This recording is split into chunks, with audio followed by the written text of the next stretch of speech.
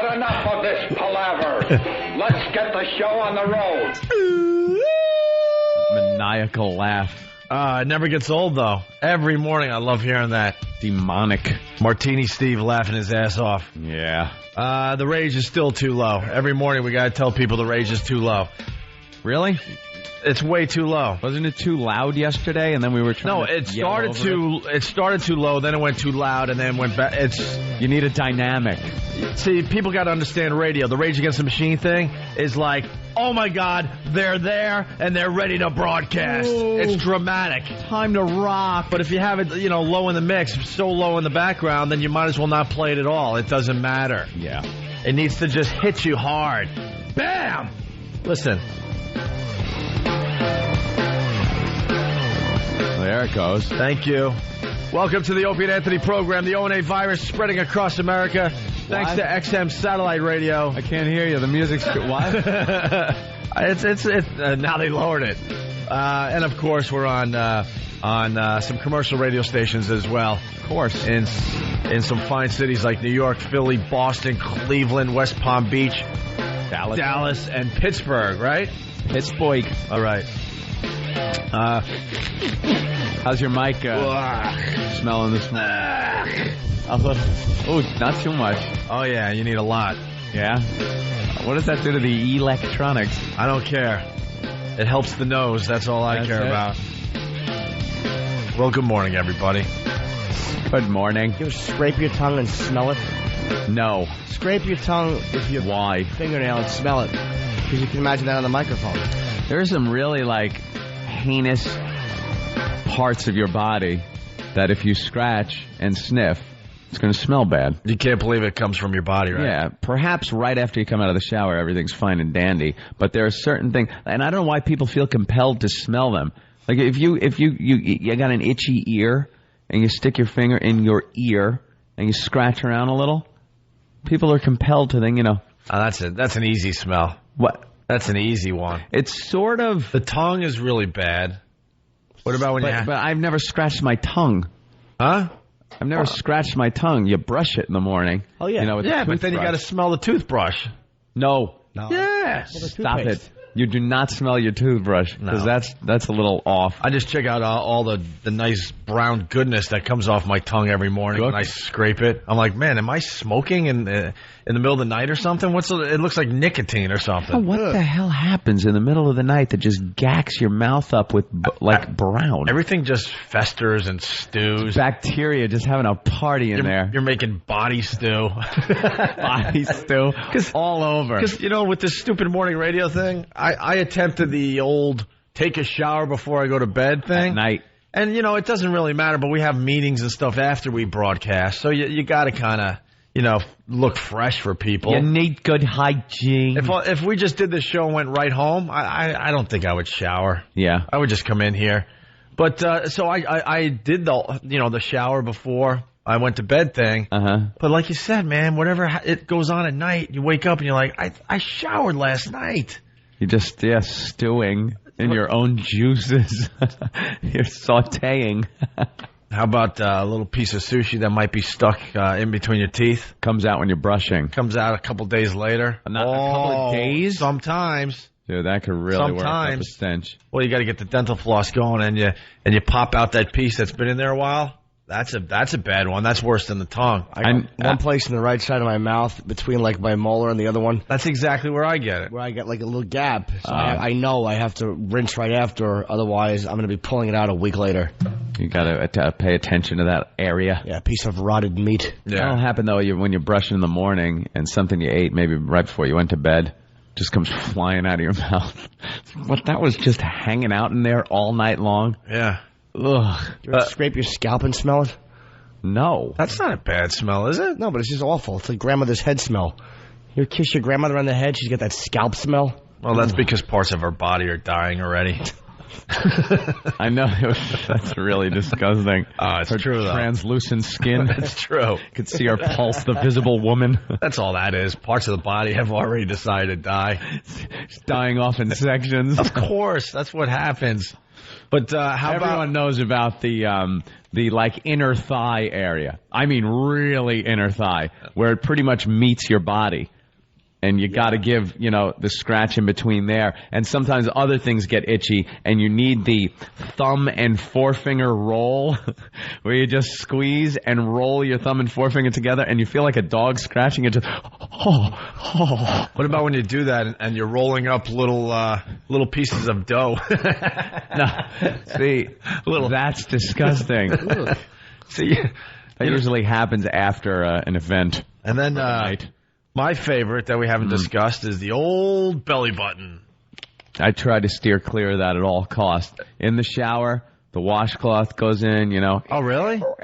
You clean it out. Nah, I wash my belly button maybe once a month. And every once in a while I'll get an itch in there. And then I'll go back to doing what I'm doing. I'm like, what's that smell? And then you realize, it's on my index finger. When you open it up and you realize it looks like someone's poured asphalt in there. It's just, what has turned black inside there? Time to wash. There you go. Time to scrub. Of course, the upper part of the crack, if you're a working man, and you scratch there and pull out a bunch of lint, that can't be any good either. And all this happens while you sleep. Yeah. The eye goo, the nose clogs up. Just you're growing like a chia pet, laying in bed with stuff just festering on you. Because I do the shower the night before, because I have to.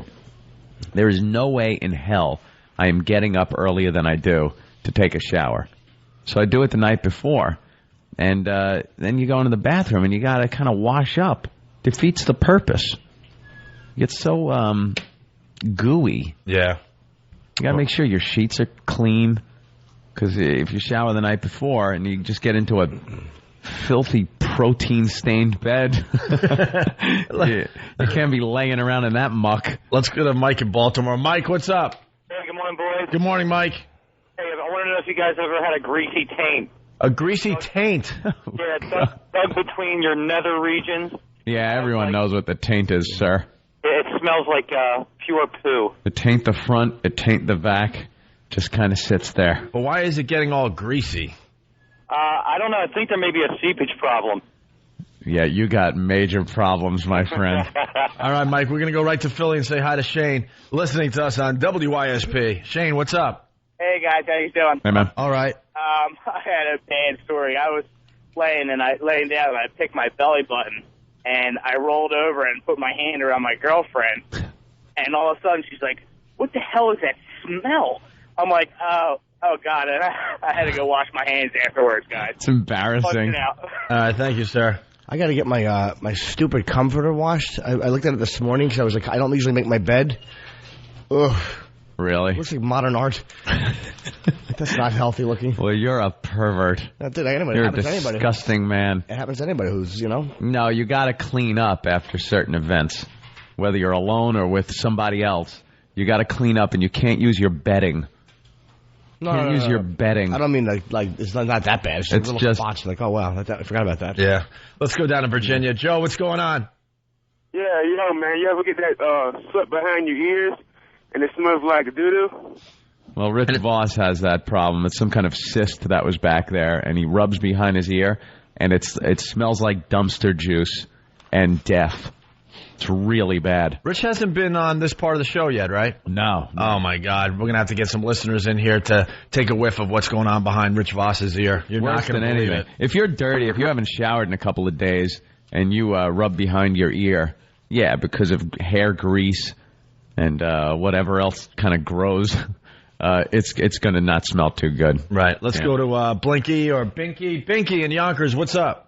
Yo, Dreamweaver, Surgeon, what's going on? What's up, Binky? Hey, man. Yo, you have to use the baby wipe in the front and the back before you're with the girl. We have discussed this many times on Satellite XM. I have totally taken... I have total faith in the baby wipe. It's actually not even baby wipes anymore. They make wipes for adult use now in the bathroom. But we all discovered on this show baby wipes when they were still called baby wipes. Right. But now it's like it's taken over the world that you don't have to buy baby wipes. They just call them something else, like I don't know. Yeah, well, everyone puts them out. Charmin puts them out. Scott Tissue. They all have their own brand, but it's the same thing. It's some kind of cooling aloe-y wipe that you use after you're done going.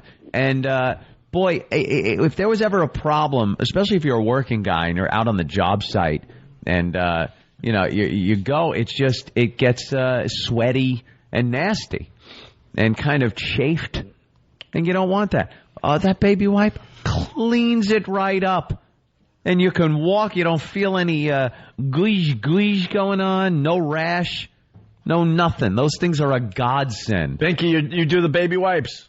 Yo, you got to do the front, though, too, bro. What do you mean the front? Stop. You can't do the front? I'm talking about when you're about to be with a girl and you don't want to smell. You know what I'm saying? How about just cleaning up? No, baby wipe, man. I'm telling you, you gotta clean it nice. Yeah, just wipe up the whole area. The whole thing. Yeah, why not? Slather it all up. Why not? The inner thigh, everything. Yeah. All right, Binky, thank you. Baby wipe smell is awful. Well, the baby wipe is, but the other ones, they're kind of like... They're made for adults. Alcohol. Once they evaporate, exactly. You don't want alcohol there. It's bad for you. It dries your skin out. It's not healthy. No, but there's also an aloe thing in there. Yeah, they got magical. Jimmy, they got it all figured out. They got the baby wipes all figured out for adults. Strippers use it. That's what strippers use. Strippers stink. I mean, they use that, just to stay clean for lap dances and stuff. You got to give them something. When they just put that perfume on, strippers stink. Ugh. Theoretically, too. They're just irritating. Yeah. Aren't they? They're awful. It was great growing up and getting yourself, in a strip club when you were a kid, when you could sneak in, do something like that. But nowadays, they are just the most annoying thing on two legs. They don't even do what they used to do. I remember growing up on Long Island, it was great. You could pop into a strip club in the middle of the afternoon and just get they'd take some chances, pull the bottoms off. It'd be some Long Island whore from somewhere in Ronkonkoma. Just awful, and it was great. It was just like old school baseball. They took all sorts of chances. All kinds of chances. They didn't care if, the alcohol, Bureau of Alcohol, Tobacco, and Firearms comes in. Right. They don't care. They had no problem using the pine tar. Yeah. Occasionally they'd give the slip of the G-string over so you could see a lot more than they were allowed to show. And then it got to a point where all of a sudden it's just Russian girls now looking to just rape you for your cash. It used to be for $1. A simple $1. A girl would walk on the bar, you'd be able to chug your beer down, and she'd be right in front of you showing you. And now it's just, $20 I give to you the love.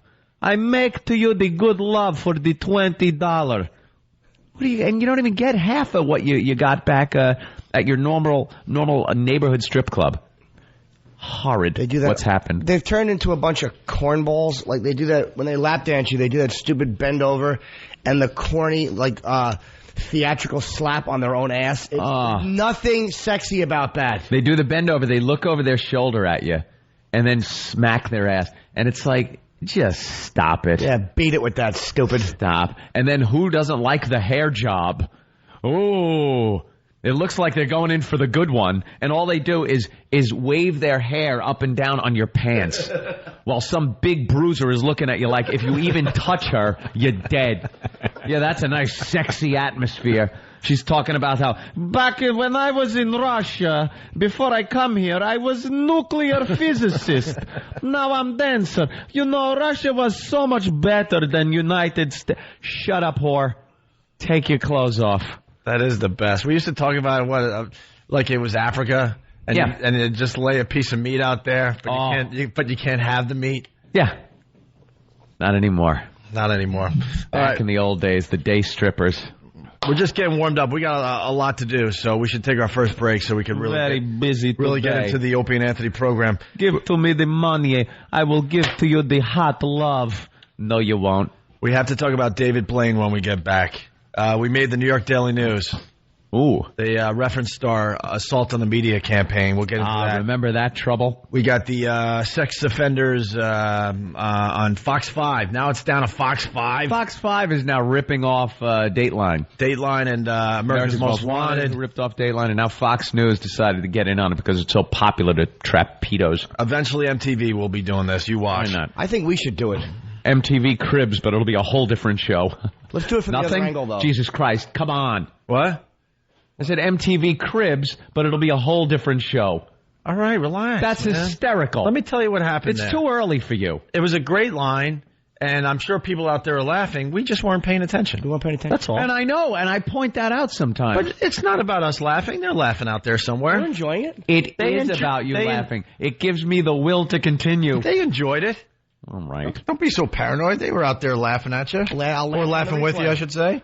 All right, also, news... Night on a dog, Alice. I heard him, Ralph. News tease is on the way. You have no sense of humor.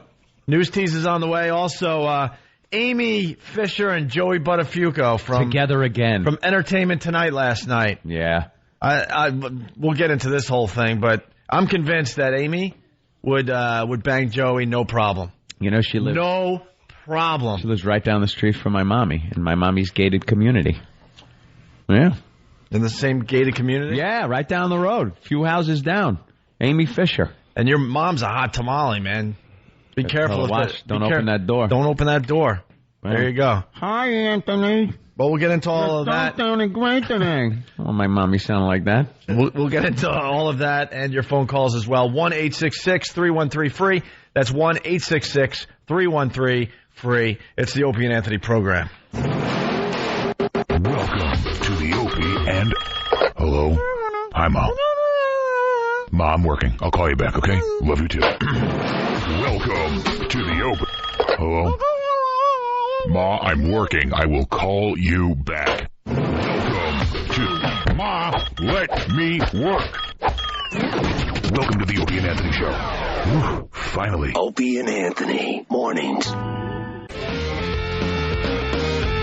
You're checking out the ONA virus spreading across America. 1-866-313-FREE if you want to get a hold of us. Lots going on here in New York today. David Blaine started his ridiculous stunt in the big fishbowl. Is he just doing this, or is it a trick? Come on, someone's got to know. Yeah, I don't know. Is there any maybe magicians out there that can help us out? Isn't Penn on this whole thing? Yes. Isn't Penn on Free FM? Can't someone call him and say, is this a trick or what? Because I don't know. It seems like he's just lying in a tank of water. He's got an oxygen tank, a tube, and apparently he was sleeping, which seems a little odd. Yeah, they're showing him on TV right now just sleeping at the bottom of the oversized goldfish bowl, I guess. Big goldfish bowl. He gets in the thing, and he's going to stay in there for like a week. And then for the grand finale, in chains and handcuffs, 120 pounds of chains and handcuffs, he's going to... By the way, when did he add that to the stunt? Just today or yesterday. Because he knows everyone's like, yeah, whatever. Yeah, like a little lackluster. Yeah. Oh, you're going to hang out for a week again, and we're all going to buy into this? Yeah. Remember when he was in London in a glass box above the city for a week? Throwing things at it? Yeah, who cares? What was impressive about that? And then in the block of ice... which was proven to be one of the easiest things you could do. Scam. Because, the space between your body and the actual block of ice is enough room to keep you warm, like an igloo effect, and they were blowing some warm air in there. So this has to be some kind of trick as well. So he's in this goldfish bowl with some oxygen, and I don't know, I guess he could strap it to his head when he's sleeping, or else maybe it pops out, that'll be a waker-upper. And then, 120 pounds of chains a week later and some handcuffs. And then he's going to get himself out of that after 8 minutes with no air. Or 9 minutes, something like that. 9 minutes. He's going for the record. Going for the record. And there's guys that take this record very, very seriously. Yeah. So, if he fakes it, we're all going to know. Because there's record holders. Uh-huh. People take pride in the fact they can hold their breath underwater longer than anyone. So if he just, scams everybody, I think these guys are going to have a lot to say about that. How would you scam it? Like, I don't know. I hate magicians. There's got to be something. Obviously, it's a trick. They don't do this stuff really. I mean, did he prepare his skin to live in water for a week? Yeah, that's got to wrinkle you up. And I think he should do it old school. Once again, we were talking about this yesterday. You know, how does he go to the bathroom? Well, he's fasted for a couple of weeks, he said, so he doesn't have to do that. And then they've inserted a catheter so he can do that without messing up the water. Why? He's in the water. That's the beauty of being in the water. That's what I mean. Great would that be? They should just do it, you know, look, you're in there. What you have to go, you got to go. Oh. Make sure the water turns orange or something when he goes. A week from now, he's just swimming in stew. So we could all just point and laugh at him. Yeah, and if he has to go number 2, so he goes number 2. You can't even see him. That would be much more entertaining. Then you got people checking it out going, how is he living in all of that mess? Would that be funnier, or would it be good if, you know, he's been fasting, so he really doesn't have to go, if just one slipped out and it's just floating around the tank with him? Know what I would do as a goof? Just release a Baby Ruth bar. Baby Ruth in there? And give him the old Caddyshack? Or a toaster. That'd be nice. A plugged-in toaster. Well, here are the facts. We'll spend the next week in water-filled plastic sphere in Lincoln Center. 2 tubes, one for oxygen and one for using the bathroom. And the oxygen also gives him liquid nutrients. So he can... so he's eating, too? He's eating. He's drinking some kind of liquid He shouldn't be allowed to eat. Of course you need the air, and that's it. Yeah. Live in the fishbowl for a week. Here's your air. No nutrients. Yeah, well... If you got to go, you got to go. Or if you want food, they should sprinkle it at the top of the tank and you have to go up and get it yourself. With your mouth.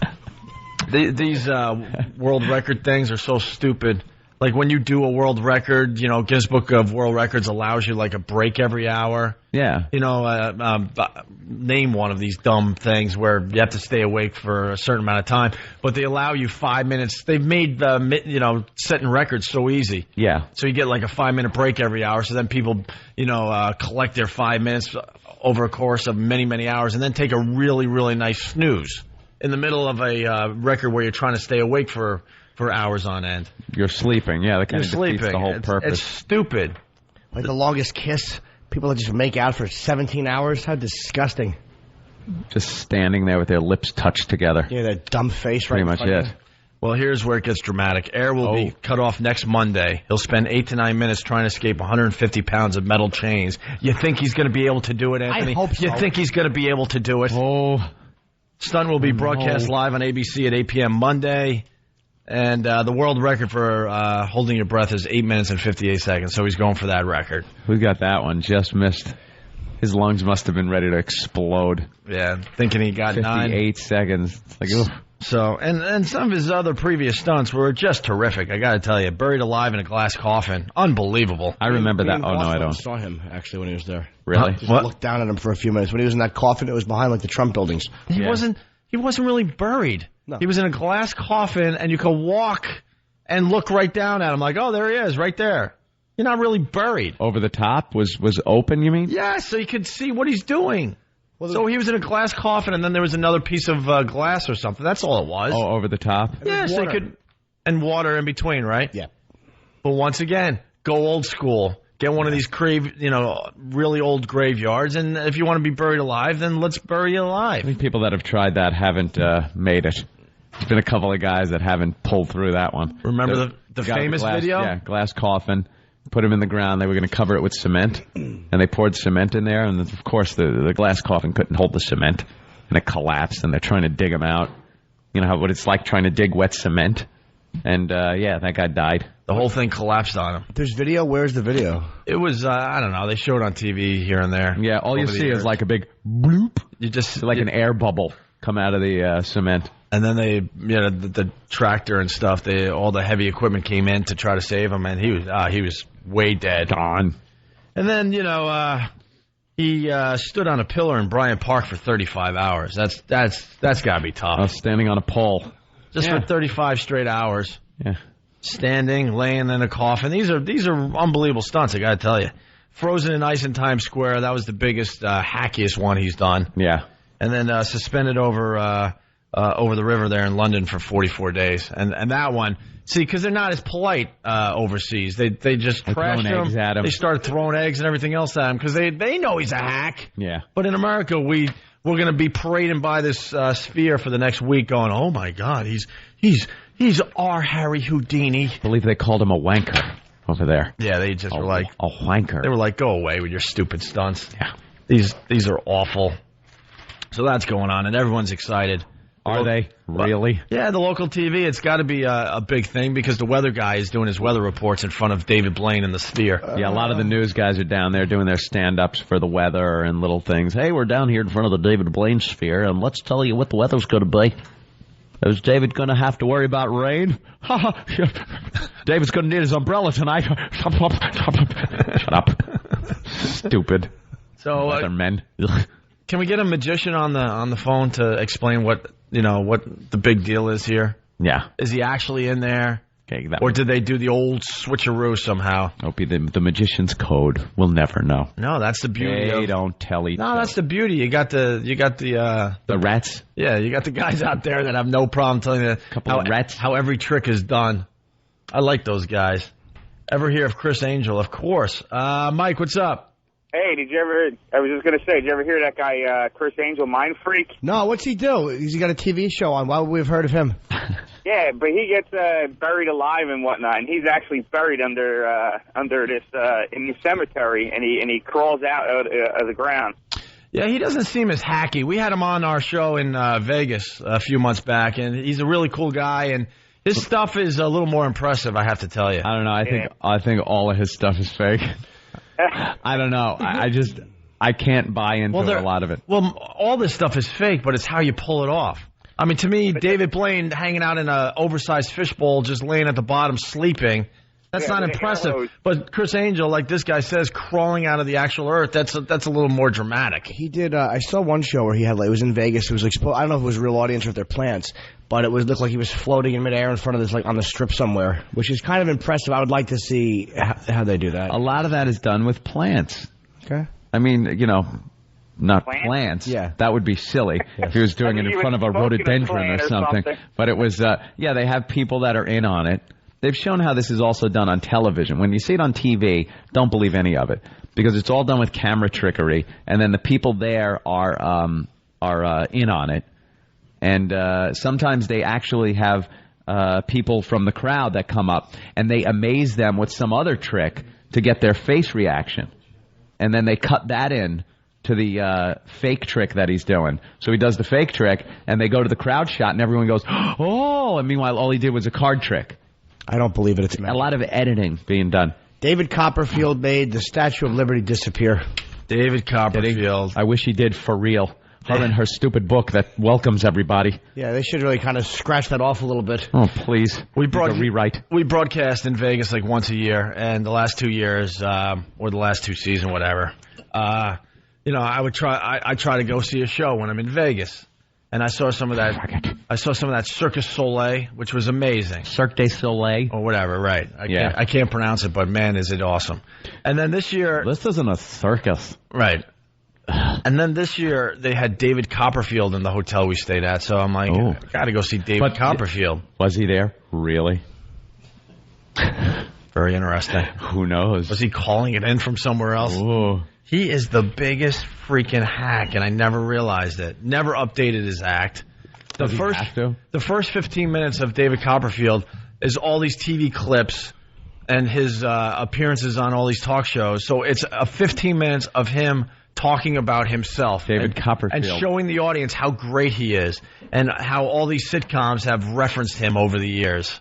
Like The Simpsons. Simpsons, Seinfeld, you name it. All of us going, what are you, David Copperfield? Oh, that's terrific. A whole montage of how great he is. Yeah. And then his stuff, we don't have enough time to get into it, but just so freaking hacky. Yeah, he's like the old school of the new generation. Yeah. Remember, because when they came out, they were like the new magicians that were kind of separate from the old Ed Sullivan type magicians, very flamboyant and flashy. But now that's just old and hack, and everyone makes fun of it. Now kind of the street magician is in, like David Blaine. And he does this fishbowl thing. I'm a big fan of Doug Henning, the way he would make T-cells disappear. Let's go to Nancy. He was wearing a suit, and now he's wearing a tattered robe. Let's go to Nancy in Yonkers. Nancy, what's up?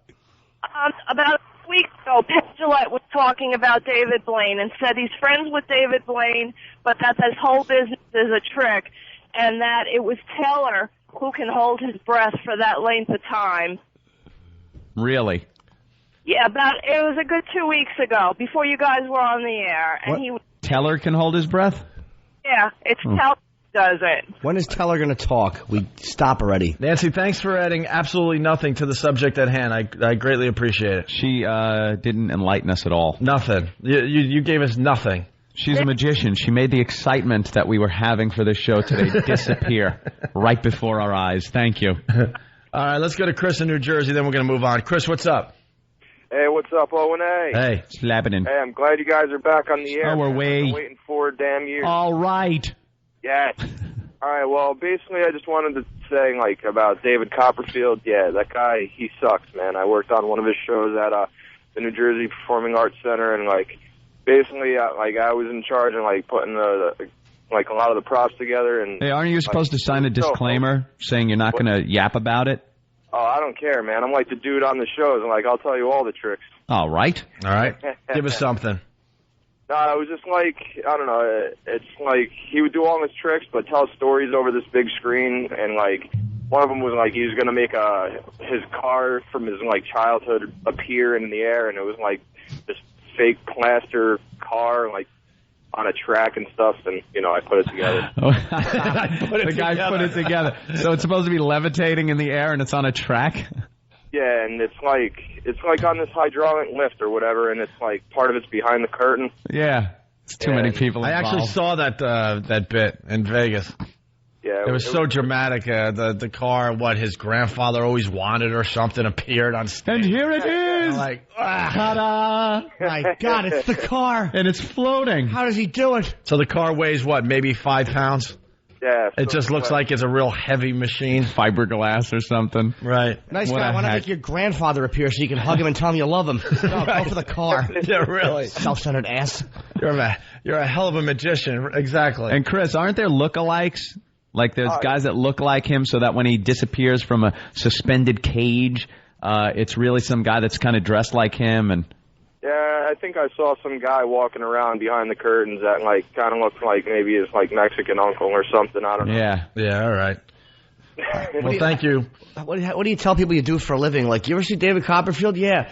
When he disappears, the guy that puts his face out, yeah, that's me. That's me. Yeah. You're the guy who does that for 3 seconds and gets no credit for it? Let's go to Dan in Albany. Dan? Hey, how about David Copperfield getting mugged the other day in Vegas?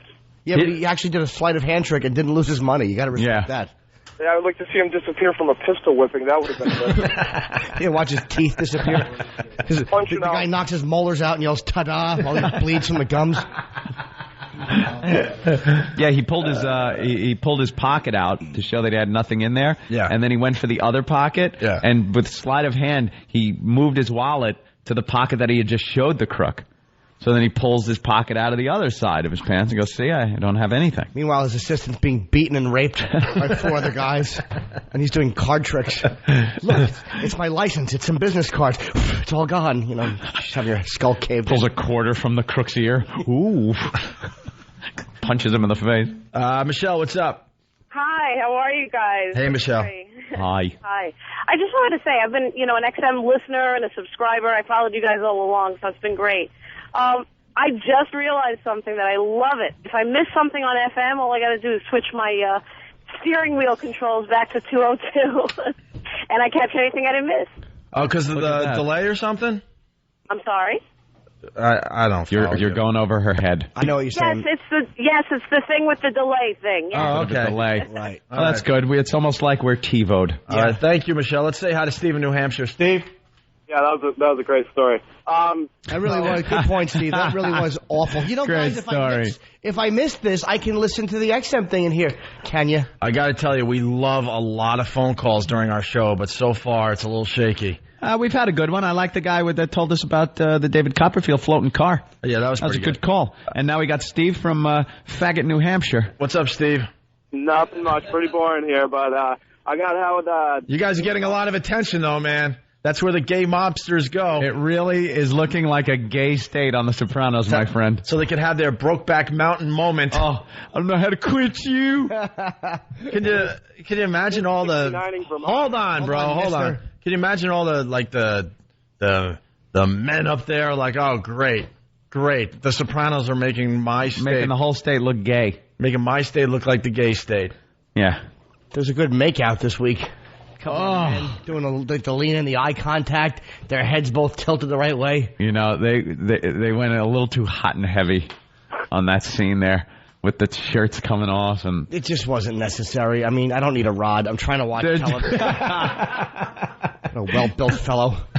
They are really pouring on the gay with what, Vito? Yeah, someone call me when the gay stuff is done and they get back to like real mobster storylines. Where's Paulie Walnut's been? Sensitive. I don't know. This season is getting a lot of mixed reviews. Oh, and everyone's getting arrested too. You got Artie in the paper today. He got arrested, and you got and who else? You got the bodyguard got arrested. Yeah, the one that Tony beat up, the big brawny guy, right?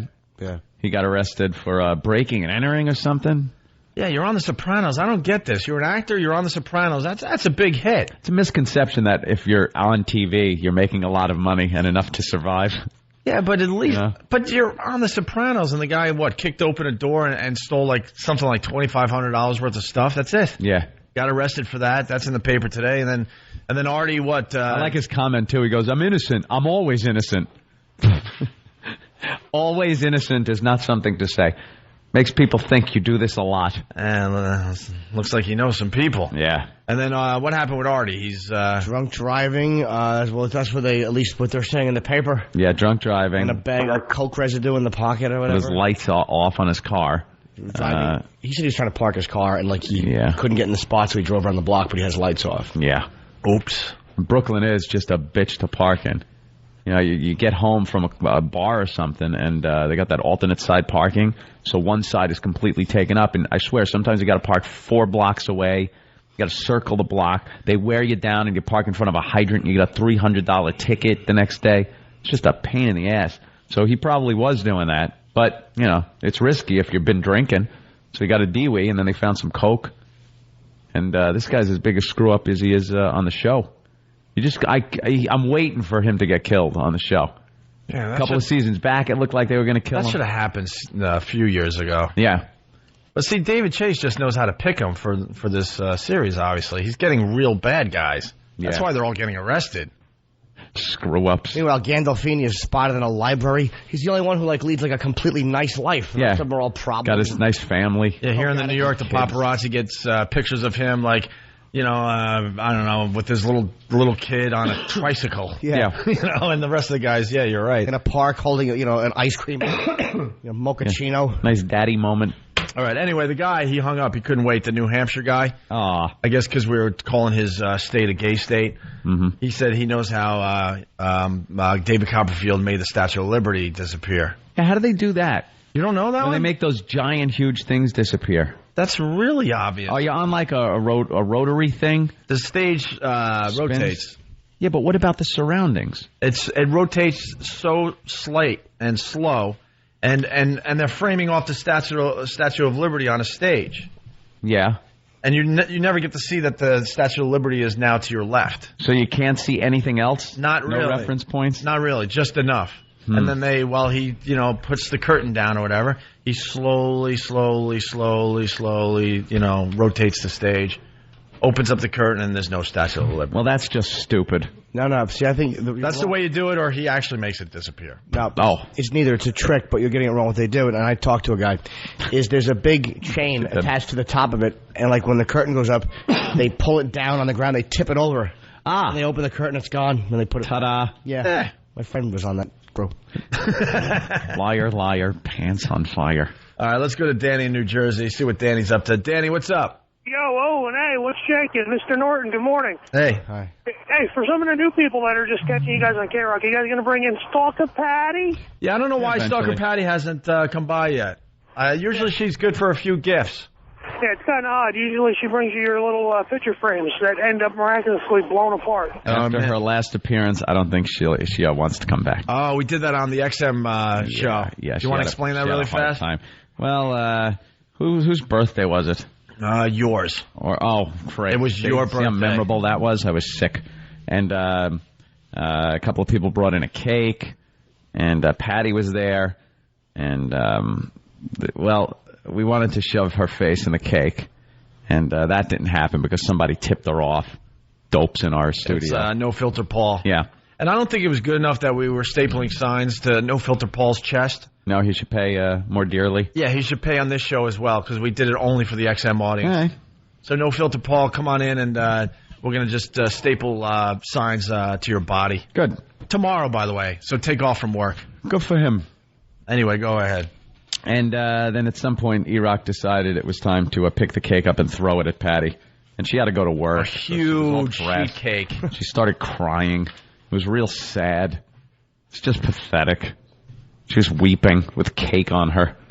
And I don't think she'll be back. Well, that's because pretended to break her glasses, so she had... that was the other part, right. Cake on her. Well, yeah. No, my glasses. I took her glasses, and she really thought I smashed them. I have to go to work. What'd she have to do to get her glasses back? She had to hold your mule.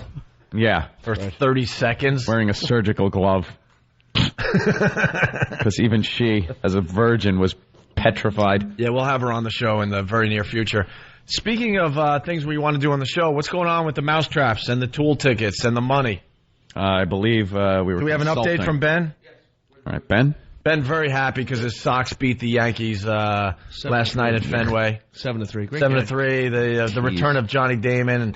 And I love Boston because they just booed him. No. It was a mixed match. No, it wasn't. Yes, it was. See some of the signs? They were brutal. Get the signs from the paper. First of all, it wasn't a mixed match. I'll tell you what happened. Yes, no, most of Fenway started booing Johnny Damon, and then Johnny Damon tipped his cap. And then some of these people turned and said, all right, we'll cheer for you. But at first they were booing like crazy. It wasn't mixed. What a bunch of dopes they are. He helped them win a World Series. What's the matter with them? They don't care. I think he should have got applause. Yeah, enough with the Yankee obsession. We get it. Shut your faces. They start that Yankee stuff, chant. Right already. Everywhere.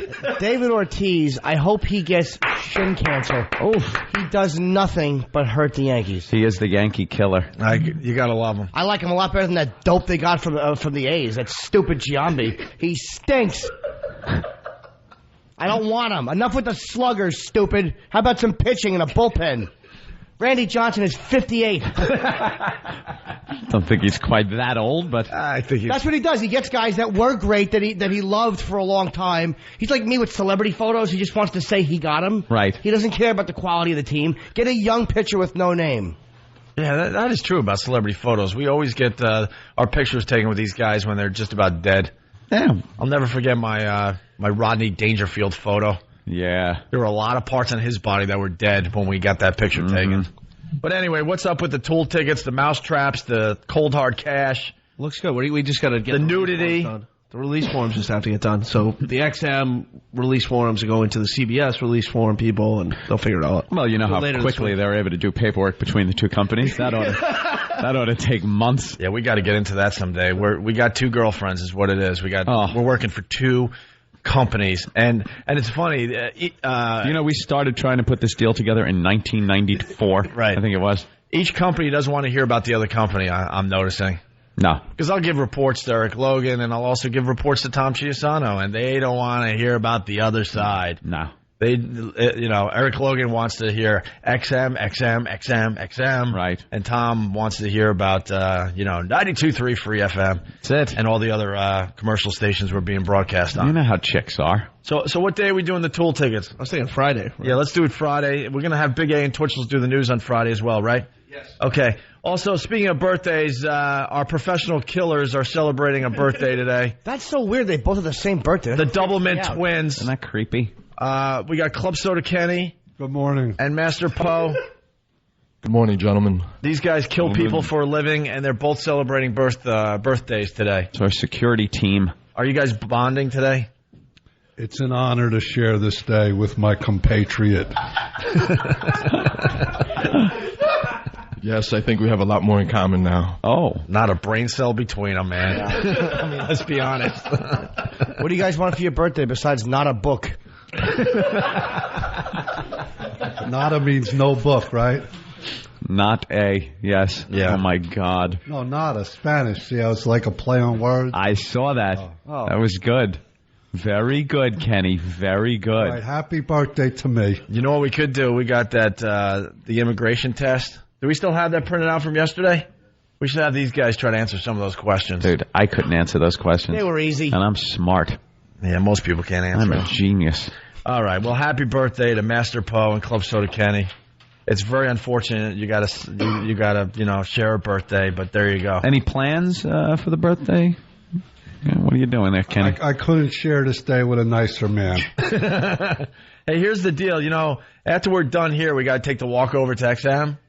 Maybe this is last minute. I understand that, but maybe there's a pest out there somewhere, an O&A pest that could quickly get a birthday cake, and we'll sing happy birthday all the way to the other that'll studio. Be nice for the guys. Yeah. I don't know if any pests are in the area that could really help us out. But that would be very nice if you show up. Cake. We'll be outside this studio, around 8:50, 8:55, somewhere around there, okay? I appreciate the sentiments. I thought you were going to say I appreciate the cinnamon. I appreciate the cinnamon. Let's not forget a very special person's birthday is this month also. Who's that, Kenny? No, it's like a little teaser. Oh, you're doing a radio tease? Oh, you are savvy. How about you go tease over there? That would be wonderful. Yeah. All right, keep up the good work, and thanks. All right, happy birthday. Thank you, guys. All right.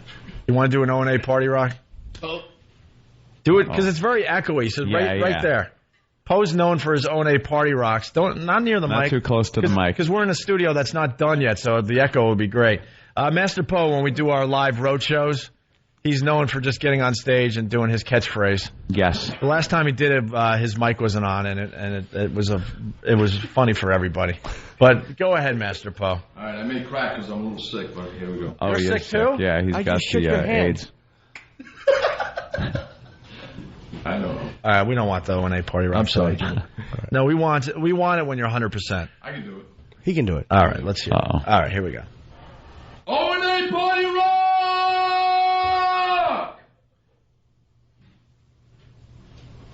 All right. That was so awkward. Thank you. Thank you, birthday boy. No Filter Paul. Hey, good morning, guys. How you doing? We're going to be stapling signs to your chest tomorrow. No problem at all. I'll be there. All right. That's all I want. Bye. That's fine. See you later. All right. We're going to take a break. It's the Opie and Anthony program, the O&A virus spreading across America. I just love a drive in the country, laughing with Opie and Anthony. That plane is flying awfully low, don't you think, Ramon?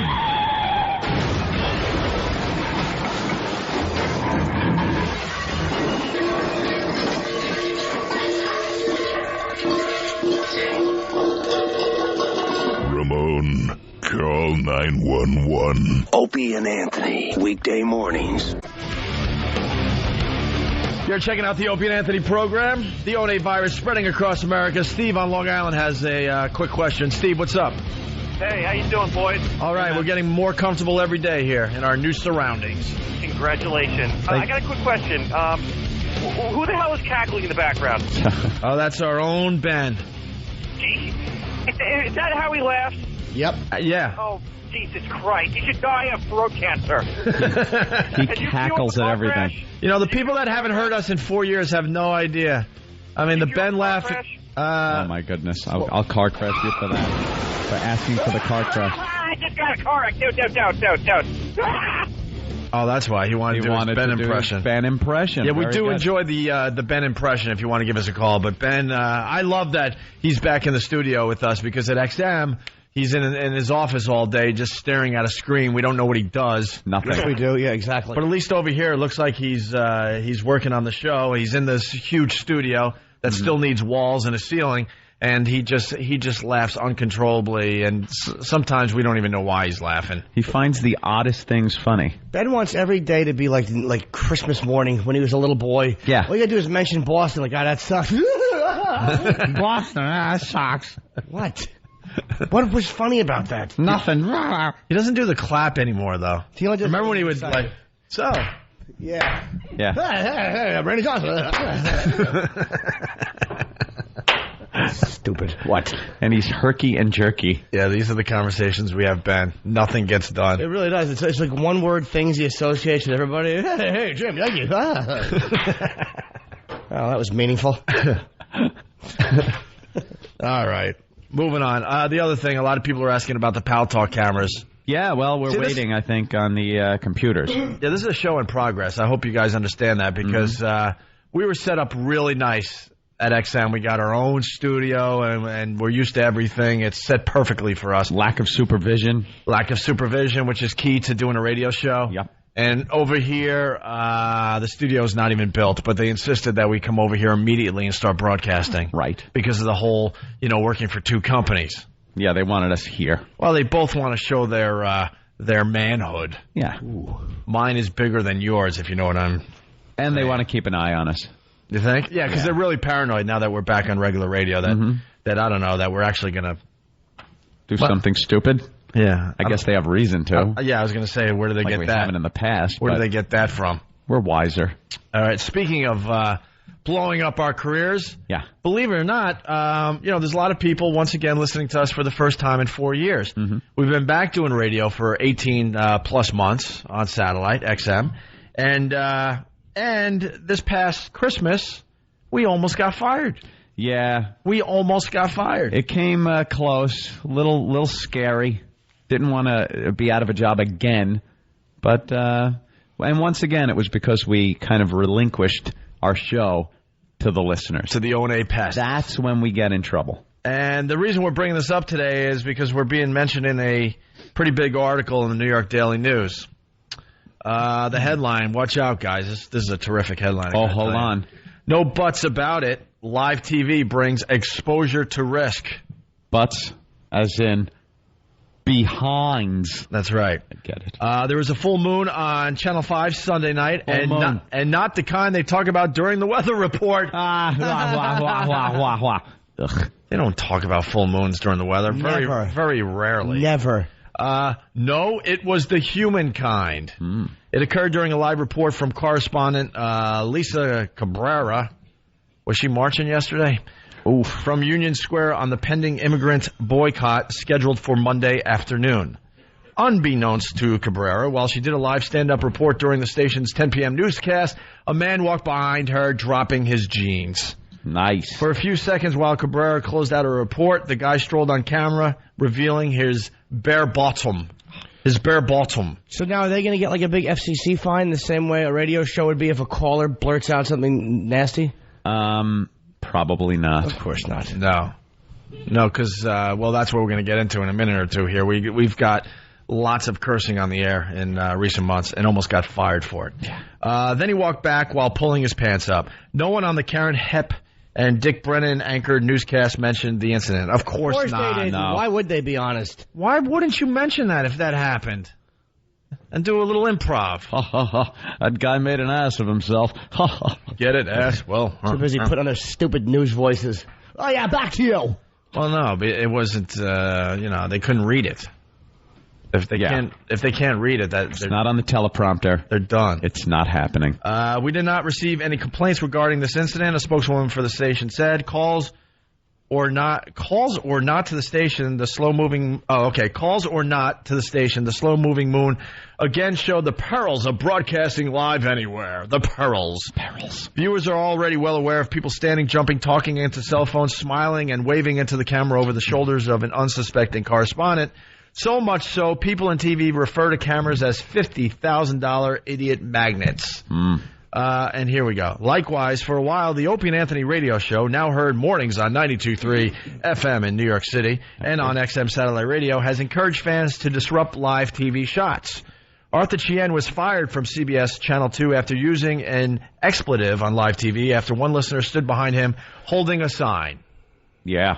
Yes, we have that actual clip here. A couple of other correspondents here and in cities around the country also had live shots disrupted by the campaign.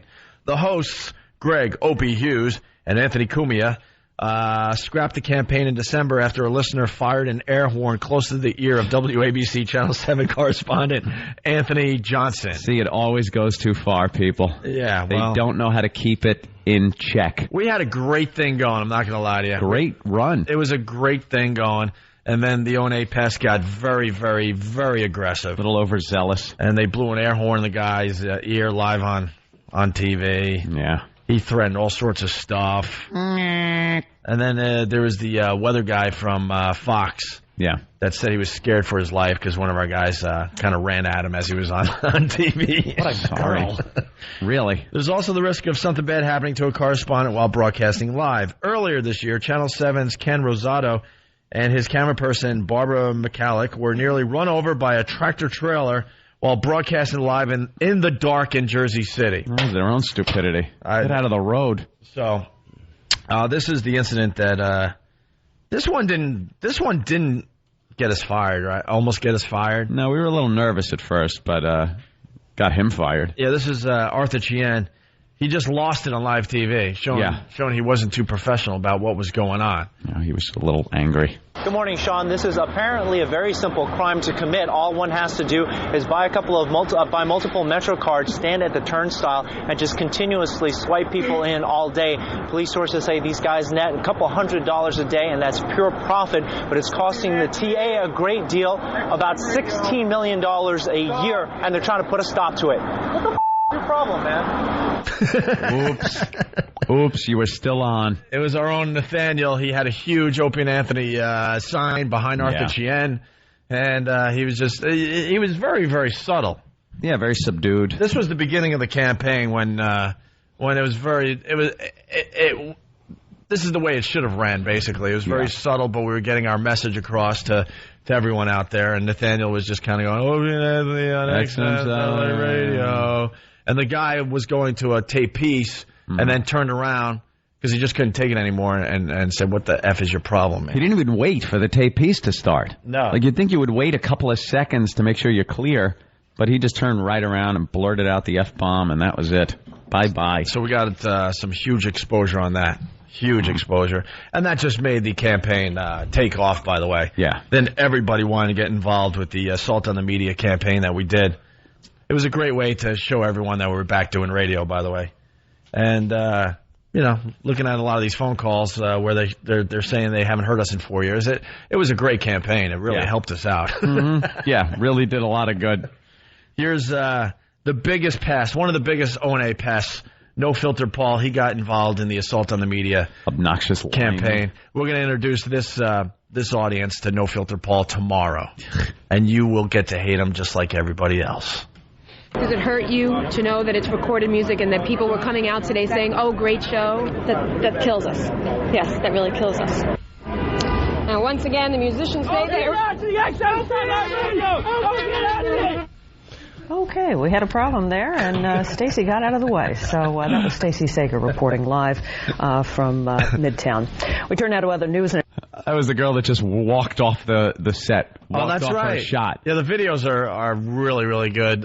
Unfortunately, we can't promote any websites yet because, I don't know, they got some weird rule over here about websites and porno. Why don't they stop? So I guess what we're doing is encouraging everyone to join our MySpace, and then all the links will be up there. Yeah. That might be a way around it. We don't even know. I bet you that's not even going to be good enough. No. Just, you see the name of the show? That's our MySpace. How's that? So join MySpace, and then all the links that you're going to want to go to should be on there, okay? Well, I'm plugging my site, eatabullet.com. There's no porn there. It's just my stupid celebrity pictures. Very Go. nice. All right. And because the videos are much better than the actual audio. You just Google our names. Yeah, Google the names, and you'll get to some of the fine websites. Oh, yeah. A lot of them haven't changed for some of the old-time listeners that haven't heard us in a while.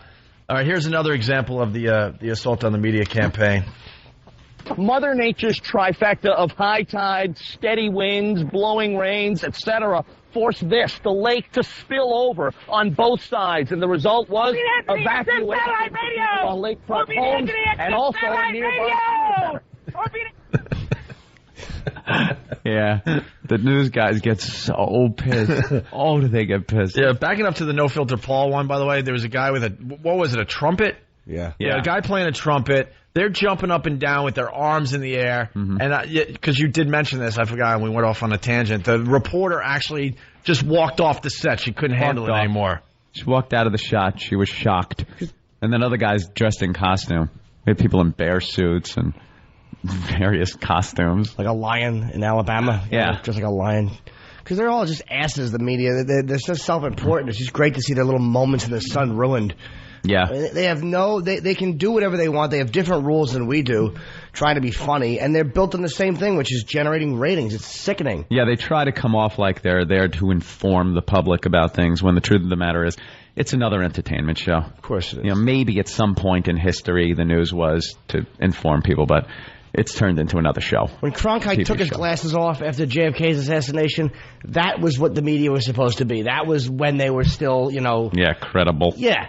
But now they're just a bunch of tabloid douches. They deserve what they get. They tease every 2 seconds during the show. They do their news teases, which are just made to scare you, to petrify a viewer into watching their news, because you're in danger, your kid's in danger, everything you use is dangerous. So it's and that's just teases to get you to watch, so they get ratings, so they can generate revenue. The news isn't a public service. It's not there as a public service. It's a business. And it's more a business than it is giving you information. That's what we deal with. So we figure we turn it around and stick it to them a little bit. And yeah, we had a lot of fun. Got carried away. We really had a lot of fun with this. Oh, It was a very sad day when we had to stop the whole thing. Yeah. And we had no choice. It was either continue doing it and not do radio. Yeah, some people said we pussied out, but the matter is, we like to hold on to a job for a little while. It's easy to get fired, believe us. All right, here's another example. The search dogs actually missed the 10-year-old boy the first time they went by that house. Don't know if that matters now. He's a little dehydrated with a few cuts and bruises, but he'll be okay. We're live in Perth Amboy tonight with some company. Jeff Begay's Channel 7 Eyewitness News. Everybody's celebrating out there. Jeffrey, thank you. Everybody's celebrating. Everybody's celebrating out there. Some of them pros, man, they piled right through. I remember that video, by the way. The guy's doing his report. And the O&A pest just slowly made himself known. Just his head appeared in the shot. Yeah. And then he pretty much started, tapping on the guy. I don't think he actually tapped on the guy, but he was like, excuse me, you ever hear of Opie and Anthony? Excuse me, you ever hear of Opie and Anthony? Yeah, the guy's in the middle of his shot, his live shot, and he'd start a conversation with the news guy. Hey, what's up? How you doing? You ever hear of Opie and Anthony?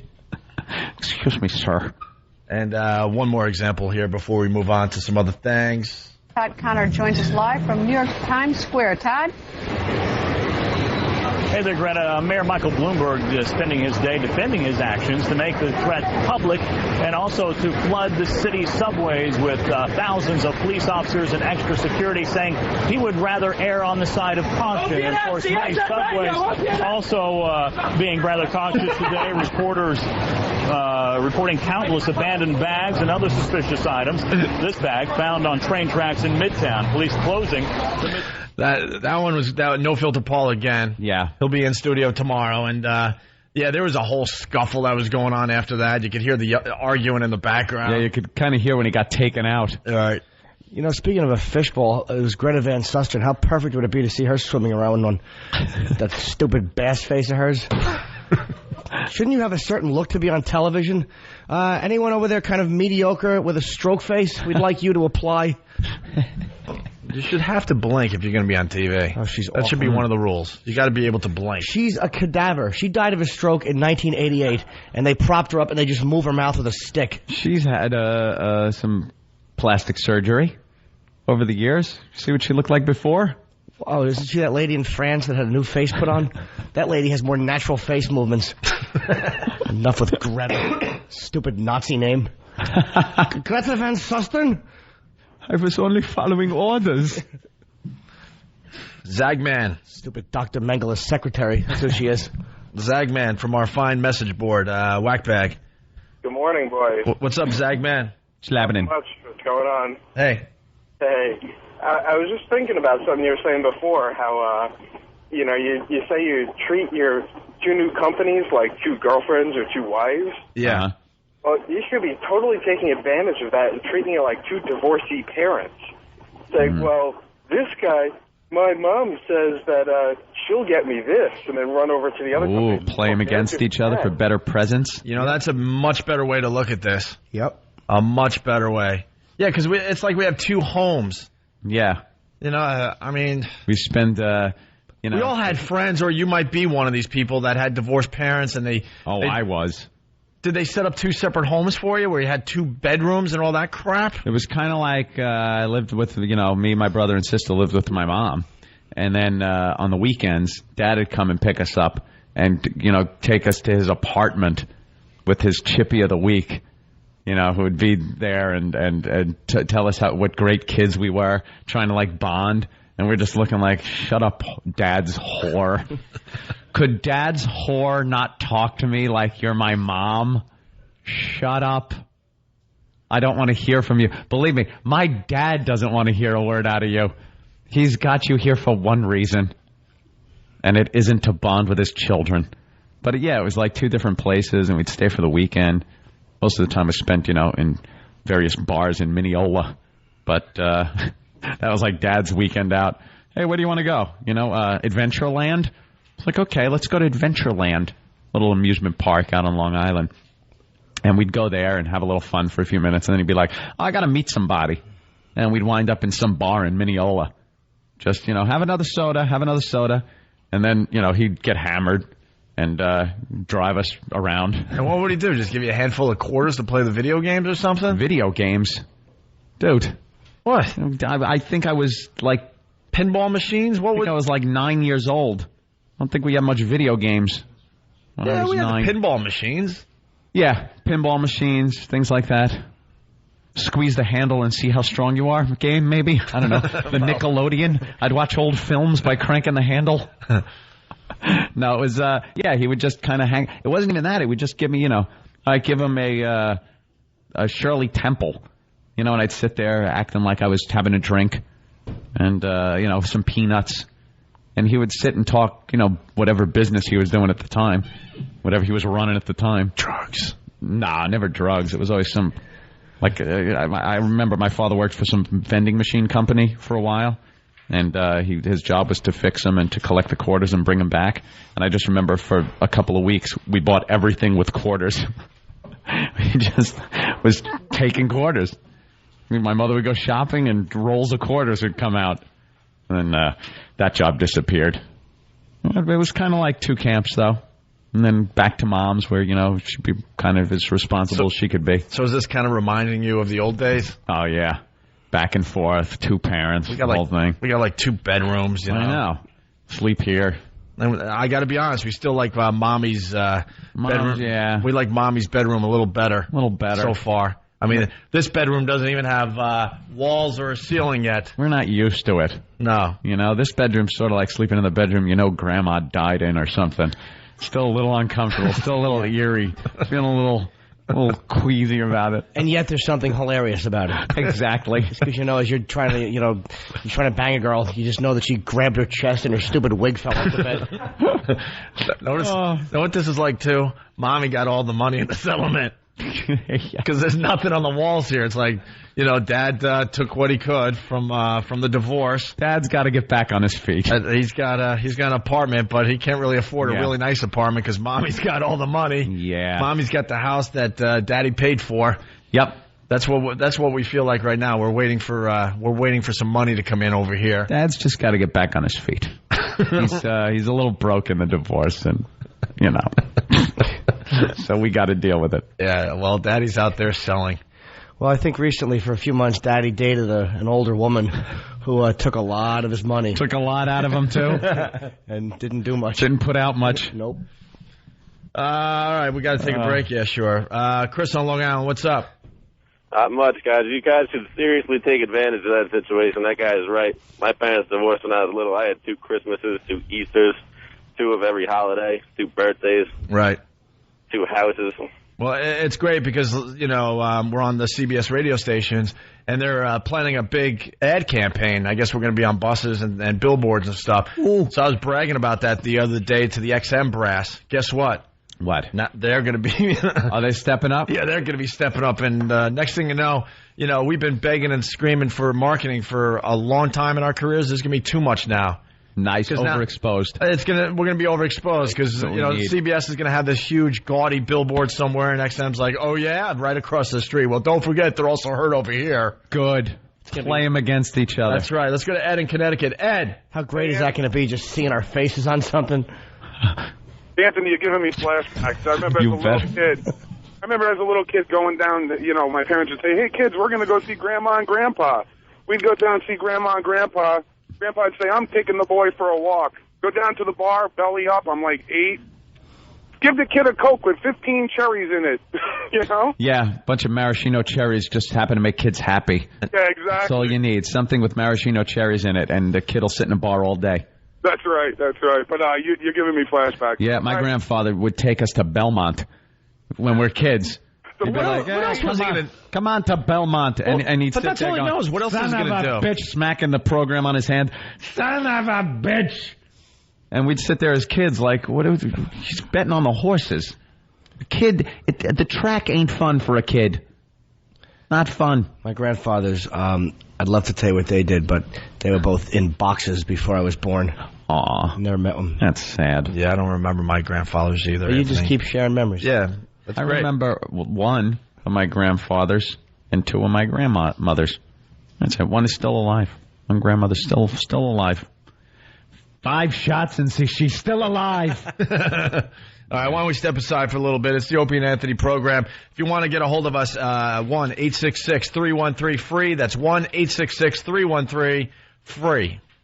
What happened to the potatoes? I have no idea what you're talking about. From O&A Pictures. You always like potatoes. That's not new. A horrifying story. Did he forget the potatoes? Of a man. I need the potatoes. Without potatoes. Danny, you forget the potatoes? It won't happen again, I can promise you that. How far will one man go? Well, I'm going to have to wait for the potatoes. For potatoes. The Potato Diva. My potatoes are here. Come here, open your mouth. Eat. Eat your potatoes. That's the way to do it. You say potato.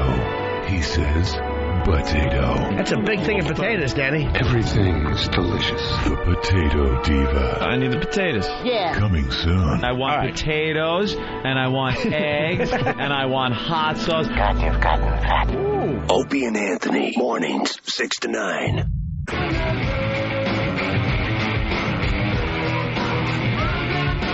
E-Rock, why is your finger up in the air? Now he's trying to put headphones on over his headphones. We're back with the Opie and Anthony program. The O&A virus spreading across America. He looks so troubled. What's the matter, Eric? What's going on over there? You had your finger up in the air like you were going to cue me. You having a flashback to that time your uncle snuck in and you realized you really weren't eating cotton candy? You're on. What's up? Nothing. I was just getting the cues from the other studio. Oh. Because your hand was... Well, there was going to be dead air, so I started the music on my own. We're still trying to figure out the system here. Let's say hi to Sonny Forelli from Boston, listening to us on WBCN, and I'm sure he's also listening on XM Satellite Radio. Sonny, what's up, buddy? Opie and Anthony on XM Satellite Radio. Hey, guys, I want to do the torture in Nepal tomorrow. You want to come down and torture Paul? Yeah, I mean, come on. I mean, I know you guys are biased and from the New York area, but really, I was better at the assault on the media contest than he was. I won it 2 times in a row. Yeah, these guys have an ongoing battle. Very competitive. Sonny, if you want to come on down and check out the show, by all means. And don't forget, it was him. He called the studio, the TV studio, the last one I was trying to attempt, for the last month that he won on. Yeah, there's all sorts of controversy. We could get into it tomorrow if you come on down here, all right? Cool. All right, yeah, basically he's convinced that No Filter Paul ratted him out. Yep.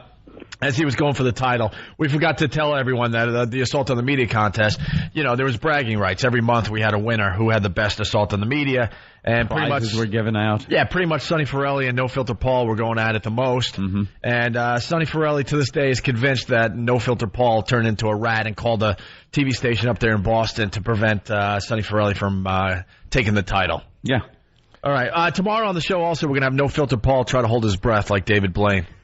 David Blaine's going for 9 minutes, and No Filter Paul, I think, will go for about 9 seconds. I was just going to say, I give him about 10 seconds. If we hold his head under the water, maybe 15. Right. Sonny, we'll see you tomorrow. Panic. All right, let's go to Boston, by the way. Did we thank BCN for the box they sent us? Yeah, WBCN sent their gifts, and they're terrific. What's wrong? They're amazing. The box of gifts they sent us was a couple of sweatshirts and some. Dude, I was overwhelmed. Well, there's some wrestling stuff in there, and some DVDs, and really awful white T-shirts. No one wears white T-shirts with logos on them anymore. What is this wrestling stuff? BCN Pat's hat. A lot of WWE. Why are they sending us wrestling stuff? How old are we, 9? Eric probably asked for it. Eric took all the wrestling stuff. Give me all your wrestling stuff. Did you take all the wrestling stuff? Because you can have it. Wrestling stinks. A wrestling book? Divas Uncovered. Oof. What is that, an action figure of who? Pedro. Napoleon Dynamite? Yeah. A Pedro from Napoleon Dynamite action Somebody figure. cleaned out their closet at home and sent this dreck. Here's your welcome back gifts. UFC, that's Ultimate pretty cool. Submissions, I'll take that one. Yeah, let me see that one. Yeah, that's pretty What good. else is it? This is the worst box you've ever seen in your life. Well, it's from their prize closet, and yeah, it's pretty obvious it's the stuff they weren't able to give away. A Don Chaney doll? Is this guy a hockey player in a suit? There's this guy with a suit. Thumbs up. It's Don Cherry. Oh. That makes it better. Who is he? I don't know, but he spiked onto the floor. He's a legiondary hockey guy. Oh, cool. We're being heard on XM Canada. They know. Opie Anthony, welcome back to Boston from, I can't quite read who the card is from. How about buying a card instead of that cheap crap? Oh, these are cool.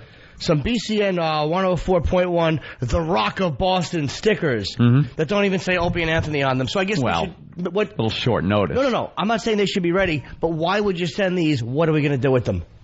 Put them on your new caddy. Yeah. Maybe on the windshield so everyone can see where I'm on in Boston. Put it on the paint so when you take it off, it could peel the paint off. All right, well... They were thinking about us. They were? Yeah. Kevin Spacey opened a better box at the end of that stupid movie than we just got. What's in the box? Dan in New York, what's going on? I think you broke Mr. Cherry. Hey, Dan.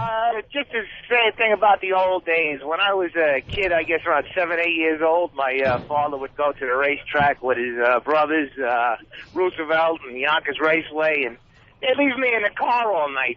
Oh, tell my mother, we went bowling. He fell asleep. Leave you in the car? Like 11, 12. Yeah, until I was like 11, 12. I couldn't get in the racetrack, so they'd keep me in the car all night. That was something that used to happen that just doesn't or shouldn't happen anymore. Manhattan, Queens, Brooklyn. I remember being left in the car. All right, I'll be out in a couple of minutes. Roll the window down a little bit. The doors weren't locked, and you're just sitting there on the side of the road in a car. Nowadays, they'd lock them up. Yeah, because you could be snatched up, you know, be killed in there, overheat. I don't know. All right, Dan, thank you. All right, take it easy, boys. All right. Well, we got news teasers. We got Amy Fisher and Joey Buttafuoco going at it last night on Entertainment Tonight. We have the sex offender story on Fox 5 News. Fox 5. I want to see how Fox handled it. Do you really? All right. Well, let's see how they handled it, because Dateline did a great job. Dateline started the trend, and now it's all about the pedophiles and trying to catch them. They rent out a house, or they have a house. They use somebody's house. They have a girl that looks like a young girl, or she can sound like a young boy also. She sounds like Buffalo Bill, though, when she tries to be a young boy. I'll be right out. Would you? Thank you. You look a little handicapped there. You need some help? Would you? Would you? American girl. Fat chick. Puts the lotion in the basket. It does this whenever it's told. Would you? Love that, would you? Hey, can we play Silence of the Lambs, Wait a minute. the musical over here? She a great big fat person. A lot of cursing? Yeah, a lot of cursing in that one. Frederica Bimmel. That cursing gets in the way of some great radio bits. Oh, yeah. I think I got a card here. Mrs. Littman. You want me to get Mrs. Littman's number? Stupid Mrs. Littman. One of the greatest characters of any movie ever, Buffalo Bill. Just a horrible underwater voice. Oh, yeah. The mumbling ass. Pinching his own nipple with filthy fingernails. Oh. Rotten little awful tattoos, unfinished.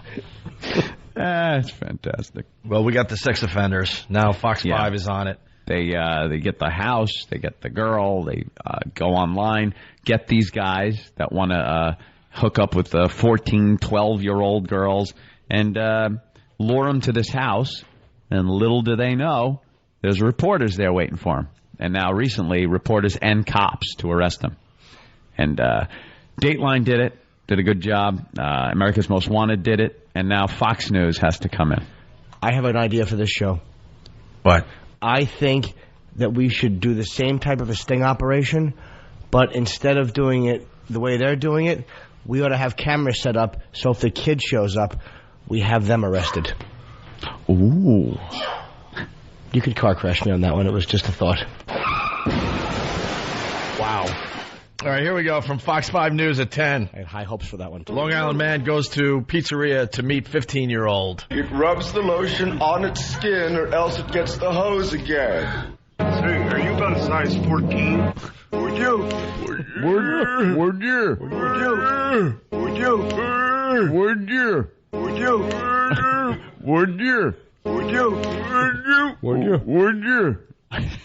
That awful couch he had in his rotten van. Oh. All right, here we go. Long Island man goes to pizzeria to meet, quote, 15-year-old. All right, you're about to see a story that Nassau police hope will be a wake-up call to a lot of parents. It's about an accused sexual predator. No, it was a wake-up call when Dateline did it, and it was a wake-up call when America's Most Wanted did it. This is a tap in the afternoon. Right.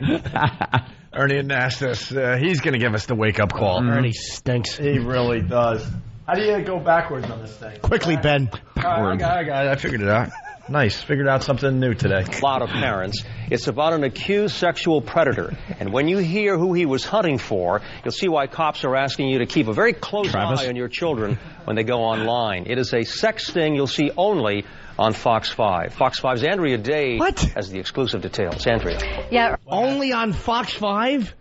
Well, that exact one, maybe. Oh, come on. Stop trying to claim the exclusive. Yeah. Oh, they all have to do that. That's why we hate media people. They don't even want to acknowledge that this has been all over. It's been done. Dateline's on, their seventh try at this? Remember the fat suit thing of a couple of months ago? Right. When every news person for Tyra Banks, they were all getting in fat suits to see what it was like to roam around as a fat person, how fat people were, great big fat person, how they were treated in public. Well, the fat suit now, they're doing it with, what's her name from, which one has Diane Sawyer? Frederica Bimmel. What? ABC? Yeah, the black chick on there. I don't know, I forget her name. She's now going to live as an old person. She's going to live like an 80-year-old woman. She's going to get the makeup. People are treated. And they're going to fix up her hips and stuff so they don't move just right. So she has to, walk around and feel like an old person. And then she's going to do a whole report on how it's like. That's great. I had an embarrassing experience with those stupid fat suits. How? I met a girl and like we were going to hook up. And I'm like, all right, well, just take off the fat suit. You look like a pig. And she said, what fat suit? And I said, oops. Oops-a-daisy. All right, here's the exclusive from Ernie Anastas and the gang. Fox 5's Andrea Day has the exclusive details. Yeah, Ernie, this guy drove more than 100 miles, and cops say it was all because he was hoping to meet up with a child. But when he saw detectives and our cameras instead, he was so stunned he could barely speak.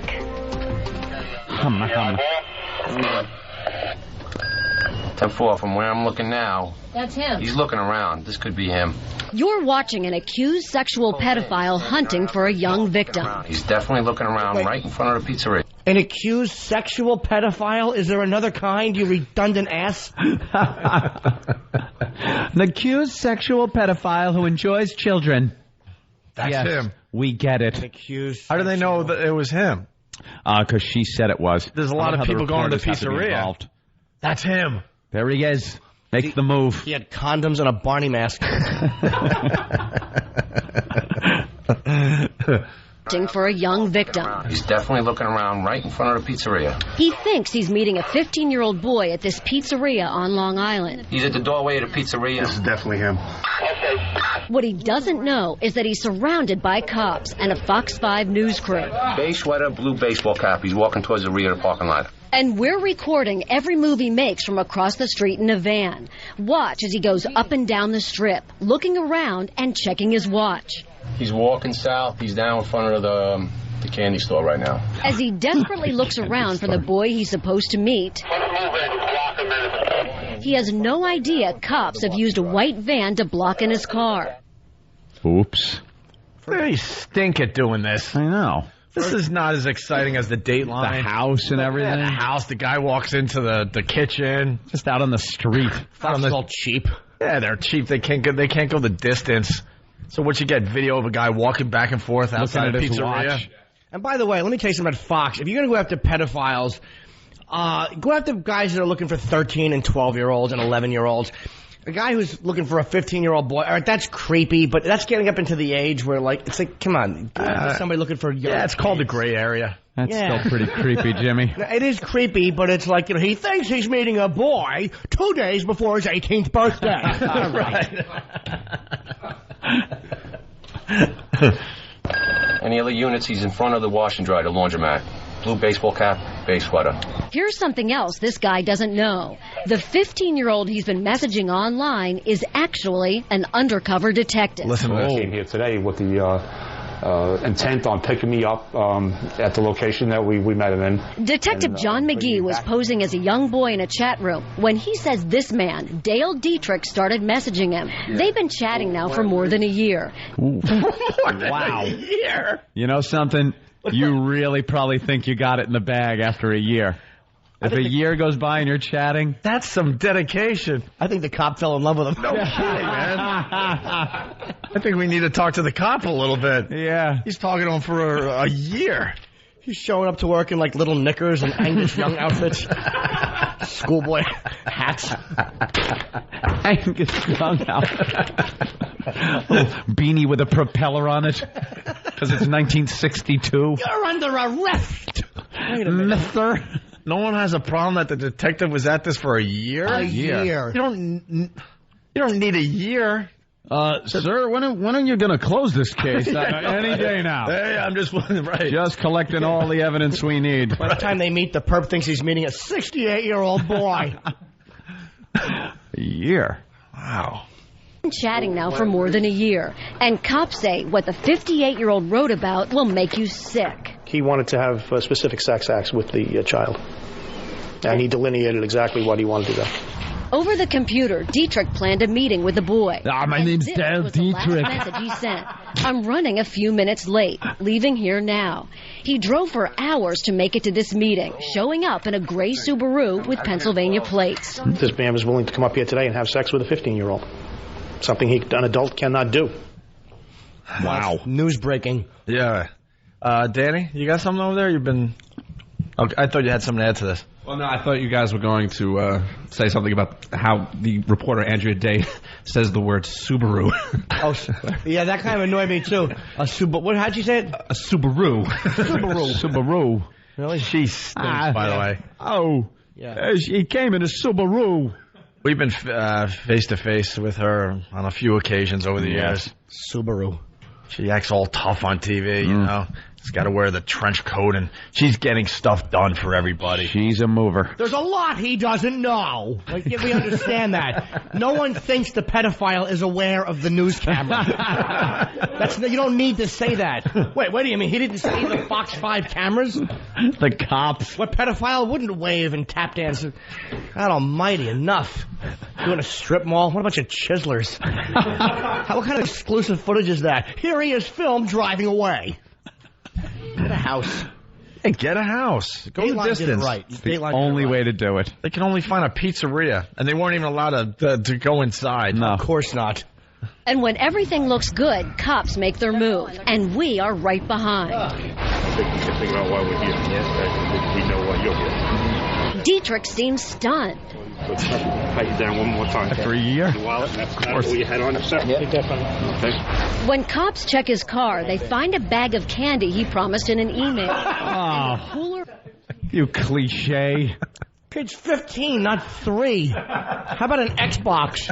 Not 1920. Yeah, candy. Your gifts stink. They're awful. Oh. He brought the lad a gobstopper. Candy? When they frisked him, did they look under his fedora for a weapon? Kid drove to meet you.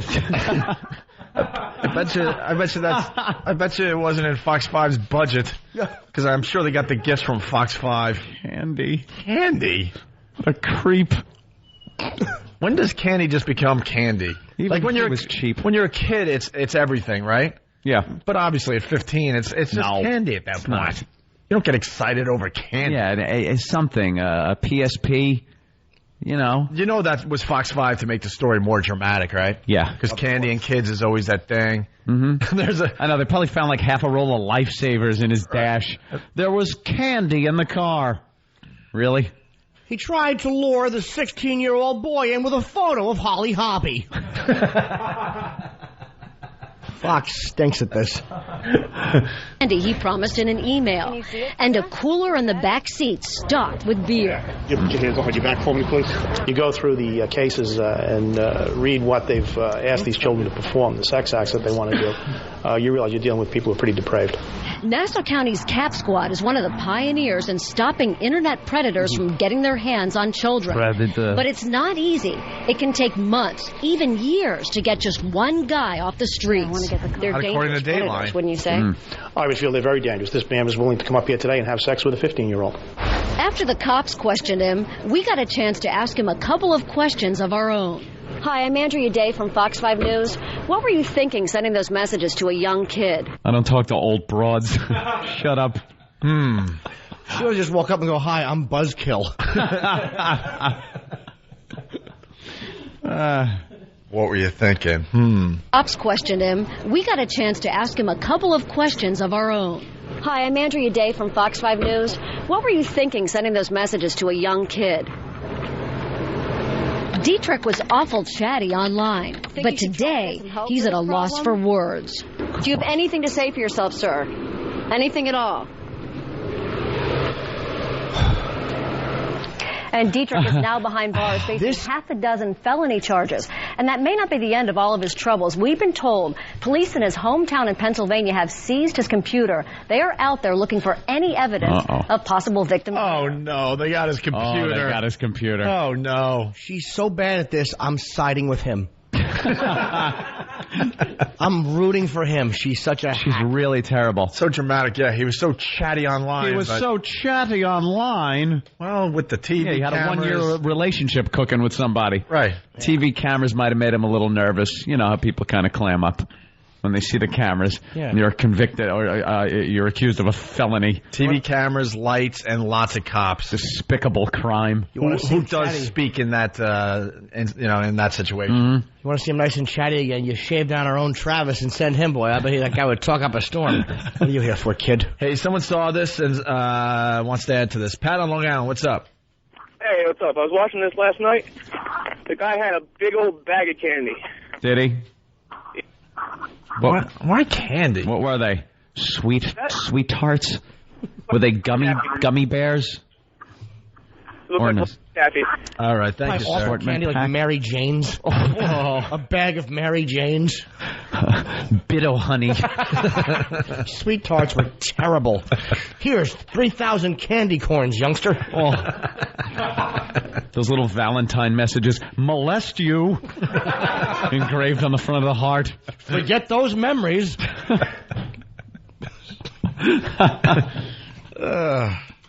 Horrid. Well, I guess we all could agree that Fox 5 stinks at the pedophile thing, right? Yeah, I knew it would happen, too.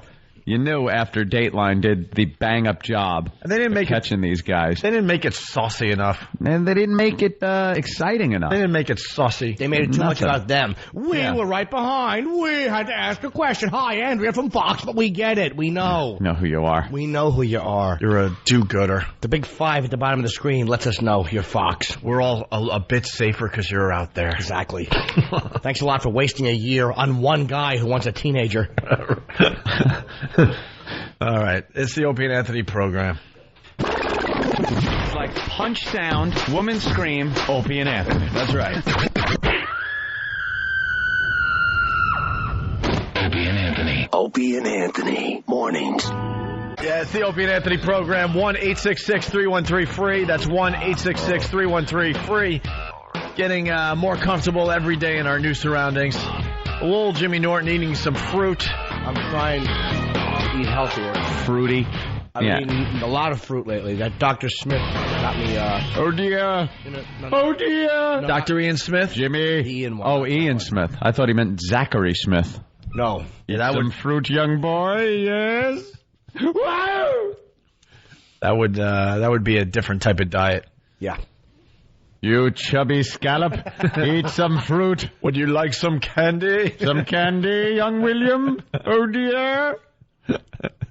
I like. What's this, Fox News? Wow! I was just protecting William from a monster. Please, William and Penny. You just wanted some pizza, right? Yes. That's all you really wanted? Dr. Smith needs pizza. You just wanted a piece? Spare me the poisonous barbs, Fox News. It's a bag of candy, just trying to lure little William away from the horrors of this planet.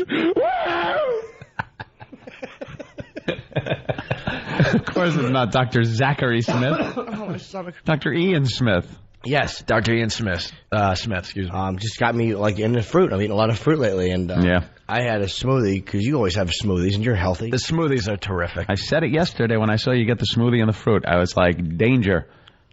Danger, Will Robinson. Warning. I almost didn't make it through my front door. It hit me on my elevator. It was like somebody laid me on my back and dropped a cinder block on my lower intestine. It was like you ever see toothpaste when it's squeezed? That was what I felt like.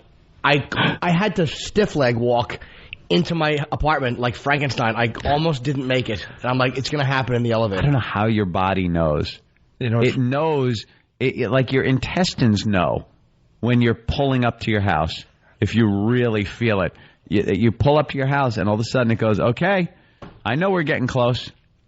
I know we're close, so I'm just going to start the process right now. No, wait. Your body goes... the whole show's been sick. What a great way to start back up on regular radio, commercial radio, terrestrial radio, whatever they want to call it. Hell, they call it wireless. And on the wireless, I call what Anthony got. So I'm like 2-3 days into this thing, and my body finally decided to release this morning, and it looks like an anaconda going back into the river. This is horrid. I've been packing for days, and it finally said, all right, time to get back into the water. Are you going through the detox process or something? Or, of what? Dr. Ian's thing? No, I'm not doing his diet. No, you're not? No, he's just giving me some pointers. Pointers? No, because, this Fat Smash diet that that's all the rage. He's got a book and everything. I think he's stopping by in the next couple of days again, because he just loves doing our show. No, if I did the detox, I would lose 15 pounds. Yeah, you can't do that. I don't want to lose 15 pounds. Maybe like a couple. I want to lose 15. Well, if you do the Fat Smash diet with the detox, you're going to be right there. I know. It's hard so the smoothie was a problem, huh? Wow. I mean, in the elevator, I'm like kind of measuring how much I could hold in each shoe. I almost didn't make it to my apartment. All right. Hey, other things going on today. Steve's not here, so I guess we're going to have to do this on the second half of the show today. It's Steve. But he sent out an email, and some guy wants to give us guns. Like, it's really weird. A lot of people are sending in gifts because for some people, it's the first time they're hearing us in 4 years. Mm-hmm. So there's a big celebration going. And Steve got an email from a guy that just wants to give us guns. Guns, yeah. Real guns. Yeah.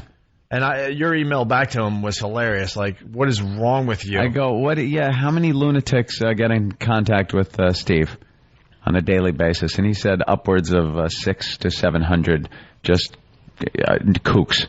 But I appreciate it and everything, but I'm going through the process right now of getting my pistol license, so I can't accept pistols, can't accept handguns at this point. It's highly illegal. No, the guy just wants to send in guns. He's a huge fan, and he just wants us to have lots and lots of guns. Where is he from that he doesn't understand New York City, especially gun laws? I don't know. We'll get into that a little later on this morning. What a dope Steve is to forward that like it might be serious. This guy just wants to send in a Molotov cocktail. Do you guys want them? Is it okay? Hand grenades. We have to start a new feature with Steve because the stuff he suggests, it's ridiculous. It is ridiculous, the emails he gets and the stuff he comes to the table with. He forwards them like a good soldier. He doesn't know. Right. Perhaps he thinks I might want to run a illegal gun running ring out of my house, and this guy might hook me up. By the way, I know why he does this. Because Steve is an ass. That's one explanation. The only reason he would do that. He's an ass. All right. Other things going on. John Daly in the news. $60 million to gambling. Over $60 million he's lost to gambling. He's fessing up to. And, wow. I enjoy Atlantic City. I enjoy Vegas. I enjoy going to Foxwoods. But, you keep things in perspective. And there's no way you could gamble away $60 million and it's anyone's perspective, That is just a gambling addiction gone horribly wrong. The guy obviously has no one around him that is a friend or anything to keep him in line. Well, his fellow golfers have been trying to take care of this guy for a real long time. Yeah. You know how bad a gambler you are when you say to yourself, I wish I had only lost $50 million? Yeah. The last 10 I could have parlayed into... John Daly says he has lost between $50 and $60 million during 12 years of heavy gambling. You don't even know. Like, there's a $10 million buffer there that he's not sure of. Just not sure. $50 to $60 million. How much do golfers make? I mean, I realize that they're paid, but, I mean, how do you, not know if it's $10 million this way or that way? It's not even about the money you make on the tour anymore. It's all the endorsements. That's where they make most of their money. And that it has become a problem that could flat out ruin me. It could flat out ruin you? Yeah, I think... How much money do you have? He chalked up a lot of debt doing this, too, because a lot of these guys lose this much money, but they don't have it. They lose it in markers and loans. But do you understand this? He's lost between $50 and $60 million, and this could flat out ruin me if he doesn't bring it under control. After $60 million, you're beyond the point of bringing it under control. Daly discussed his addiction to gambling in the final chapter of his book. That's going to be released next Monday. He told one story of earning $750,000 when he lost in a playoff to Tiger Woods last fall in San Francisco at a World Golf Championship. Instead of going home, he drove to Vegas and says he lost $1.65 million in 5 hours playing mostly, are you ready for this, $5,000 slots. And he's playing slot machines? $5,000 slot machines. At least have some fun playing cards. Just got a note from Steve. Ooh. At least wait until I'm in the room before you throw me under the bus.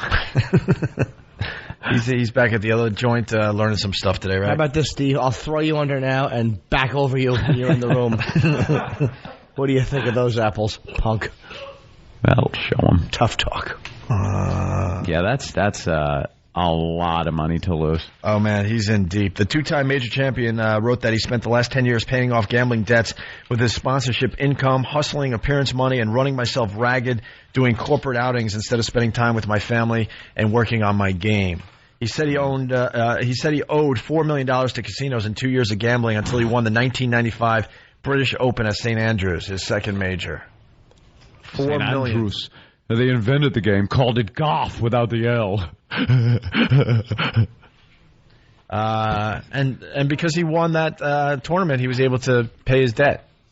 Lucky him. Yeah, but the gambling continued. John Daly three-putted from 15 feet on the second playoff hole against Woods at Harding Park. He headed to Las Vegas and lost $600,000 within 30 minutes. He said he took out another $600,000 line of credit and lost that in 2 hours. Wow. Jerk. What's the most you ever dropped? $200. 200? Yeah, 200. I'm not like 200. you. I go, I have a little fun, and then I'm able to just walk away. I don't care. Dropped about $2,000, 2,500. That's about it. That's a lot of money. $6 million. That's a lot of money, $2,500. But I mean, that's like most people can relate to having had a bad gambling outing. And I dropped $1,000 or $2,000. If you drop $600,000 in 30 minutes, you should just decapitate yourself. You have nothing to contribute to any of us. Yeah. You're a stupid human being. 2,500 was over the course of like a weekend, and it was a horrid outing. Believe me, I have fun gambling. Love it. Yeah, we'll get into that on a future show. We got to take another break because we went really, really late. Yeah. Thanks a lot, Ben. It wasn't Ben. I know. Ben's whole job now is to hold up a sign that says break. Mm-hmm. It seems like he holds up that sign a lot and very often. I wish we had cameras in here so people could see Ben's tight shirt. Isn't it tight? Ben's wearing a tight shirt. We're going to have the Pal Talk cameras. When is that going to happen? When is all this stuff going to happen? We're here. We need all this stuff done. I do not know. I don't know. I think they're going to put the ceiling and the walls in, this weekend? Yeah. Hopefully the Pal Talk cameras by the end of the week. Can we get that going at least? Let's make that a goal. We got a lot of hardcore, faithful listeners, O&A Pest, that really want to see the inside of this joint. Take a break. All right, we'll take a break. It's the Opie and Anthony program. Who's coming in to say hi to us, Ben? Bruce McCullik. Bruce McCullik from Kids in the Hall, and he's got a new movie that he's promoting as part of the Tribeca Film Festival. We'll get into that next. Let's listen in on a show prep meeting in the Opie and Anthony laboratory.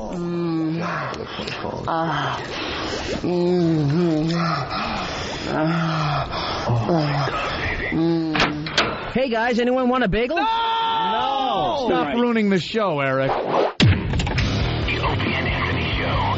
Feel the love. Opie and Anthony. Weekday mornings. All right, we're back with the Opie and Anthony program. The first half of the show is going to end in about 15 or 20 minutes. Then we're heading over to XM Satellite Radio. In studio, Bruce McCullik from Kids in the Hall fame, right? Check it out. I remember you. We all remember Bruce. A couple things really fast. David Blaine, an update. Yeah. He now has a deep sea diver. Yeah, like a deep sea diver mask on. Big helmet? Big, huge, metal, awkward football helmet thing. I heard he's doing his taxes.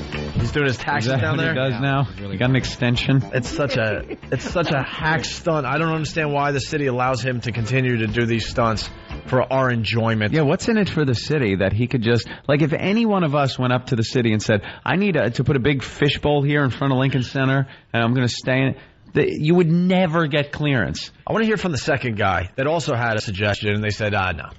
No, the guy that didn't get the chance? You got to think there's other guys out there going, hey, I got a stunt, too, that I want to do. What? I want to be in my kiddie pool out on my roof. No. And just said that, no, you're not allowed. It's a safety violation. Yeah. Well, the guy who was a big Danny Kaye fan, who said, I want to just bring a glass coffee table and lay in front of Lincoln Center. And we're getting to know Bruce. He comes into the studio, and he asked Anthony about his wife. We were asking about morning radio. Right. Actually talking about the hours, and that I have to get up at 4 a.m. And I, of course, realized that his marriage was probably crashing. He asked me, that must be tough on the wife and stuff. And I go, I guess not. I bought her a house recently out on Long Island. I've never seen it, but it is tough on my girlfriend. I said, how old are your kids? He said, I have one that's 3 and 4. I mean 15 and 16. No, thank God, no kids. No, I don't know where the ex is. All I know is I own a house somewhere out on Long Island, and I've never seen it. And she apparently lives there. I saw your girlfriend the other night. She was in a bar looking really sad, just sort of fondling a urinal cake and crying. Yeah. Yeah. Okay. That was her? It's the hours, man. It just drives people crazy. So, Bruce, what are you doing? You got a film in the Tribeca Film Festival? Yes, I have a film it was the world premiere at the Tribeca Film Festival, which is the Triangle Below Canal, which I've just learned, even though I've been to New York 1,000 times. Soho, south of Houston. Yes. Dumbo.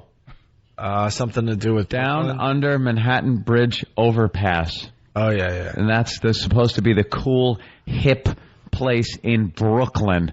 See, Brooklyn trying to get into that whole, if we have a cool name, a lot of cool people are going to move in. But that whole area is blowing up. It's NoHo that has the problem. Some area of Brooklyn blowing up this morning, showing it all over the news. So I'm sorry, man. I just burning. Your film. It's a beautiful thing. It's a film called Comeback Season with Ray Liotta. It's the star of it. Heard of that guy. It's a cautionary tale about adultery and the revenge that wives and... Why are you pointing at Anthony when you say that? No, I was pointing at everyone. He's absolutely right, but, you know, I didn't expect the point. We don't blame Anthony. We don't point fingers here. You were, no, we do. You were pointing right at Anthony when you said adultery. We point all the time. See, look, we're but it's pointing radio, at you. so most people don't see it. There's several fingers pointing at me right I don't mind the point. You're absolutely right. Thank you. It was adulterous. I had to fess up to that, I think. Was it cruel and inhuman? That was something. What did you agree to? Is New York state law with divorce where you have to fess up to something. It's not like California where you could just say, hey, irreconcilable differences, we didn't get along anymore.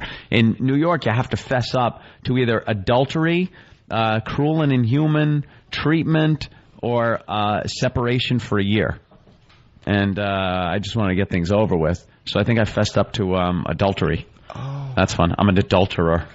Woody Allen in the 60s did a joke, and I now just makes sense, where he said something about adultery and having to commit adultery in New York, and that makes perfect sense now. Yeah, you have to. Isn't that great when you get a joke 30 years later? And also, now it's funny. And not only do I get it 30 years later, but I just mentioned the point of it without any of the humor included. It was just a worthless waste of air. Woody, a grave injustice. I should have just thought it and kept it to myself. Pointing at you. It was a who cares fact. It really was. I don't even care, and I said it. At least you pointed out for a long time, and here we are. There you go. So back to the movie. It's called... Comeback Season. Comeback Season. It's about adultery, Ray Liotta. What else? That's pretty much it. No, it's about the revenge that the daughters seek on him, and it's kind of actually a dramatic film about keeping love alive and sort of mature themes like that. Does it all work out in the end? Sort of works out in the end. It always works out. And how are you involved? I was the writer and director of it. Ooh. Yes. Of course, I'm not in it because I've lost my looks to the bottle, as you folks can see this morning. So that was that. So how was Liotta? Obviously, I met him once. He seemed pleasant enough. We didn't work together as much as I do have the acting chops. Yeah, he mentioned you. He's a very intense young gentleman. When I met him, he said, "Who starts?" Oh, okay. Really? Yeah. Who starts? Like wants to just get this rolling. Who talks? I guess we've already started, sir. Wow. Yeah. That's kind of intimidating. Yeah, and he didn't know the kids in the hall. He thought we were a bunch of fags in dresses, which is partially correct. Partially. And so he didn't understand why because he's funny. He's funny in this movie. And he didn't understand why I thought of him for being funny. But wow, that's weird. He didn't know kids in the hall? No, everybody around him. I'd worked with his good friend John McGinley, who's on Scrubs on a film, and so he knew me really well, and they were friends. He was trying to figure it out, and I said, "Sir, just don't watch our show till after. You can watch it later." Yeah. Yeah. Might get the wrong impression. Yeah, confuse you. That the writer-director have him come out in a dress. Yeah. Do some weird bit. You guys big Monty Python fans? I mean, like... Very much so. I think if there was one show that we always point to, it's if it wasn't Hee Haw, for its obvious reasons, those girls in gingham tube tops, I guess they'd be pop tops, it was certainly Python. And it stands the test of time. Yeah. Which is what an old guy says, stands the test of time. Benny Hill doesn't hold up as well. There was something just queenish and campy about it. He found the hot broads with the big boobies. When was the last time you even saw a Benny Hill episode? They're still on Channel 9. No, they're not. They are. I was told. That was a great show when you were just a teenager, though. Yeah, I mean, like... Well, it's because you had the blonde chick running around the bikini. The old guy was funny. With the Benny tapping his head. You would get all worked up. A lot of lather. At PBS was good for getting worked up before the internet or before cable. Yeah, because pretty much all we had. Well, they were sneaking in all the English shows and no one was watching. Yeah. Those English shows had a little more going on. Monty Python, I remember, showed breasts. And that was kind of like your first glimpse at a bare woman's breast when you were a kid. And then, of course, National Geographic. Would have some shows on PBS. Mad Magazine, sometimes you could fold it and see breasts. True. If you folded it the right way. The right way. See. Very risque. It's good that you guys like your comedy horny. Yeah, well, growing up you would, Mad Magazine was huge to me as a kid, though. You know, that was like your comedy. That was it. Then I went to National Lampoon, and then here you are. Porno. Yeah. Then it was just, you know, who cares about the funny? Just bring me the porn. I loved Mad until they trashed Tough Crowd. There's a picture in Mad Magazine of Colin, me, Is Mad Trees. still being printed? Oh, yeah. And stop it. You were in Mad Magazine, and you never brought it to our attention. I probably forgot. You should frame that. Oh, That yeah, would even be if like my name trash. isn't in it, it's just, you can see it's made, it's like a cartoon. They would say the worst things in comedy. Mad, of course, you know, kind of disingenuously painted itself as number one. Give me those ribs, you. You know, number one, worst thing. Tough Crowd was number two, worst thing, of course, because we were more conservative than liberal. And they gave Chappelle number three, I think, is the worst. You know, top 50 worst things in comedy. Kind of an honor. Yeah, it was. Of course, those dummies at Comedy Central took us off after that, but it was a good picture. It's like a little picture. You can see who we are. A picture or caricature drawing? Caricatures of Colin, me, Patrice, and Nick DiPaolo, and each one of us has like a little something stupid over our head that we're saying. Yeah. Yeah, I'm saying something about the Bush twins being hot. You know, some dumb perverted. Or like that Woody Allen joke thing. Yeah. Oops. No, that was a good one though. But then Woody goes, "You have to in New York." But no, wait. No, that's not You what he don't even said. know. No, Woody said, wait, no. Woody was like, Great, I got him back. I met Woody once. No, you didn't. Oh, I did. Did you really? I have a photo with him. Of course, I would never lie about meeting Woody. Did you talk to him, or was it, hey, you, can I have your picture? Listen to me. When I happened to go to the premiere of Match Point, you know how it is. Right. It's you know, hey, Scarlett, you know, you say hi to the gang. And, you know, and, you know, our manager, Woody and my manager, walked me over and introduced me. We chit-chatted briefly. Did you see Match Point? Yeah, I went to the premiere. Did you like it? Yes. It was I did. all right. You guys ate KFC together. That's the true story. I liked it. No, he was polite to me just because my manager is the same. Otherwise, he would have just ignored me completely. Did you put your hand on his arm and go, Woody? No, I just shook his hand. We talked for a minute about something that happened in the movie that I was surprised at, and he commented, "Oh yeah, I was surprised too," and then we laughed. How awkward was it when you had to leave because you knew your time with Woody was up? This is how your time with Woody ends. You're just looking at the genius, then you go, and you turn around. Yeah. And you go. You always hope meeting, like, huge celebrities that something's going to happen during this short conversation that is going to click where you will get some type of relationship that you know maybe in the future there's a phone call, there's dinner, there's hanging, there's stuff like that. I had that moment out front of the Italian place, Opie, when we met Seinfeld with the guy. That's right. Seinfeld was with who? I forget now. He was with some big, like, writer. Actually, he was huge in Hollywood, but it's the guy that was with Seinfeld, let's be honest. Yeah. I don't remember anymore. I remember meeting Seinfeld. And we were with some guy. Yeah, some guy that... I don't even know. No, it was another guy that was going to throw us on TV. Yeah. But he knew the guy that Seinfeld was with. Right. So that's how we got it in, and we got introduced, and...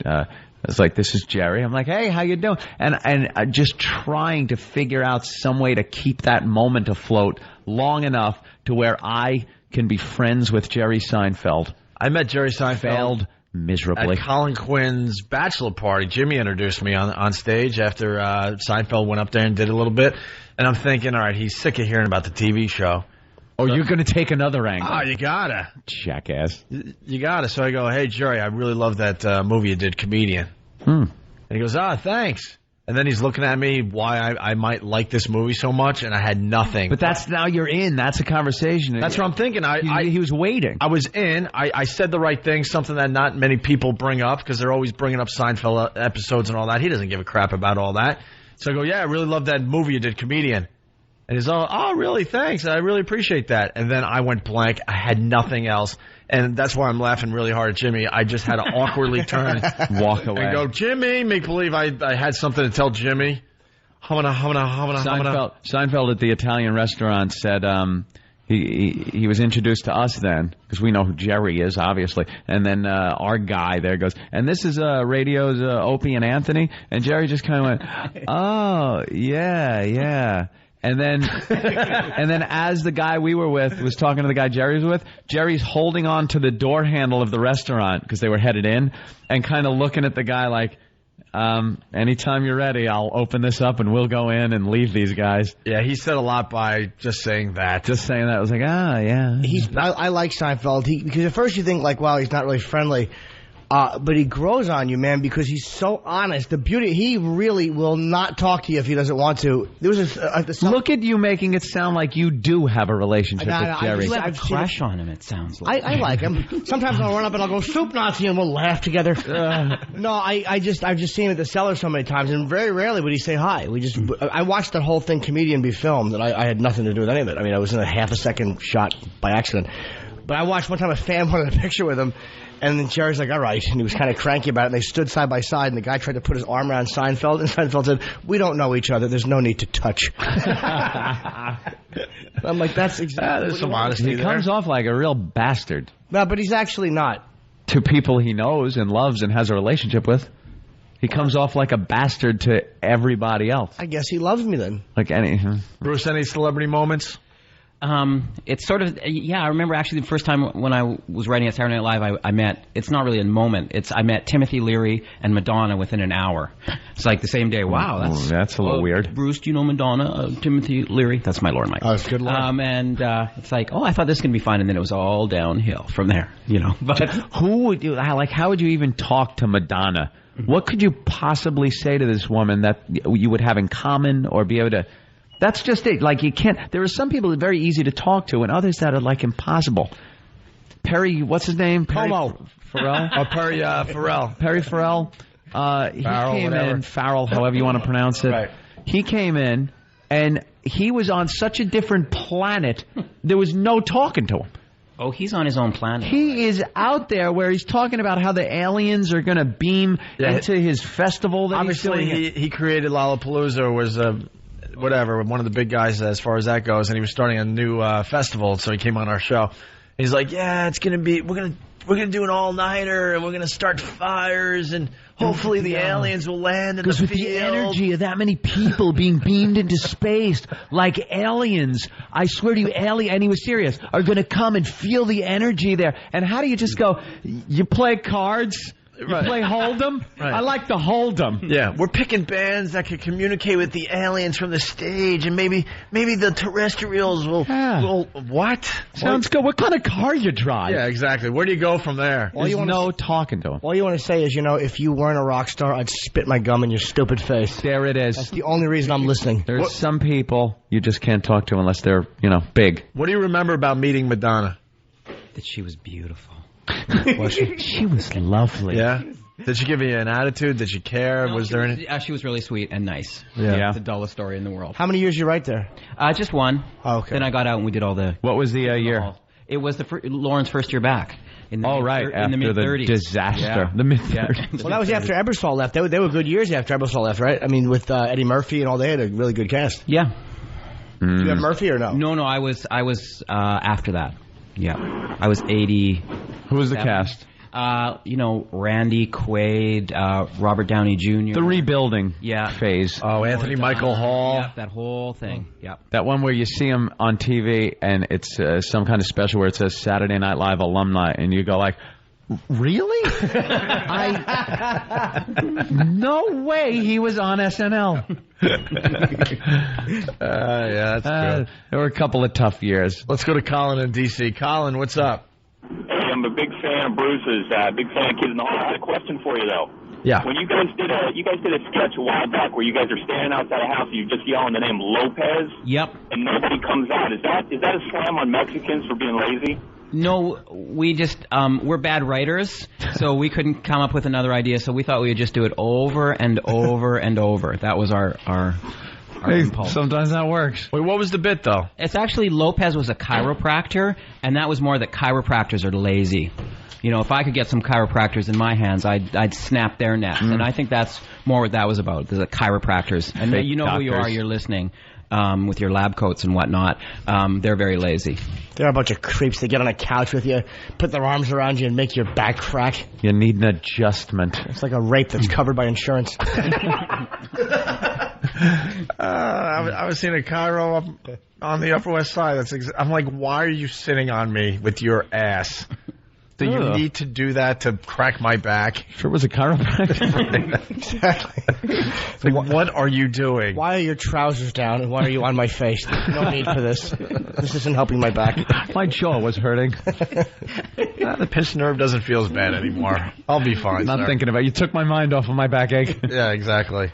Well, we're getting the wrap-up sign. Yes, we are. Bruce, we have the weirdest radio show in America. Yes, I understand. We do about 2 hours and 45 minutes here. Mm-hmm. Then we broadcast on the street to our other studio. We actually walk as we broadcast about a block and a half. And then we do another 2.5 hours. Wow, it's like the Inuit wasting no part of the animal. You guys, that is just it. Rock.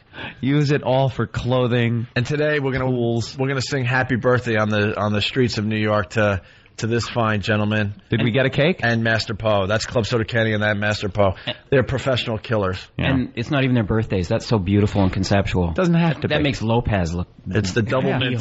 It's the double mint killers. And hopefully our homeless guy will be out there. We're going to give him a Yankee hat. Oh, yeah. He's wearing a Boston Red Sox hat. And what kind of money is he going to make in New York wearing a Red Sox hat? He's the dumbest homeless guy ever. So we bought him a Yankees hat so he'll get more money. Mm-hmm. All right. Steve, anyone outside with the birthday cake for the boys? Not yet. Yeah, see, that's a no. See, we weren't thinking ahead of time. Not yet. We should have had a birthday cake that we could carry over to the other studio and sing happy birthday to the guys. I see matches in cupcakes. That's what I see. All right, on the program tomorrow, the first half of the program, we're going to do No Filter Paul's coming in. We're going to see how long he can hold his breath, just like David Blaine. Don't worry, we'll make it fun. And on Friday, we got the Mousetrap thing. Yep. For Tool tickets and cash and tomorrow. Naked women and all that. It's going to be cool as we get this show up to speed. Okay. So Bruce McCullik, once again, the movie is Comeback Season. Comeback Season with Ray Liotta. Nice. It's part of the Tribeca Film Festival. And then what? I'm writing a film for DreamWorks and no. I mean, what happens with the film? Like a lot of these films, because I saw the whole list. Right. A lot of these films, damn well aren't going to make it to the regular theaters. So they take a peek and then they decide if you're going to get But the movie not released. mine. Mine's different. Yes. Mine's different. Mine's special. It's funny and sad and beautiful. Yeah. Yeah. It won't end up on iFilms. But I'm just asking what's the process? Well, we've sold all the world and you sell America sort of here in one of these festivals at Tribeca or Toronto. Picks up a buzz. Yeah. That's how it works. Very good. Do your show and then it all happens. Yeah. Thank you, Bruce. Hey, we appreciate it. Thanks, all right, we're out of here. We'll see you guys tomorrow and blah, blah, blah. For everyone else, we'll see you in a few minutes, all right? Bye. Bye. Bye. Welcome to the Opie and...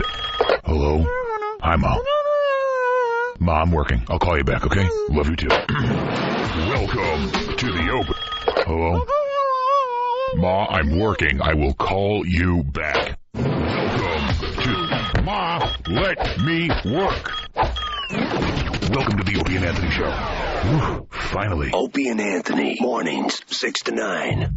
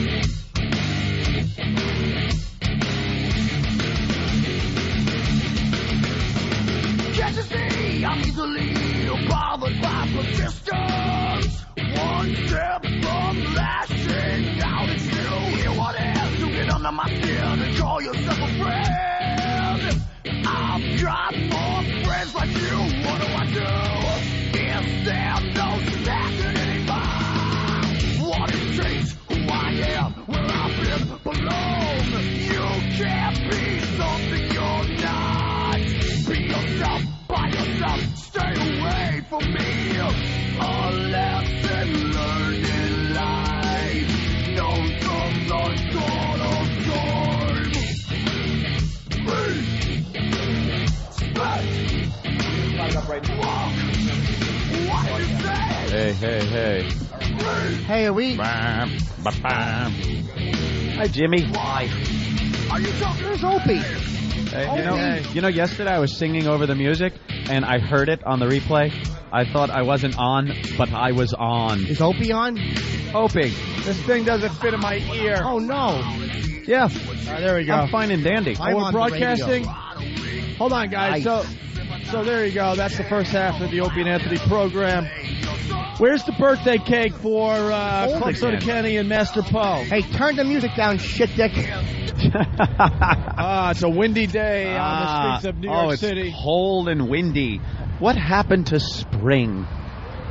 Hey, Jimmy, your mic works today. Yeah, and now you'll see that yesterday was a blessing in disguise. What a treat. Hey, guys, hold on a minute. Yeah, what's the problem? Where's the birthday cake for Club Soda Kenny? Why can't we get one? Why did nobody bring a birthday cake? It's 2 of their birthdays. Oh, we got a fan. I don't know where the cake is. I didn't hear about that at all. What, What Mr. Handy instead? Okay. You want to give him a handy? For both of these guys or what? You got 2 hands. All right, yeah. You could have bought a cake, sir. I know. I didn't have enough time. You chose not to. Who are you? My name's Alex. I've lived in New York 12 days, and I'm a big fan. 12 days? Where are you from? Vermont. Vermont? Yeah. So you're either gay or you make ice cream. The what? What do you do? Voltage is an XL channel which may include explicit language. Channel blocking is available by calling 1-800-XM-RADIO or XM Canada at 877-438-9677. The Opie and Anthony Show. Why do we... Because, Jimmy, Wait, move over here a little bit. We're losing the signal. Do you have a candle? Giggly girls always make good for radio. Candles? Could you say hi? This is Age TV.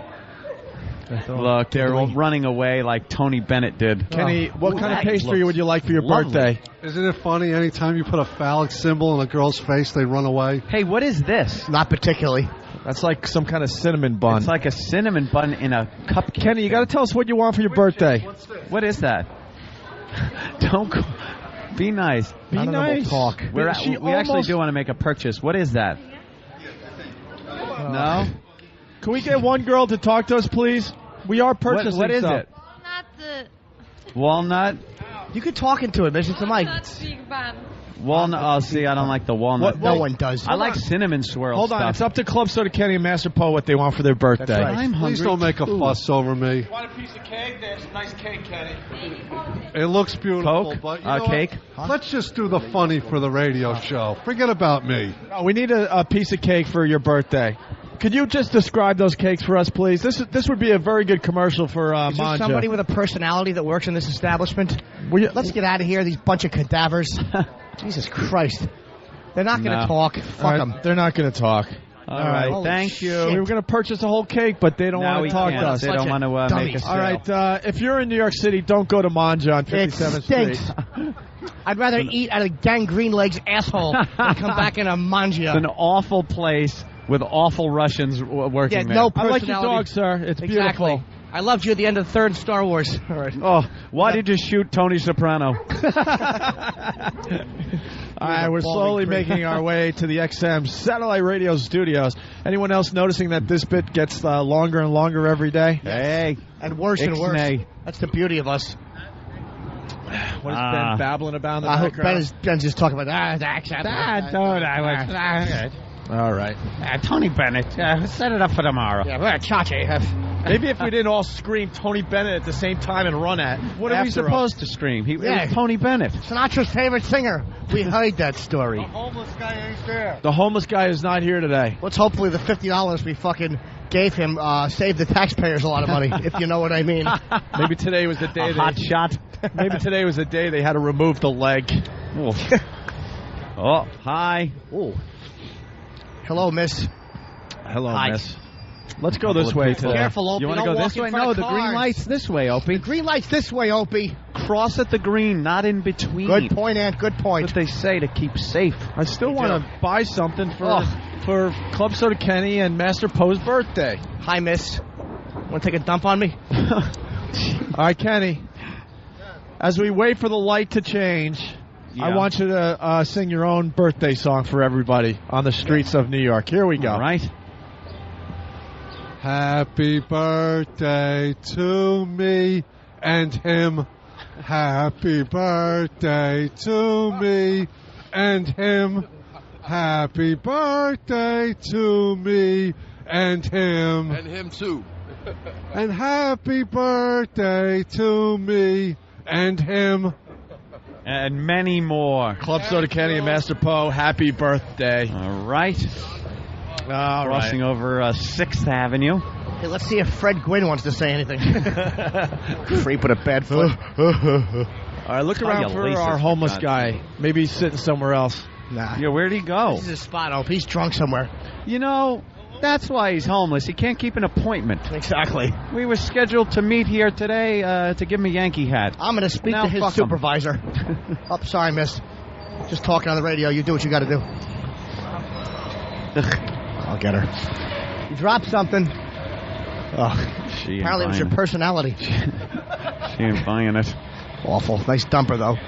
Ugh. Wouldn't mind. Get the secretary spread going. Exactly. I kind of like that. Yeah. Put my face in there and just take a sniff and laugh while she screams and blows that whistle in her purse. Are we stopping for smoothies today?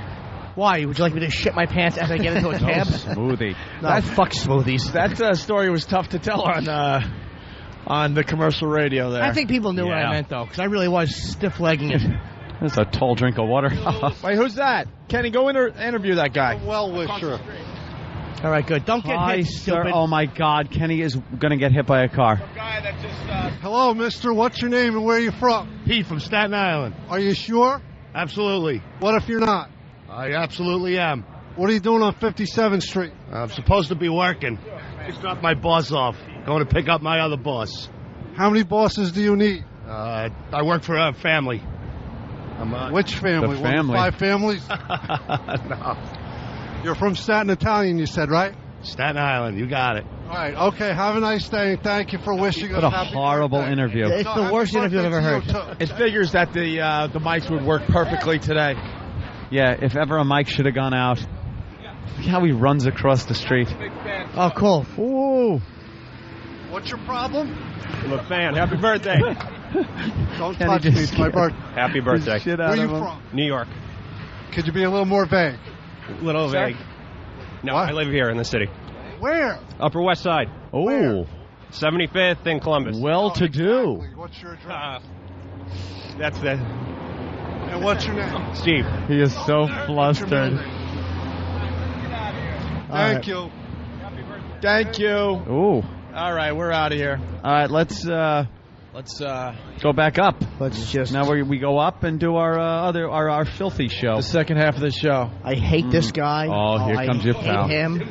Your buddy. I hate him. It's your buddy. I hate him. Please confront him. No. We talked about this yesterday I on the hate show. him. Please confront Hold him. your ID Oh, up. it's a little Please chilly confront out him today. Or this. I don't like that. Hi, sir. How are you? We're losing the mics because we're in the building now. Yeah. Doing Heading good toward today. the elevators. I hate him. Good to see you again today, sir. Hope you're dead by the time the show's over. Oh, yeah. Everyone's ID. And we're at the elevators. We're going to lose the mics any second. Yep. We'll be back up in 2 seconds. And we'll be 2 broadcasting. shakes of a lamb's tail. All right, we're out of here. We'll see you guys in a couple seconds. Where the fuck am I? The fuck is this shit? Disgusting. Sexual. Parents say it is not for kids. Pornography in the workplace, being played on TV screens, drawings. They ransacked and took off with the family car. People making nasty comments about women. Virus spreading in our area, find out where. Racial language and racist attacks. Push the button! I'm a black ninja, fuckface! All right, we remember. Shut up. We smoke pot with Snoop Doggy Dogg on a daily basis. You're talking out your ass. There's gonna be some action today. I'm going to crap myself. Oh, what a log you're going to have. Holy shit. The Opie and Anthony Show. Holy shit, Yahoo, indeed. Oh. With Opie. I have psychosis. Anthony. I'm a xenophobic asshole. Jim Norton. I don't have the chops to do this. And a bunch of zeros. Good old Ben. Steve really is love. Perfectly enunciating boob. Sorry, Steve. E-Rock! I bring nothing to the table. They love when Hawk fucks up. Shut up. But more importantly, we see Derek's balls. You just relax. Here comes the funny. Problem, Hawk? My crotch is burning so bad. Shut up! But enough of this palaver. Let's get the show on the road.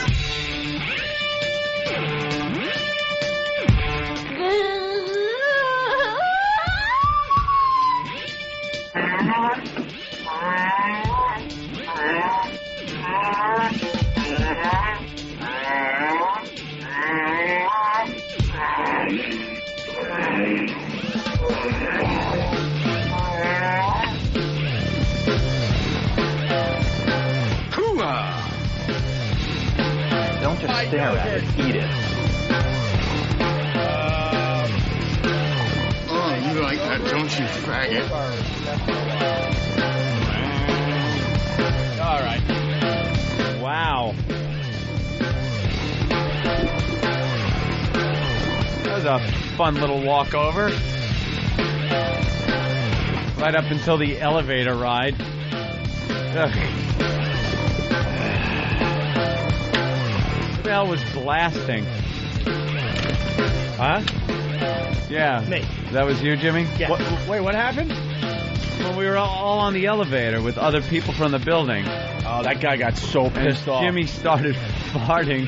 Just when the mics cut out, we got on the elevator, a full elevator, and Jimmy just started farting immediately, really loud, and they were horrific. Oh, you heard him? Oh, yeah. Oh, yeah, I was right next to you. The smell was like rotten eggs and ammonia. And Kenny hit every floor, so now that lady's got to stand there and fucking breathe it in. She's stuck in the elevator on every floor. She went all the way up to, what, 12?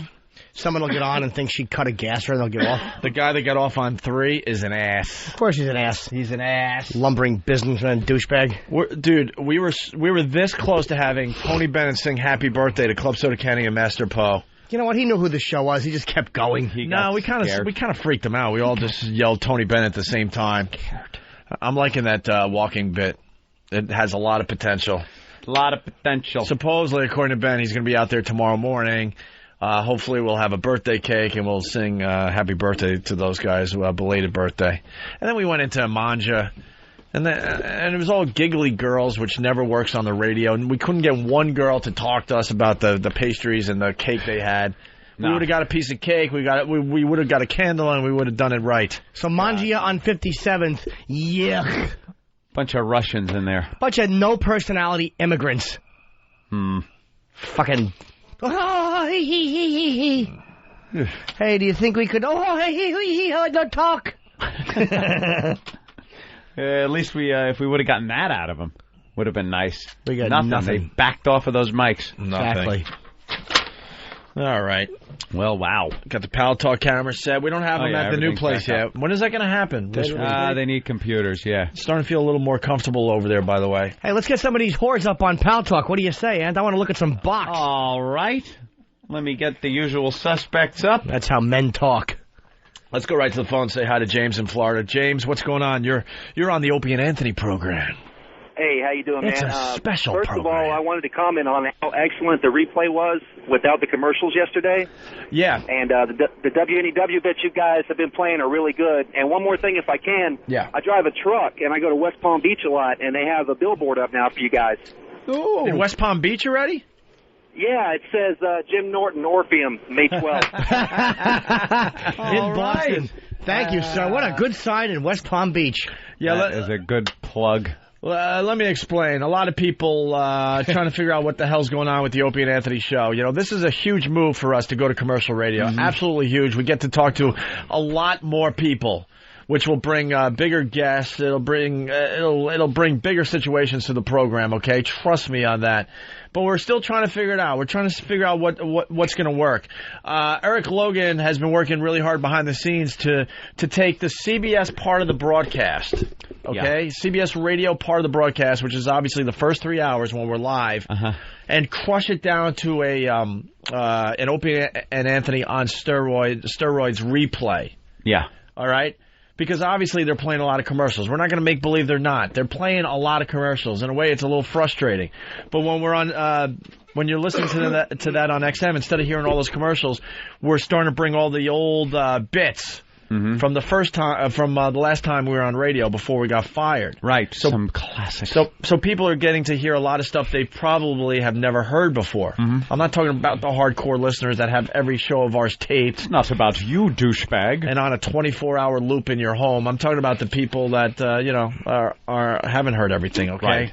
Right. But it's still a work in progress. We're trying to figure out how to do the replays because people are confused. They're like, why are you replaying the XM portion of the show first, then the CBS part? Mm-hmm. That's so you have different stuff to listen to for the regular commuters out there that do the 9 to 5 thing. During different times, or else you would be hearing the same thing on your drive home as you heard on your drive in dial tone. Right, so we're trying to figure it all out. But right now, how it is, they're replaying the XM show, then the CBS show, and then the XM show. So at 3 o'clock today, you will hear this part of the show, the XM show. Then go to CBS, and then XM again. And the CBS portion will be on steroids, meaning it's going to be squashed down. They're going to take a lot of time out of it. None of the actual show we do, but all that commercial crap. The middle stuff. So, just be patient. We're trying to figure out how this is going to work for everybody and make everybody happy. And we're trying to make it so you don't have to hear the same thing driving in and driving home, so you can listen to two different things. Right, we're not really sure if it's going to work, but that's what we're doing right now. We're gonna play with it, see how it feels, and then we'll go from there. We experiment. I have a question though. If they do, and this is a good question. Oh, Jimmy, I have a question. If they do squeeze it down, the steroid version, you probably would be hearing something different because the time you're taking like 3 hours of radio and putting it into a short period of time. So maybe that will have something to do with it. Jimmy, you would think. Let me tell you what's going on here. I don't know. For some reason, XM... Tell. It has to be programmed in 3-hour blocks, which doesn't make any sense to me, the stupid person here. So that's the big problem, because when you do the math problem, 3 and... If they were able to squash it down and then run it, yes, you would hear different stuff. But for some reason, the master computer could only do 3-hour blocks. How about this? Get in the master computer and fucking fix that for this station. Yeah, how about we get someone down at XM that has a creative mind and go, okay, I understand this is how it worked before we got actual talent on satellite radio. Because when you're just playing music and having a lot of music channels, all that makes sense. It makes it very easy, okay? But now you got some creative programming on XM, so someone has to figure out how to make this work instead of these dumb 3-hour blocks. I know I'm getting way too mercy of the computer. I know I'm getting way too inside for a lot of people, but that's the problem. It's 3-hour blocks. That's why at 9 o'clock, for some reason, they have to cut into our walkover to do a stupid station ID. Wait, XM does? Yeah, to reset the whole thing. That we're not warned about. Because if it's about doing some legal ID, it's not, because on satellite you don't have to do legal IDs. Then we would just read the dumb thing as we're walking over. Yeah, that really does have to be fixed. There's no reason that the broadcast should be interrupted. To put it in basic terms, it's a system that was put in place before we came aboard at XM, and at the time it made sense. It doesn't make sense anymore. It doesn't make sense. Do you understand, and I don't know if people can get this, to put this in a perspective as to how ridiculous this is, there's a possibility that ID could interrupt something I'm saying. Perish the thought. Let everybody just think about that for a second. Perish the thought. Then again... That's what... No. Then again... No. It can't be a good thing. Then again... Is that your BCN jacket? It's a sweatshirt. You took it. You bitched about what they brought, yet you took it. Of course. I'm going to wear the sweatshirt. All right. Why not? I don't have one from any other stations, although I do have an Aussie thing that's signed. Yes, YSP. Yeah. Rich the Trucker, what's up? Yeah, man, I just wanted to tell you guys that, I'd rather hear the CBS portion first because y'all did a call back on XM yesterday about the Donald Trump interview. I missed it on CBS yesterday morning, and it's like I had no idea what the hell you were talking about. See, that is the problem. The continuity gets messed up with, with what we're trying right now. Yuppers. I think they got to fix the stupid master computer. Absolutely. Because if you crush down the CBS show and get rid of all the commercials, then the people that drove in with us and are now driving home will hear completely different stuff. Completely different stuff. It'll never match up. That's what really needs to happen. All right, thank you, Rich. All right, man. Love you guys, man. Y'all take care. Thanks. We're working on it, man. Thank you, man. We're trying to do it so everybody's happy. Yeah. Right. I'd like to be happy in the pocketbook. Well, here comes the question. It's asked every day. Victor in Baltimore.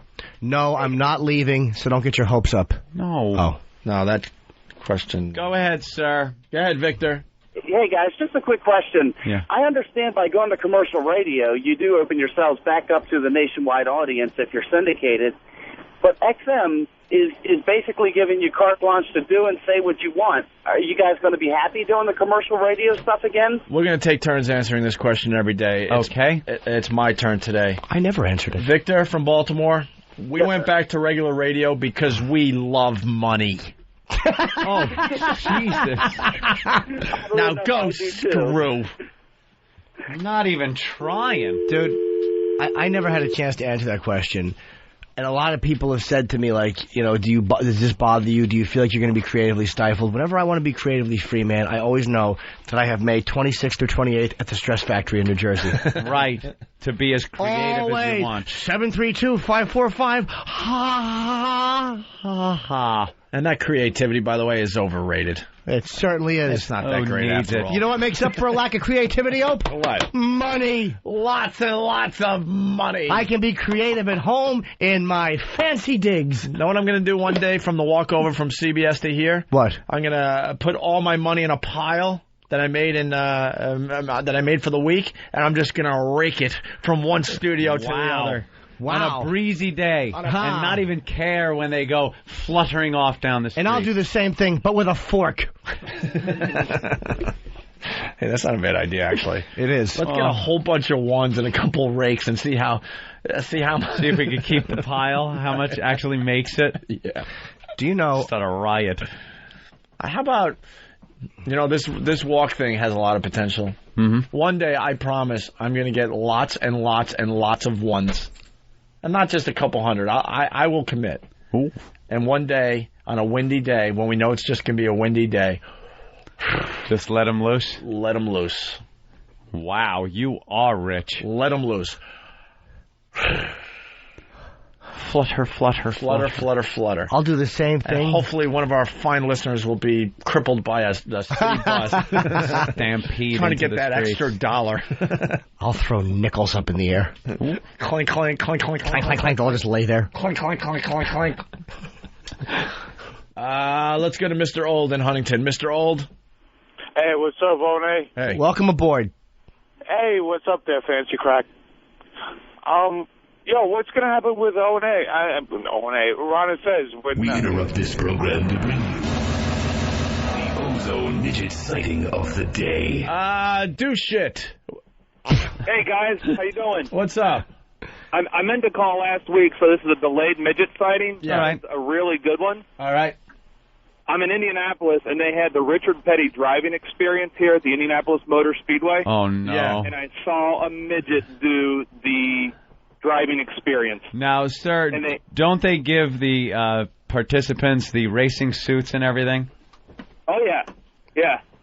Yeah, they had, I don't know if it was pre-planned, but they actually had the booster seat to go in the passenger seat. So he wasn't driving, but he was riding in it.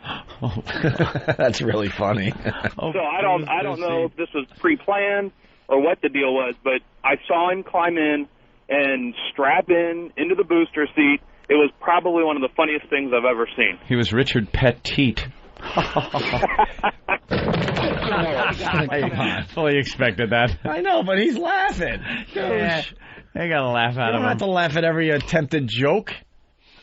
Well, that was good, though. Anything else you could give us on this, or what? Just that it was something you had to see for yourself, but it was an ozone midget sighting. I had to report it. All right. Meanwhile, back at the show. To answer the Ron and Fez question, yes. They've been fired. Hey, by the way, speaking of racing, our boy Jimmy Johnson, we don't know anything about NASCAR, but we like the guy, and he's on our show. He won Talladega. He won? Every time he talks to us, he wins. He ought to now. Didn't he talk to us before Daytona 500? Yes, he did. And he talked to us before Talladega. He won Talladega. And I happen to know we're the only show that he did talk to before those races.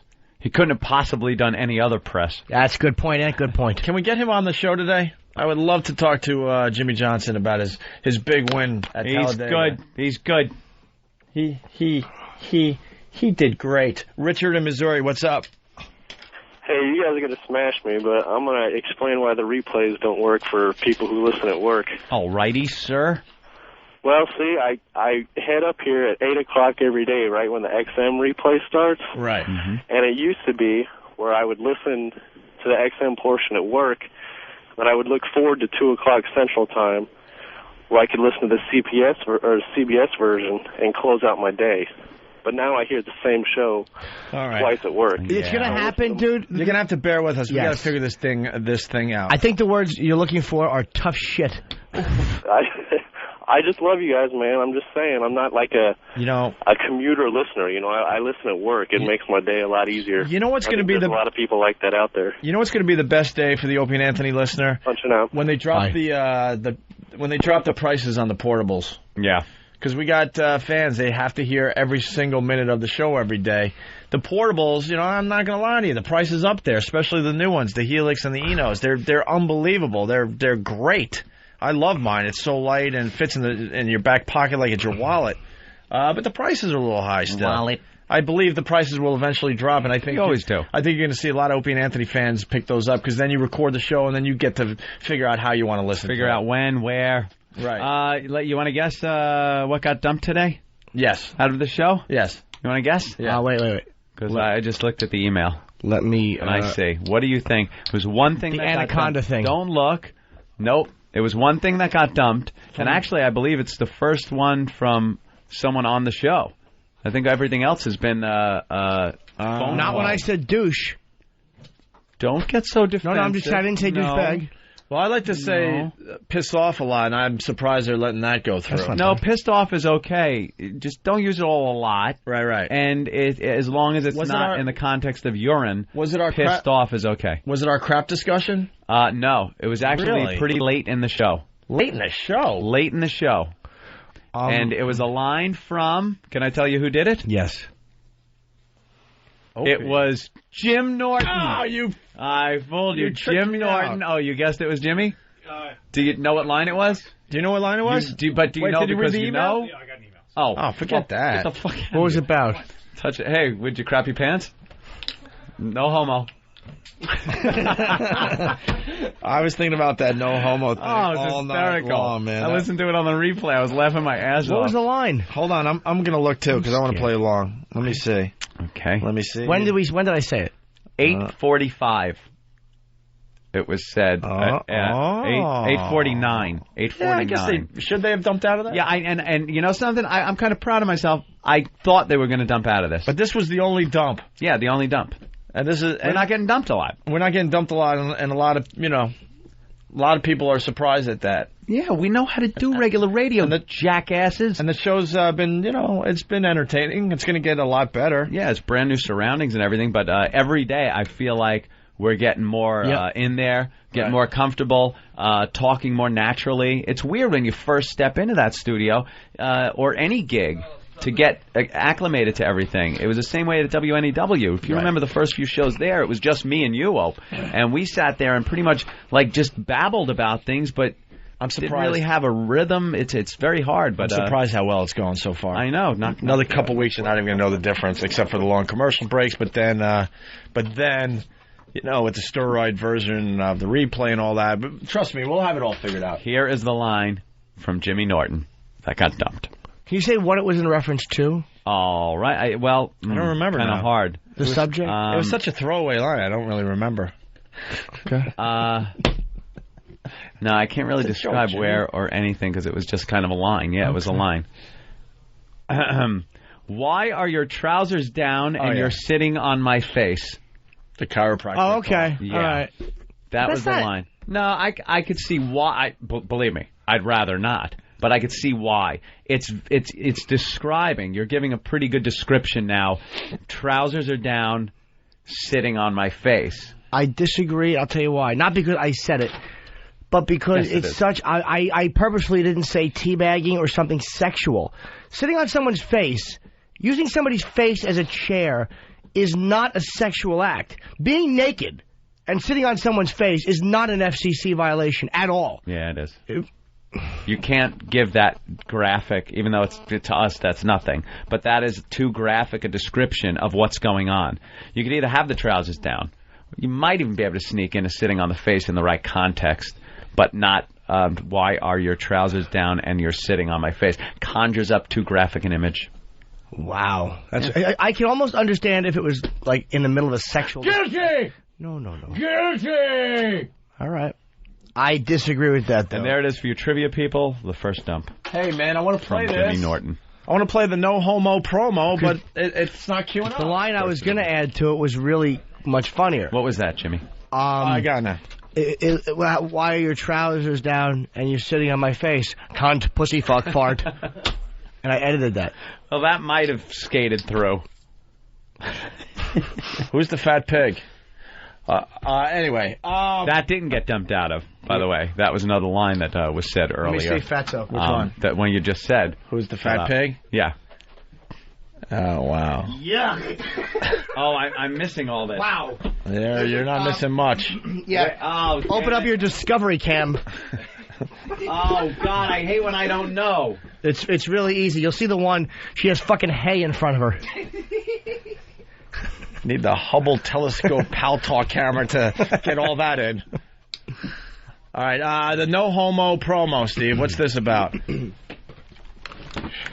Using Bobby's little definition from yesterday, me and the boys came up with an idea for a PSA. A PSA? Based on the no homo concept. Yeah, man, that was a little weird yesterday. Just in case you weren't listening yesterday, Jesus. Bobby, one of the guys behind the scenes that I'm proud to say doesn't work for our show officially, likes to touch other guys. He likes to kiss them on their shoulders. He likes to grab their packages very lightly, and he likes to scoop their ass a little bit. Yeah, rub his hand from the taint area up the butt crack and then say, "What, did you crap your pants?" Right. As a little joke. Right, and then it's okay because he yells out no homo after he does it. Although he didn't after any of those circumstances, but he's saying that when he does do these with his friends, you just say no homo, and it's not gay anymore. Renders it null and void. Well, let me just throw this out, not that this means anything. Hey, fat whore, close your camera. Yes, that was kind of an awkward... Holy shit. No hotto. I'm trying. There's something there. She has no idea we're talking about her either. Why would she? She's too busy thinking of food and other ways she can fucking have comfort without exercise. Hold on. Eddie Superstar is on the line. Eddie! Yo, what's up, Bope? What's up, Eddie? How you doing? I'm good. How's the garbage? The garbage is good. Everything's going well over here. Superstar! Hey, how you guys doing? Are you still delivering the mail, Eddie? Yes, I am. Yeah? Doing it all. So what are you doing calling our fine program? Eddie used to work at with us at WNEW. Right. And check in to see how you guys were doing. And his job was to empty the garbage. Yep. And to deliver the mail to the wrong mail slots. No, I never delivered it to the wrong mail slots. I had help. Yeah. So what's going on today, Eddie? Same old stuff. Yeah. Are you retiring soon? Yes. You are? When? At the end of June, supposedly. And where are you going to go after that? Sebastian, Florida. Who are you going to live with? My sister. Your sister? Yep. She must be very, very excited. Yep. Yeah. I hope everything's going. Everybody at Wins is doing My good. sister Sarah. You got a girlfriend, Eddie? Nah. Everything at Wins is going well. Yeah? Yeah, everybody's been asking for you guys. Yeah, well, tell him to go screw. Yeah. No. I can't tell him that. Ask him where the phone calls were when we were on the sidelines for 2.5 years. Ask him that, Ed. Yeah, why don't you ask him that, Ed? Yeah. Okay. Tell John Montone to shove a fist in his ass. Okay. John is a friend of mine. Yeah, is he? Then you tell him. Everybody's. All right. Well, Eddie, it's good to hear from you. Same here, Opie and Anthony. Good luck on your retirement, because I'm sure we're not going to talk before then. Yes, you will. Yes, we will. Oh, of course. We won't. I keep in touch with my friend. Maybe we should go to the Brooklyn Diner for a little lunch so you can stare at all the girls' boobies. Okay. Not too uncomfortable when that happens. The bigger the boobs, the longer the stare, right, Eddie? Yep. He knows. Everything's going well. This is very uncomfortable, though. Yes, it is. Yep. So I just want to congratulate you on your great show over there. Thank you, Eddie. Ooh. Come by and see us, will you? I will one day soon, yeah. Scott Herman says hi. Okay. All right, it's Eddie, everybody. Superstar Eddie. Eddie. Okay. Eddie? Yes. Eddie? Yes. All right. So, Eddie. Yes. Where are you going to be living in Florida? Sebastian, Florida. Sebastian, Florida? Can you tell us a little bit about what that's like? It's gonna be different. Like, what's it like? What's the weather like there? It's gonna be 95 probably all the time, but I won't have to worry about snow and stuff like that. What are you going to do for fun down there? There's baseball teams and stuff, football teams. Smother a few babies. Do you ever pet a girl's hair in the barn? No. You gonna tend rabbits when you're down there? Nah. This is us trying to be nice. I mean, please, Eddie, just hang up. You're killing us. Okay, I will. This is like, you can't do this. Okay, I'll talk to you guys later. Eddie, thank you so much for the phone call. Wait, Eddie, wait. Yo.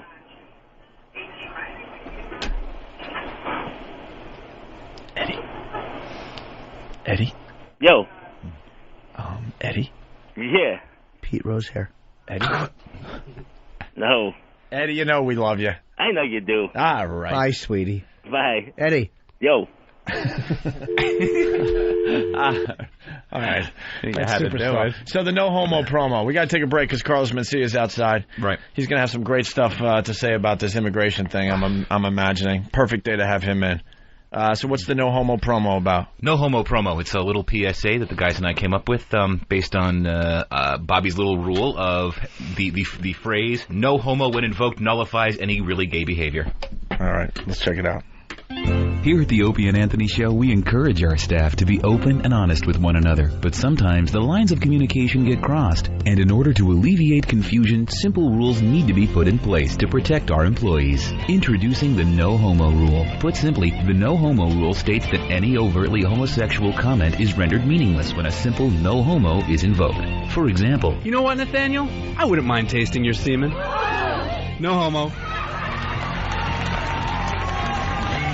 Even the most disturbing comments from a closeted intern become trivial when applying the no homo rule. Oh, Eric, I want to stare into your eyes lovingly while I masturbate you. No homo. Ultimately, the entire staff feels more comfortable knowing that this behavior is all in good fun. Say, guys, I would love to bury my cock balls deep in your anuses. And? Oh, sorry. Please? Is this even a bit anymore, Travis? I'll let you decide. Oh my God! What? These guys are sleep deprived. That is funny. That is funny, man. The no homo game, see? No homo rule. Why does Travis have to play the gay guy in all your promos, Steve? Play? Gee, why doesn't all play the black guy? He's the homo promo. Or the promo homo. God damn it. Oh, Can they fix this mic so it doesn't fucking fall? No. Why They've wouldn't tried it. There you go. That's good. Well, if you weren't leaned back so far, so it has to stick you have to straight out. See there. But you should be anything able about to. leverage. Let it go. It's gonna. It just keeps falling. All right, why don't we take a break? We got Carlos Mencia joining the program in take a leak. Just a few minutes.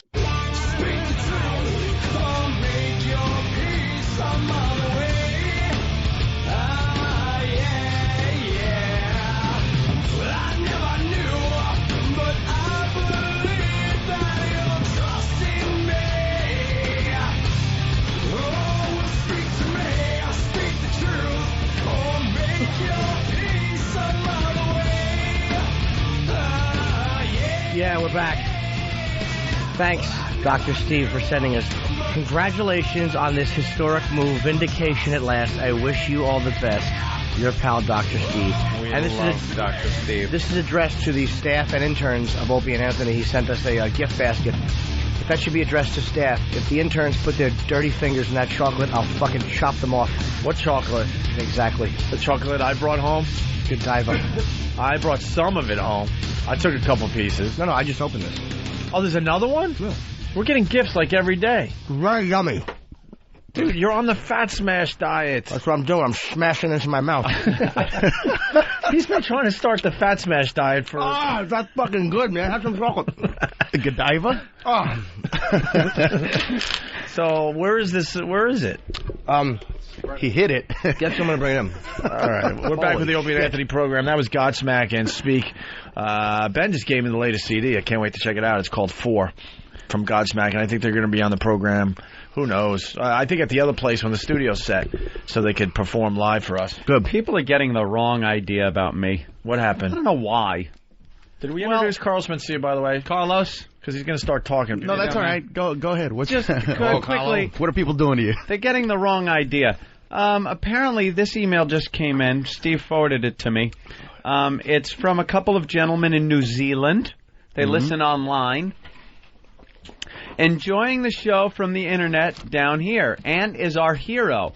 We have a lot in common.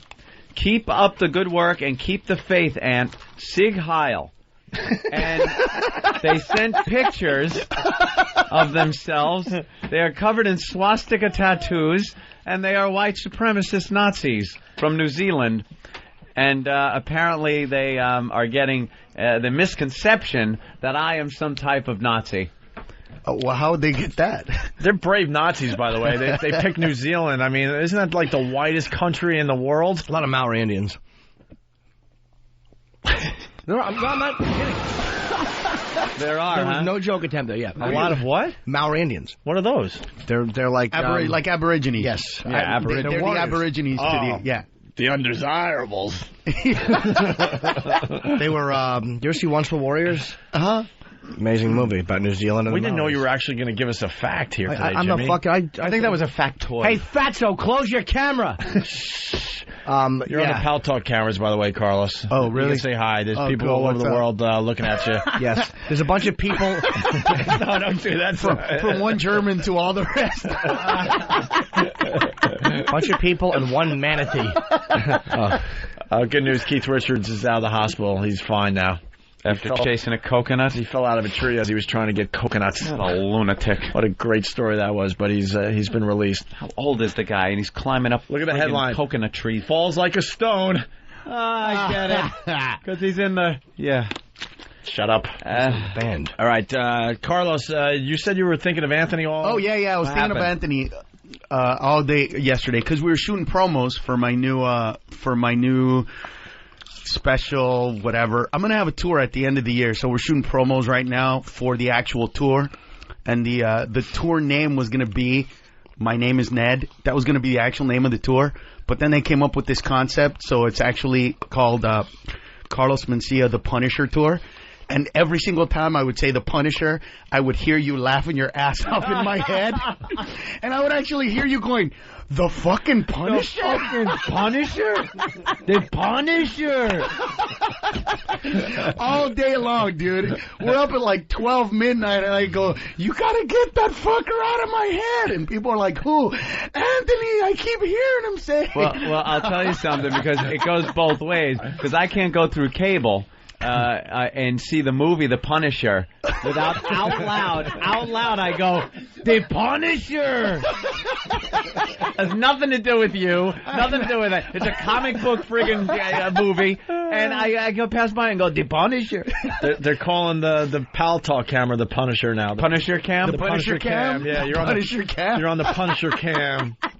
So, hey, we should get into this immigration thing, man, because you're very opinionated and do some really, really funny stuff on immigration in general. Recently, I cannot believe that black people actually have started to come out against the immigration. Yeah. I was like, what? Black people were like, oh, that's bullshit. I was like, listen, black people, I got nothing against you, but let's get one fucking thing straight. The only reason why illegal immigration exists in this country is because back in the 60s, you fuckers quit. Seriously. Oh boy. Check out the actual year when illegal immigrants started to come in this country and when black people's civil rights movement ended. That was the same year, 1965-ish. I was on to something yesterday when I said Abraham Rodriguez. Yeah. Yes. I told you, Anthony. That's exactly what happened. Black people said, hey, listen, we ain't going to do that shit no more. Fuck that. Fuck you white people. And Julio said, I will do it. That's exactly what happened. And that's why we got to watch this situation very closely. We blew it once. We don't want to blow it twice. Is something burning in here? What is that?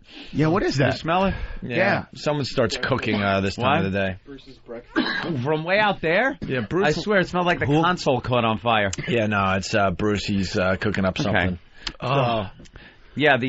So the blacks stopped working. Yes. And then we needed illegal immigrants to come in. Well, it's all the jobs. It's all the jobs. Julio just showed up. Julio just showed up and How said, many Mexican train porters are there? Are there a lot of those? Because I remember blacks had those jobs. Get all aboard, you know, and they get your bags. There aren't any trains anymore, Yeah, dude. What are you true. talking about? I don't know. How fucking back in time are you going? Dude, he's like in the 1820s. You know, the stagecoach horses need someone to curry comb them. How many Mexicans are putting out fires by handing a bucket from person to person? No None. shit, dude. He's a Keep vampire. handing me buckets, Julio. Keep handing me buckets. I know nothing. Wait, what was that other thing you ass. said? The thing with the stagecoat? The horses had to be curry combed. What? You never used a curry comb on a horse? It's that round brush that you put on your hand and you brush in circular motion. It's the round brush. That cleans them out. It's called a what? A curry comb. And how do you know that? Actually, I used to have horses. Forget Aristotle and fuck Socrates. Here comes Professor Anthony. It's more from Cowboy Anthony, but he knows a little bit about everything, Carlos. yeah, you know, it's good to go through life not knowing a lot about one subject, but if you know a little bit about a lot of things, bit about everything. a curry comb. Get through. A curry comb. That's curry perfect. comb. Yeah. So, what do you think of this immigration thing? It's fucking hilarious. Was to the me. economy affected yesterday? Do we know? Now we had the big. Is everyone back working Actually, today? it was like I think some meat packing company, 20,000 employees. They closed for the day. I know more in L.A. Like a lot of clothes manufacturers and stuff. No, the reason why this thing is big is because they're crossing too many lines now. Like I was in Birmingham, Alabama, like about a month ago, and there's a place called Hoover. Have you ever performed at the in Birmingham at the club there? No. There's a club. There's a club in Birmingham, Alabama. It's in Hoover, Alabama, like a suburb. And there's so many Mexicans in Hoover that they actually call it Guadalajara Hoover. That's why this thing is getting, like, weird. Because all of a sudden, I'm hitting Seek, and it hits a Spanish station in Birmingham. And that's why people are pissed off. You know, because all of a sudden, you know what I mean? The topography of your landscape is changing. Well, the Hispanic population, fastest growing in the country. Well, they bone. All the time. And they have nothing about They have them. like 5. Dude, I have. There's no English, there's no Spanish translation to abortion. No. No? No. They just don't know how to, you know. They don't want to. El Hangaro. Why? Why would they want to? El Kiko with El Doc Martino. El Puncho in the stomach hole? Is that what you're saying? They don't, but they don't look at it that way. No. They just have kids and, you know, you get another one and that's it. No big deal. Plenty of them. There's 18 in my family, dude. Who am I to talk? 18. And you were like the last to come out? 17th. 17th. By the time I was born, dude, my mother had me alone with no doctor, By that nothing. point, it's nothing. It's like having a cold and blowing your nose. It's not even a procedure. For the last 3 months I was in there, dude, I'm like holding on. Looking at the ground. It's like a slip and slide, bro. It's like when you have an old car and the floorboard's rusted out and you see the street going beneath you. Yeah. So it's like you watch a walk and you see the rug. Yeah, it's like it's like the old cars that had the bench seats that every time they turn you slide from one end to the other. Damn. My mom actually didn't even know that I was gonna be born. Like, she literally was like, I want some milk, and whoever was with her went to go get milk, and by the time she came back, I was born. You were born. Like, literally, that's what I was. There was no birthing pain. There was no labor. There was like, I want milk. Poof, and I was born. It was that badass. Wow. 18 kids, dude. How many hit you up for money since you hit? Like, that's a lot of brothers and sisters. Dude, fuck you. That's painful, man. It's so fucking bad. Seriously. I have a family phone that I literally sometimes... Really? I have a family phone, dude, and I answer it like this. How much? That's how I answer it. Wow. I'm not even kidding you. And then sometimes they get offended. You know what I mean? Like, I'll be like, how much? I really don't have time. Seriously, Just how give much me a do you figure. need? Just give me a figure. And then, why would you say that? You're an asshole. We love you. Blah, blah, blah. 20 minutes later. But, you know, since you brought it up, fuck! Now you made me waste my time talking. Yes, 20 minutes. I don't have this kind of time. What did you need? And then, you know, I write them a check for whatever. My sister called me up bitching that when I go on radio stations, I say stuff like this. And she was like, I can't believe you. You put us down. 30 minutes. She puts me on speakerphone with everybody else. Pissed off. You're an asshole. You're putting us down. 43 minutes later, they asked for $15,000. Oh, Jesus. I swear to God. I'm not even kidding you. $15,000. And I was like, are you serious? After all that, I'm the asshole, and you want money? See, you got too big a family to be rich. Yeah. Are you close to all of them? Too big a family. You close to all of them, Carlos? Yes. Yes. Did you give it to her or no? Huh? Did you give it? If you said no, like if you said no. I was gonna say no, and then my mom pulled out the, Jesus gives you so that you could give to everyone. The Jesus. She pulled out the Jesus Catholic line. What Jesus card. I can't fight Jesus, dude. No one can fight. I would tell my mother that fucking Jesus needs to cut the middleman out and just start to hand you people cash because I'm giving you shit. I have one sister, so it's easy for me. Yeah, but when you grow up like Catholic, dude, you're fucked. There's nothing you can do. You grow up Catholic, you go to Catholic school. It's done, dude. They say Jesus. You're writing checks and lighting candles. It's that simple. That's it. Nothing I can do about it. There's no comeback to Jesus. There is no comeback to Jesus. There's going to be college help in all the years because a big family, a lot of kids. It's going to be like a lot of money. It's money for college. Wow. I've already started college funds. I don't even have kids, and I have like 5 college funds. Wow. That's how bad it is, dude. It's horrible, man. I have a nephew. He's like 11, and I'm just praying he becomes retarded and doesn't need any kind of further schooling. No fucking retards in my family. Not one goddamn Down syndrome. Not fucking one, dude. Not one. Every little asshole. All those kids. Yes. 18 kids, not one. No cars, no college money. Just hand him a doll. Here you go, stupid. Enjoy that. No, I don't have no Down syndrome. Of all the kids in my family, dude, not one retard. Not one. So dude. You're screwed. And then the kids that aren't going to school are into skateboarding.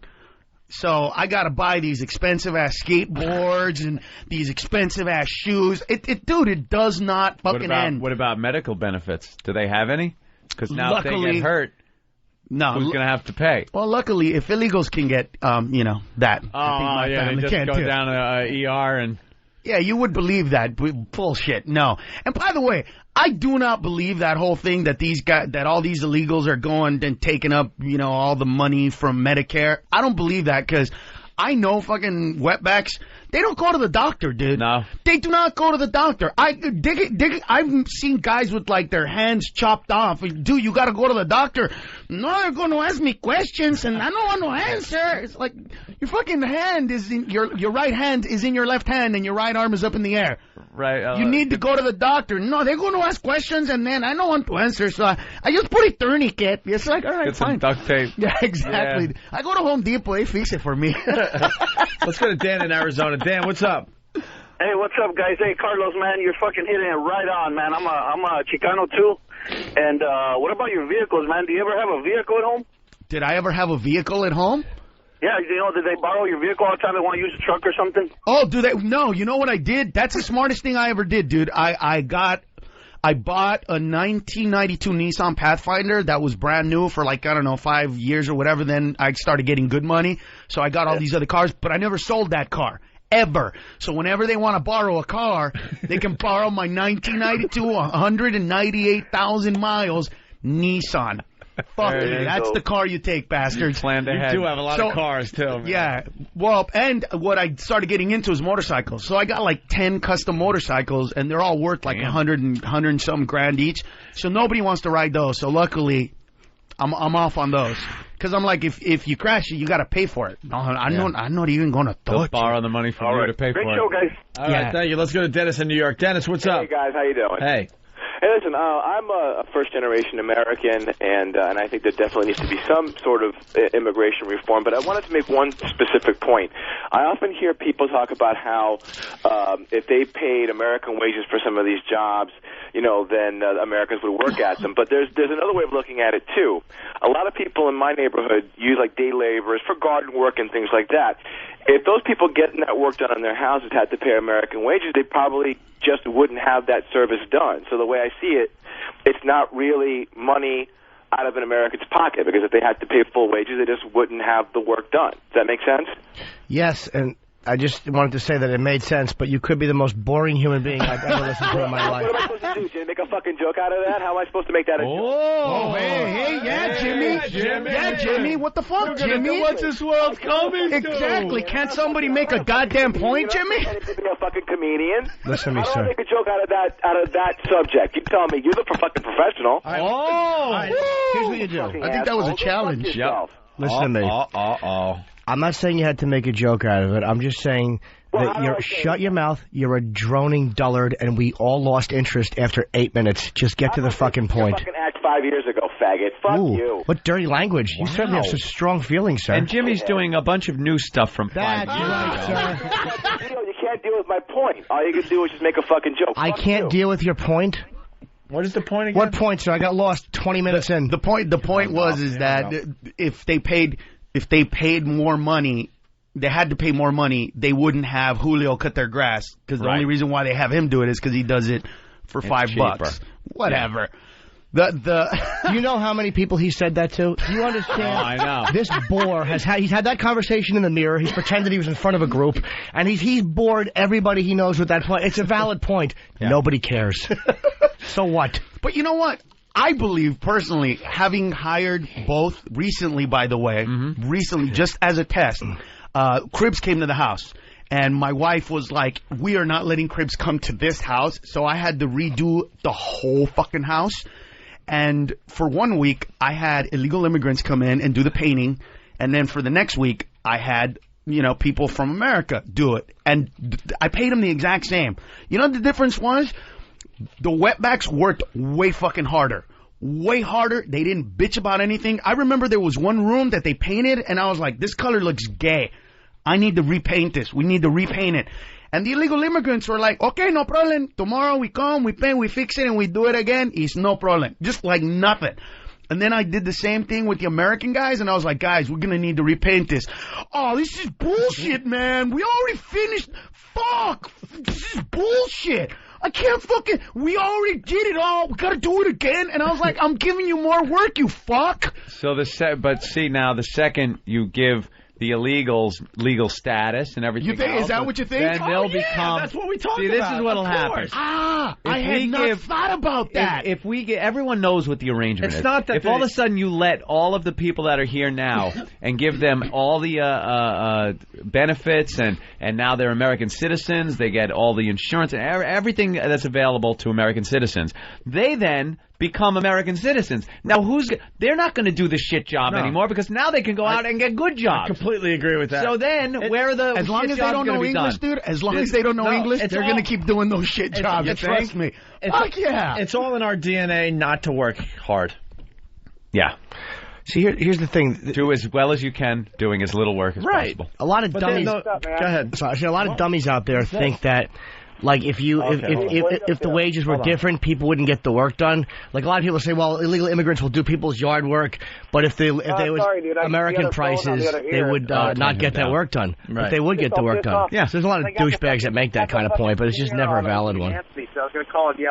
Can you believe this guy? Aaron is just yapping over Jimmy talking. Aaron. Yeah, he's talking about supporting like 10 of his fucking cousins already. Aaron. Hello. You babbling ass. What's up? Hey, not much. So I'm not too sure exactly what the point's going to be about illegal immigration. Yeah, I know. All right, dude, where are you calling from? I'm calling from California, man. All right, good. And, cool. All right, so you're right there where it's happening. How is it affecting you? Well, actually, I'm going to be up at the Boston Orpheum May 12th with David Tell doing a gig. Yeah. At the Orpheum. Yeah, we're looking forward to getting up there and hitting Boston again. I love Boston. Nice. It's a beautiful place. All right, Aaron. Go to Ticketmaster. Aaron. Beantown. Aaron, the show is yours. Aaron, what are you waiting for, please? Well, I just noticed it out here. Hey, Eric, how you feeling today? You look like you're a little quiet, a little bummed out. I know, it's been quiet. All right, cool. You all right, dude? Yeah. Doing all right. I got an orange. Get some. An orange just chippers you right up. Aaron. Just eat it then, don't look at it. Aaron, I'm impressed by his improv skills. Me too. You're terrific. And he picked it up, too. Oh, he was right there. I wanted to yell scene. Hello? His eyes opened up like a frog. Yeah. Aaron, could you make your point? We're on a time constraint here. Okay, you bet, man. Hey, I'm out here in California, Northern California. What part of California? Northern California. No, what town? What city? Northern California is a large area. I'm in Eureka right now. It's like a little north of Sacramento, actually about 5 hours north. A little north. Out here we have a bunch of liberals. It's funny, I've actually worked in Sacramento. I kind of like, you ever do the Punchline out there? That's a fun place on Hardin and Al. Excellent club. Right across the Mongolian beef. I love it's a great place. Love Sacramento. Beef, good stuff. All right, thanks for the call, Aaron. All right, good job, man. Good point. Good point. That was a great point. Let's go to Mike on Long Island. Mike. All the liberals in Eureka. Jackass. Aaron stinks. Yeah, he wants to say there was a lot of white people. What's that? You guys kind of said my point. I was going to ask if you knew that white people still know how to start their own lawnmowers. It hasn't changed very much. But I want to ask, what do you feel about the Reconquistor? I don't know what that is. I don't know what that. What is that? That's where some of the Mexicans feel that since we beat them in a war and took California and part of Arizona and Texas and all that, they're going to get it back. Oh, I agree. That makes sense. It'll probably happen. So we might as well just start moving out now. That shit'll never happen. In Brentwood, so I don't know. Dude, that is never going to happen. Ever. And you know why? Because blacks will get reparations before that happens. Exactly. And Mexico sucks. Like, what these people... listen, what you got to understand is when these people say, you know, this used to be ours and we wish it was back, they don't put into the equation that if California and Texas hadn't become America, they wouldn't look that fucking nice. No, it would be Mexico. What they don't. It would be Mexico. You know what I mean? That's the whole point. Everybody thinks that these wetbacks, illegals, whatever, they want to come to this country and turn this country into Mexico. They don't. If they did, they'd have fucking stayed there. The whole point is... They think in the 1800s the buildings were there. Yeah, exactly. All the infrastructure. Yeah. Everything that's there now was there when... the malls and all that shit. Yeah. No. If that was Mexico, there wouldn't be a mall. There'd be a fucker selling chiclets and a guy on a donkey saying, you want to see the show? That's what it would be. And they know that. Let us put it back to how it was, and then we'll put it back. We'll put it back the way it was, and then give it to you. Yeah, exactly. That's yours. That's what it is. Look, the system that we have is great right now. It's hard to get in this country. Mm-hmm. You know, we should make it harder. That's the one thing that we should do. Hey, we need to make the fence electric so that we start getting the good jumpers. You know what I mean? But what we have is cool because there's like a little obstacle course set up. Yeah. Do you see what I'm saying? Yeah. Like, right now... You make a great point, though. They should make it even tougher. So it's like a game show. Even better. But that's what it is. See, the problem is, okay, let's just say that we close the border down and we make immigration legal. We're still going to need a shitload of people, all right? But how are we going to weed them out? How are we going to know the good ones from the bad ones? How are we going to know the ones that are hard workers from the ones that are not, based on a paper? And you know we're not going to be able to put them through some training camp facility to see how good they are, because that's going to be racist. But we already have that right now. We got some swimming events, some jumping events, some running events, some climbing, distance events. Digging. Exactly. We've already got... What we need to do is, like, you know, put Border Patrol really strong in certain parts of the border, and then in the parts that are hard to cross... Then just kind of let it be and see who can make it. You know, the guy that makes it is good. Yeah, let's not put water there, because there's some assholes that put water. Oh, they're gonna starve. Fuck that. You know what? We need illegal immigrants that are gonna want to walk all the way to like New York and Chicago. We need those guys. So if they need water in Arizona, fuck you. Go back. We don't need your ass. It's kind of like. I don't know if you know this. It's the way it works in Miami with the Cubans. Yeah. You know the law, though, right? If they make the beach. Right. If they make it to the beach, you're in. If you get caught in the water, you get sent back. That's beautiful. Yeah. That's exact, because we want the good ones. We want the one that fucking actually made it. We don't want the pussy in the water. Please, I need the help. Fuck you, dude. Go train, bitch. The guy that's going to make the sprint at the end. Exactly. We want the ones that are like that Cuban chick in the Winter Olympics. Michelle Rodriguez, is that her name? She's from Miami, and she's a speed skater. That's what we want. We want somebody that's going to land in Miami, put on some skates, and skate in the fucking asphalt so she can bring some medals. That's the kind of attitude we want. Yeah. So I don't know how legal immigration is going to fix this. Yeah, I don't see it happening. That's the way they want it. But we do need to tighten up the border, make the fence make it a little harder. Yeah. Put like more of an obstacle course. Build a couple of mountains on the way, or funnel them through like it's a triathlon type of deal. Amazing. And once you get like past the finish line, we just go. Here's your papers. You know what I mean? You're in. You made it. Exactly. And if you fall halfway through, you just get kicked back. Go train, bitch. We don't need you. Let's go to Rob on Long Island. Rob. Yeah, I'm out right now landscaping, and Carlos has got a point there. You know, there are Americans out there that want to work, but they do nothing but bitch all the time, you know? I mean, my crew's out here right now, and we're laughing and listening to this, you know? Shitty jobs suck. People don't like doing them. It's just the way it is. So if you have a certain people that want to do it, that are willing to do it, and for cheaper, why wouldn't you want them to do it? No choice. But they do, because where they come from, they work way harder than this. But it's an arrangement. It's been in place for years. We can't change it by saying, we all know it's happening. We're not stupid. Right. But we can't then accept it. It's like an under-the-table thing that's going on. Right. The government can't then just say, all right, you're all in legally. Right. It's like a bunch of mistresses saying, we want to move in with you and your wife. We want it to be an honest thing now. No one's going to go for that. Look, I'll fuck you in the hotel. I'll throw you a few bucks. I'll take care of you. But you Keep can't it be on legitimate. the QT. It's got to be quiet. It's got to be kept quiet. It's one of those arrangements. It's like waitresses with their tips and declaring them in their taxes. Do you think the IRS thinks that this waitress lived on $8,000 in a year? Or that perhaps she's getting cash tips and not? It's known. But you just leave it alone because that's the way it's been. It's like when you're being blown by a black girl in a blonde wig, and she goes, hi. You pretend the voice isn't quite as deep as you might think. Right. You both know the truth. The blowjob is good, so keep those panties on, you silly goose. Yes. Jennifer. Daddy. Great head. Rob, anything else? No, man, that's it. All right, thank you, sir. Let's go to Pete in New York. Pete, what's up? Hey, guys, what's going on? Hey, Pete. Hey, Carlos, man, you really nailed the Minutemen the other day on your show. When did I do that? I don't know. I've done so much shit on the show. I don't remember which one it was. When you did the Sopranos. That was a funny skit, man. Oh, when I shot the Minutemen? Yeah. Because they were breaking and entering, dude. It was illegal. Well, I'm the... Minutemen are retarded, though. Minutemen are retarded because they don't say what they want. What they should say is, and I'd respect them for it, you know what? I don't want wetbacks coming in putting signs in Spanish. I get that. I get that. Well, it's not... But don't say... Hold on, bro. Hold on, bro. But don't say, well, it's for security purposes. Because the 19 hijackers came through Canada. There's no fucking security in Canada. There's places in Canada where you could just walk across and come back. And Canada's the country we need to worry about when it comes to terrorism, because those fuckers are so nice, they'll let anybody in. Ahmed will call them up and be like, we want to go visit your snow. Oh, come over, fuckers.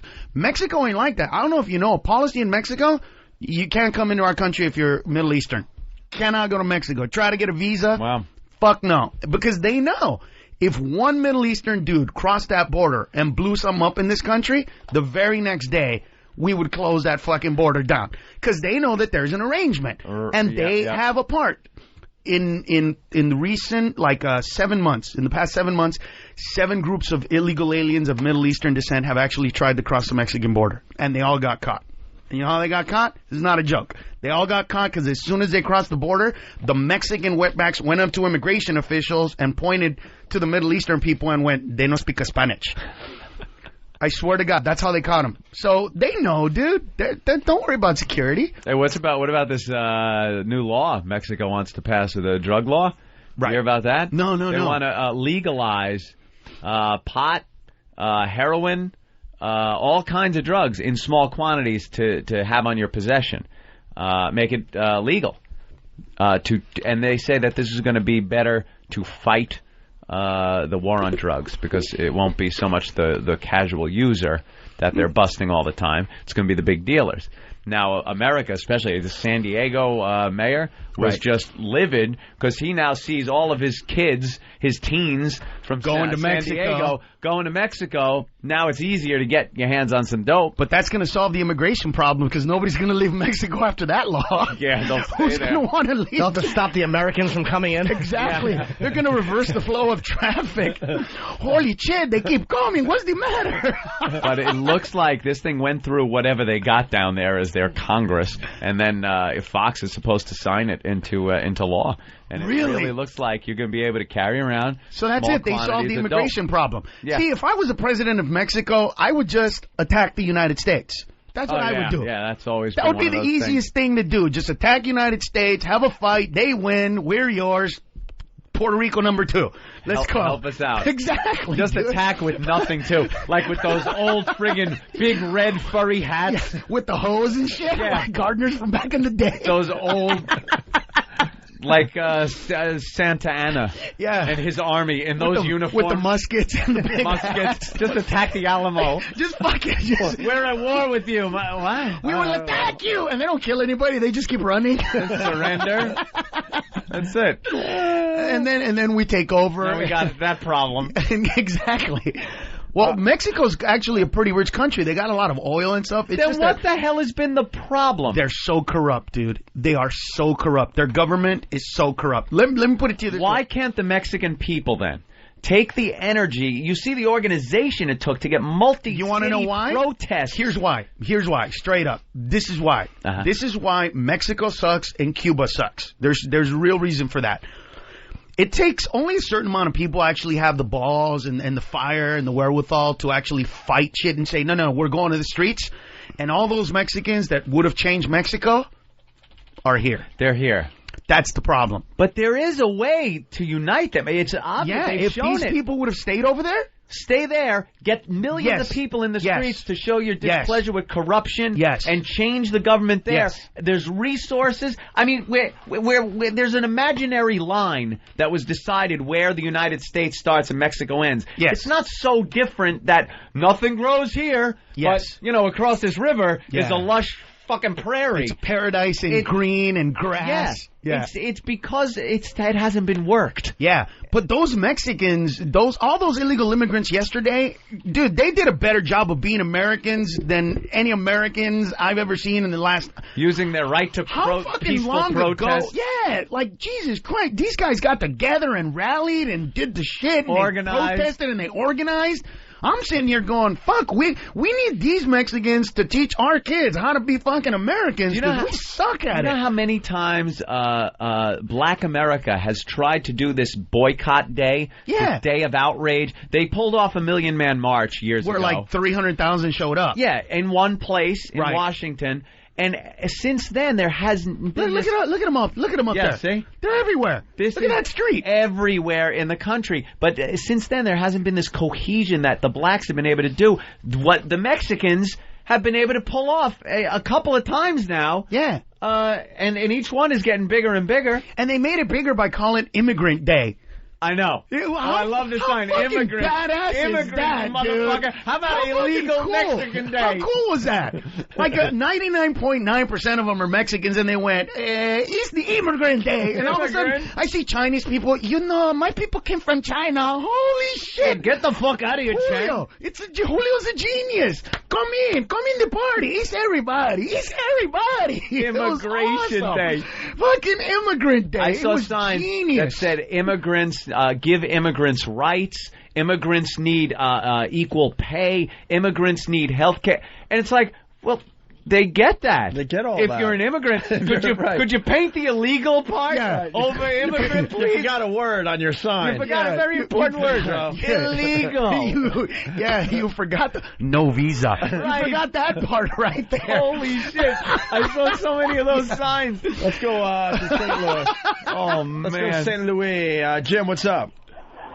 Yeah, how you doing? Hey, Jim. I'm a first-time caller. Don't be nervous, Jim. You're doing fine. Great.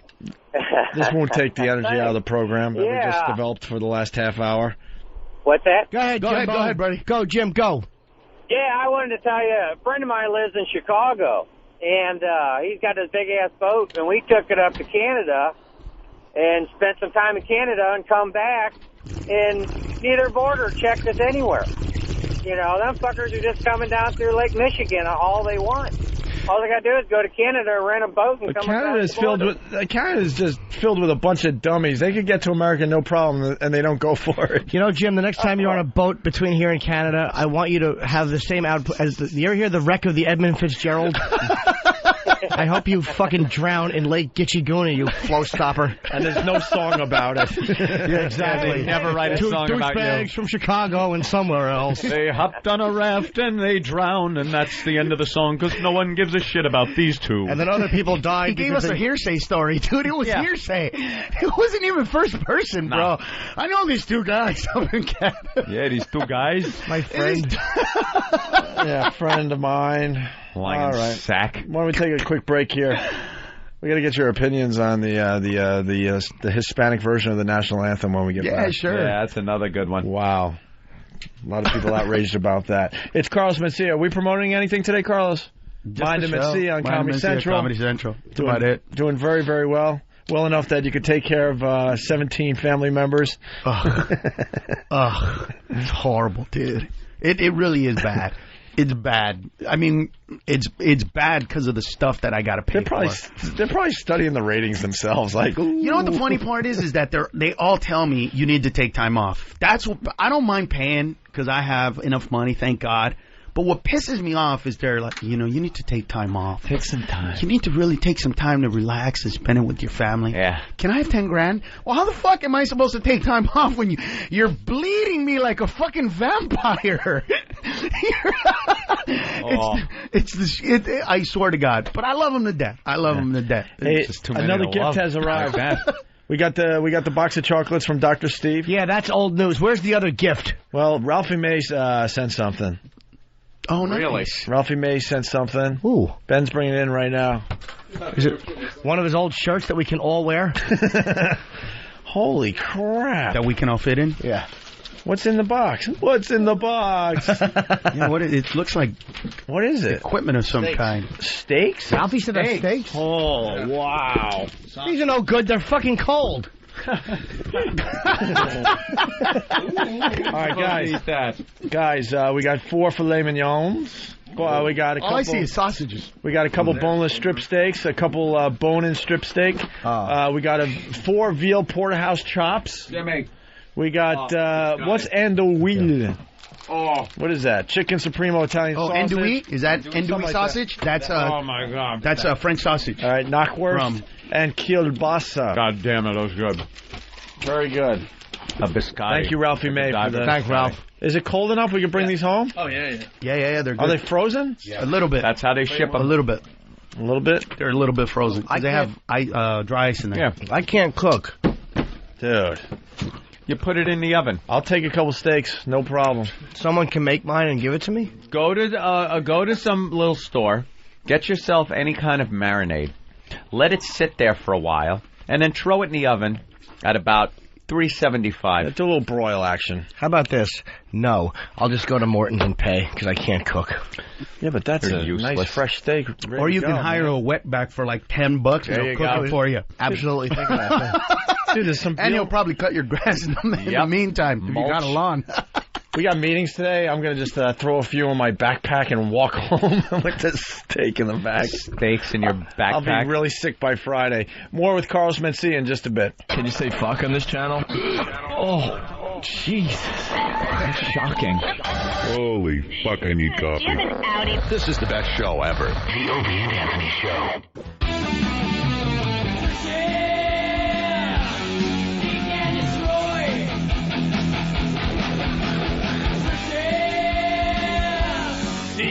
Destroyed.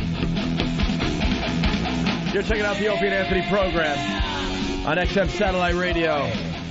The O&A virus spreading across America. Goddamn. Good stuff. You like the Godiva? Yeah. Dr. Steve is the best. He rules. I'm taking the steaks home. I must get this away from you, though. I just want the coffee now. Ooh, what coffee? Godiva coffee. They have coffee now? Yeah. Yeah. Are you going to make it at home? Sure. It's one thing I can make. Carlos Mencia in studio. Mind of Mencia on Comedy Central. Check it out. That means you don't tour as much, right? Yeah, not a lot. Not a lot. Busy. Yeah, but I was up in University of Niagara. Oh, that's Saturday. Right. That's right at the border there, yeah. Yeah, so we were up there. Went into Canada. Niagara Falls. Oh, yeah. Yeah, they actually have, like, Border Patrol there. It was hilarious. It was the funniest shit I've ever seen. They actually had, like, these Border Patrol boats going up and down the river. Oh, really? Yeah. Making sure that the Canadians didn't come over. Like, what are they going to do? They're known for, crossing the river. Yeah, what are they going to do? Play hockey over here? Yeah. It's cheaper than other people. Stupidest shit ever. Awful. We're on in Canada, too. We haven't heard from the Canadians in a while on this show. XM Canada's doing pretty well so far. Just sitting back enjoying. They're just hoping that the Mexicans don't figure out there's another country. And a little further north, right? It's too cold for the Mexicans though up there, man. Before we get out of here, let's talk to some Canadians. Give the show a We ought to build a tunnel like from Mexico and then like have United States this way and then just build it all the way through to Canada. This thing is a long trip. Comes up, welcome to the United States. Yeah. Fucking 10 feet from Canada. Think it's been a long trip. They won't know anyway. I mean, what's the difference between Canada and here to most people? Be a long military. Exactly. Might have to chloroform them and take them by train, and then just drop them off in Canada. Welcome to the United States. So what do you think of the Spanish national anthem? That's fucking retarded. It's amazing. That's not cool. It's called Oh Say What? Oh, but you wanna hear something funny? We were like a couple of months ago. We were at a game, and my cousin stood up to sing the national anthem, and I swear to God, the first words out of his mouth were, "Jose, can you see?" Jose. And I looked at him and I laughed, and then he gave me that look of like, "What the fuck are you laughing at?" And then I went, "Are you kidding me?" And he really thought thinks it's Jose. He really thought that it was Jose. Can you see? But the Dons are like, I swear to God, I was like, how the fuck would Jose be in the national anthem that was created like 150 years ago? Are you still, or whenever it was? What is Nuestro Himno? Our anthem. Where is it? You got the Spanish one? Yeah.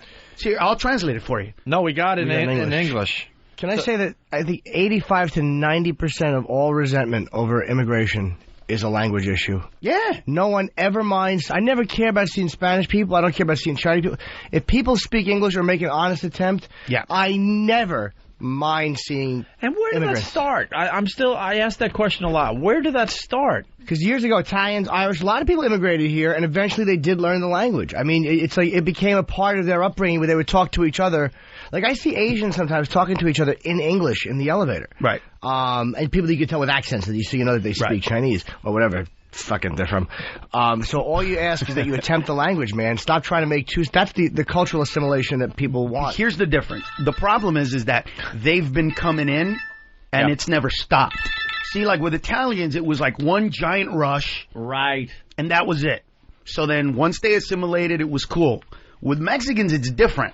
Because, as an example, my parents came here in the 60s, but they speak Spanish and English now. But since every year there's, a couple hundred new thousand, whatever, it never ends. That's the problem. The never-ending flow. The never-ending flow. It's like you move out. Like, I moved out of the ghetto, but then when I go back, it's exactly the same as it was because I got replaced by some dude who can't speak English. So it was, because when I was a kid, we lived in East LA, and next to East LA is a place called Monterey Park, where it's like everybody's Chinese, everybody. So when we were in our side of the neighborhood, I would tell my dad, this is why white people get pissed at us, because all these fucking signs are in Spanish. And my dad would say, well, it's the way it is. That's what we talk. It's no big deal. But then we would go next door where all the signs were in Chinese, and then my dad would be like, this is fucking bullshit. Why don't they put them in fucking English so we understand what the fuck it says? And I was like, exactly, dick. That's how people feel in our neighborhood. Because you don't realize when you speak another language, you don't realize how weird it is until people start doing it to you. Yeah. So, like one of the guys out there just started speaking to me in Spanish, and I just responded. But I'm really aware now of it because... That had to be Master Po. Yeah. And when I got What did he say in Spanish? He said, do you still speak Spanish, or are you one of those that forgot? That's what he said to me in Spanish. Wow. Like, am I keeping it real? Little pride going on there. Yeah, a little beaner pride over there. So, but it's weird when other people do it to you. And I didn't realize this until recently because I was getting in an elevator and these two Middle Eastern guys said, hey, how are you doing? And they even recognized me. They're like, you're the guy with the show. And, oh, you're funny. And I was like, cool. And as soon as the doors closed, they started doing that. I was like, whoa, what the fuck, dude? What the fuck? Yeah, no kidding. Are you starting to blow shit up? What the fuck? Are you planning, dude? Planning? Yeah, that's what I was saying. I was like, two Arabs start yapping to each other, it sounds like a plan. Yeah, the language just sounds like they're planning something all the time. They could be talking about how nice the weather is. Doesn't matter. It just sounds like they're planning something. Yeah, and I was like, dude, what the fuck? And they were like, I was telling him about your show. Yeah. No, fuck You're that. blowing up my show. I heard 16th floor. Yeah. Some shit. Wait, who lied? Oh, E-Rock's got a little communique. Right. Poe is saying that Carlos lied. Oh. Bring Poe in here. Master Poe. Or whoever the guy was. Master Poe. Was it Master Poe? Yeah, it's this Master guy. Poe. No, it wasn't Master Poe. It wasn't Master Poe. It was the guy sitting right here. They all look alike. Who is that? I mean, it wasn't you, bro. It was the other guy right there. It didn't sound like Poe, or are you one who forgot? A short hair with a white T-shirt. Oh, Mars. Oh. Mars? That sounds like Mars. He says creepy things. Yeah, he's the one that said it. All right, Mars. So Mars is being uppity. Mars. I like that Poe came in like he's going to kick my ass. It's like, whoa, hey. That's what he does for a living. So. Mars is a problem, too, though. He's one of Poe's students. You know how well you tell jokes? Well... He's that good at kicking ass? Yeah, exactly. All right, I love you, Poe. He's the Punisher, and it's for a different... It's for real? It's for the real reason. It's for real? Right. Guy's frightening. It's not some comedy shit? No, he's... What is Master Poe's nickname? I don't even want to know. I know Master Poe is a nickname in itself, but I bet you his buddies call him something. El Killer. So you want to... We haven't even done this yet, the actual translation of Nuestro Himno. All right. The day is breaking. Do you see it? Translated... in the light of dawn. Translated, that means there's no border patrol. Now is the time to go. I'm going to translate for you what it really means. All right, so you know what? I'll do the actual line from the song, and you translate for us. Okay, let's do that. So, verse 1. This is actually the national anthem, the Spanish version. Yeah. It translates this way. The day is breaking. Do you see it? In the light of the dawn. Do not cross the border in the light time. Uh-huh. What we so acclaimed at nightfall. We will do it at night. Its stars, its stripes flew yesterday. We're going to change the flag soon. Oh, Jesus. In the fierce battle, in a sign of victory. We will claim victory soon. The glow of battle, in step with liberty. At night, they said, it's being defended. That's exactly what it means, bro. They say it's being defended, but they're slipping in. But it's not. That's my point. They're coming in. And then, oh, say, the voice of your starry beauty is still unfolding over the land of the free, the sacred flag. This song stinks, Jose. So that's the Jose part? Yeah. Jose. Follow the stars at night. The voice of your starry beauty is still unfolding. I don't think it goes to the same tune, does This it? No. fucking song is ridiculous. See, There's a lot of arribas in this song. The voice of your starry beauty is still unfolding. Yeah, but so that the means country will not be good. Follow the stars. Oh, is that what it means? What it's saying. See, follow the stars as a navigation. I'm seeing it as the flag. The voice of your starry beauty is still unfolding, which means the country won't be beautiful. It's still unfolding until all the Mexicans are here. No, they want to keep it beautiful. They don't want to change it. Trust all me. the Mexicans being over here kind of they shoddy it up a bit. I think what they want to do is switch places, basically. They want America to go to Mexico and fix it up. Oh, yeah. And then they want to come here and enjoy all the niceness. And then in about 50 years, we want our country back. And then just flip-flop. Isn't Mexico great? That anthem stinks. It's not good. And then verse... Nuestro Himno is a fucking bomb as far as I'm concerned. There's still verse 2. Oh, I spoke too quickly. I call no him no. No him no. No him no. That goes back to the no homo. No homo. That was funny, dude. I don't know. It's funny. There's something weird going on behind the scenes here. Yeah. All right, verse 2. Where is that chubby queer? Is he in today? You want to play no homo with one of our guys? What? And I just say no homo? Sure. No, he does. You want to play no homo? Seriously, this guy is twisted. Where is Bobby he? here today? No, Bobby, you're so lucky. He's not here. He does very gay things to other men, and then he just calls no homo, and it's okay. Whatever. He grabs guys' crotches lightly. He scoops up where you would wipe your ass. He sounds like Bobby Lee. That's what Bobby Lee does all the time. And does he say no homo? He doesn't say no homo, but I'm going to give it to him. But he just says I'm not gay. Does he kiss you on the shoulder? He tries to kiss you on the lips, dude. Does Bobby have like that little naughty playfulness? I didn't know he did that. Yeah. All right. He'll whip it out. Verse 2. He's Asian. That's ballsy.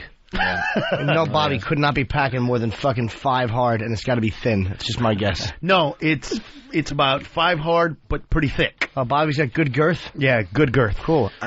Verse 2.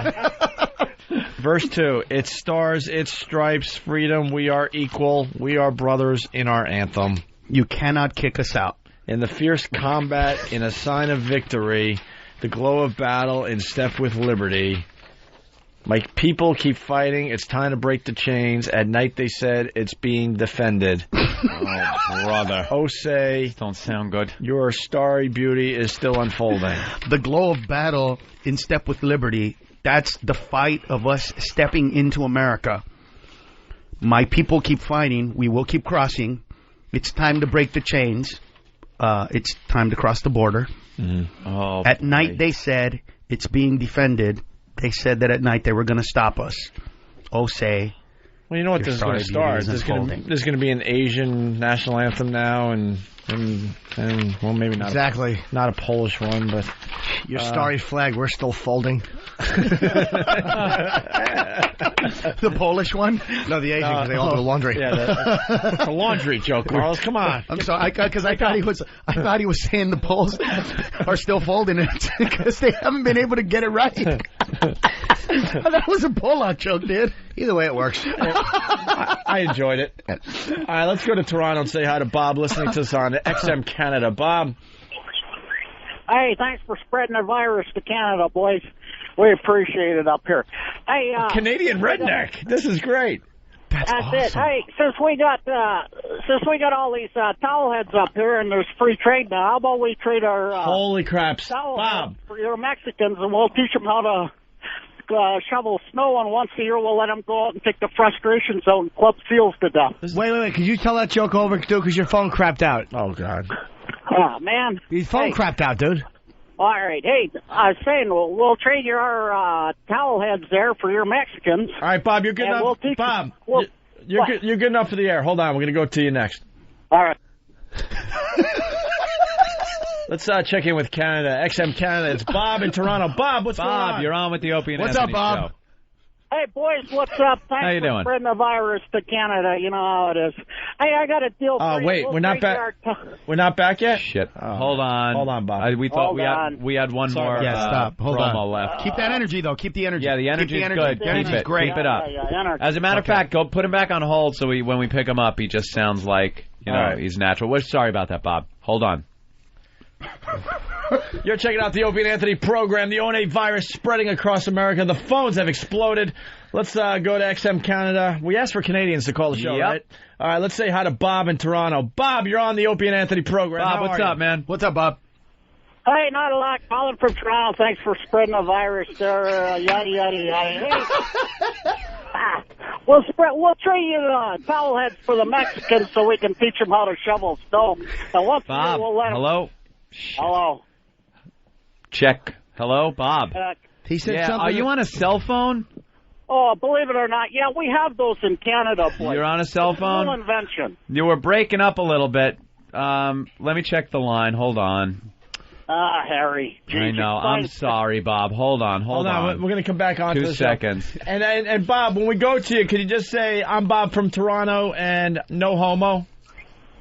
All right, hold on a minute. All right, you're checking out the Opie and Anthony program. Carlos Mencia in studio doing a great job for us. You guys are dicks. Don't forget to check out Mind of Mencia on Comedy Central. We asked before the break to talk to some Canadians. We want to hear from Canadians. We're heard on the XM up there, XM Canada. Lots of guys from Canada checking in. Let's say hi to Bob in Toronto. Bob, you're on the Opie and Anthony program. What's up, Bob? Hey, Bob from Toronto, and I ain't no fucking homo. Yeah, Bob. No homo. No homo. So what do you got for us, Bob? Hello?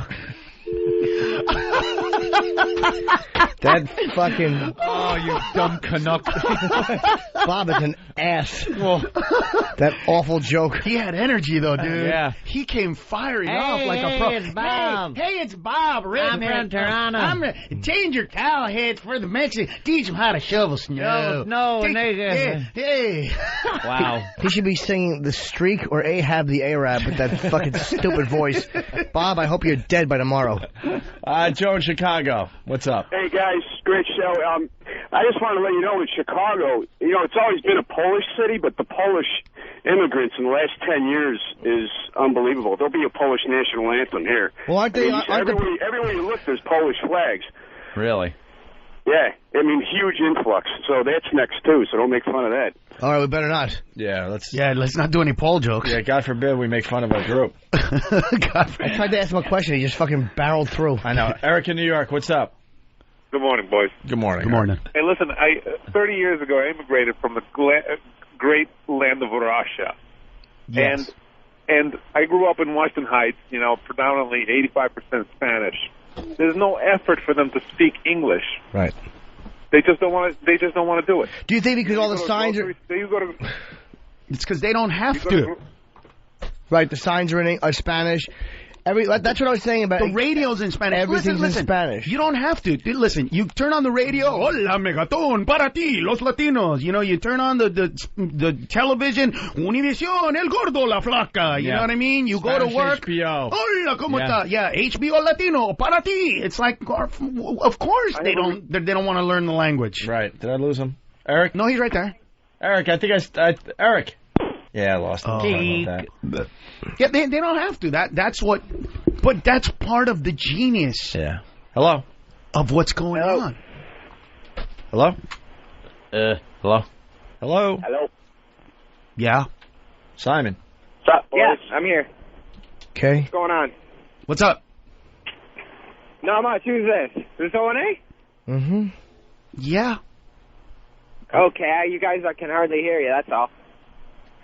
I don't know what happened to you. You're like crapping out on me or something. I'm from Canada, man. We got problems with our French people over in Quebec. They got their signs are all in French. They want everybody else to have English and French signs everywhere else, but they don't want to put English on their signs.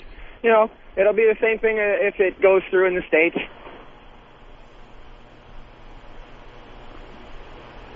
I don't know what happened to you. You're like crapping out on me or something. I'm from Canada, man.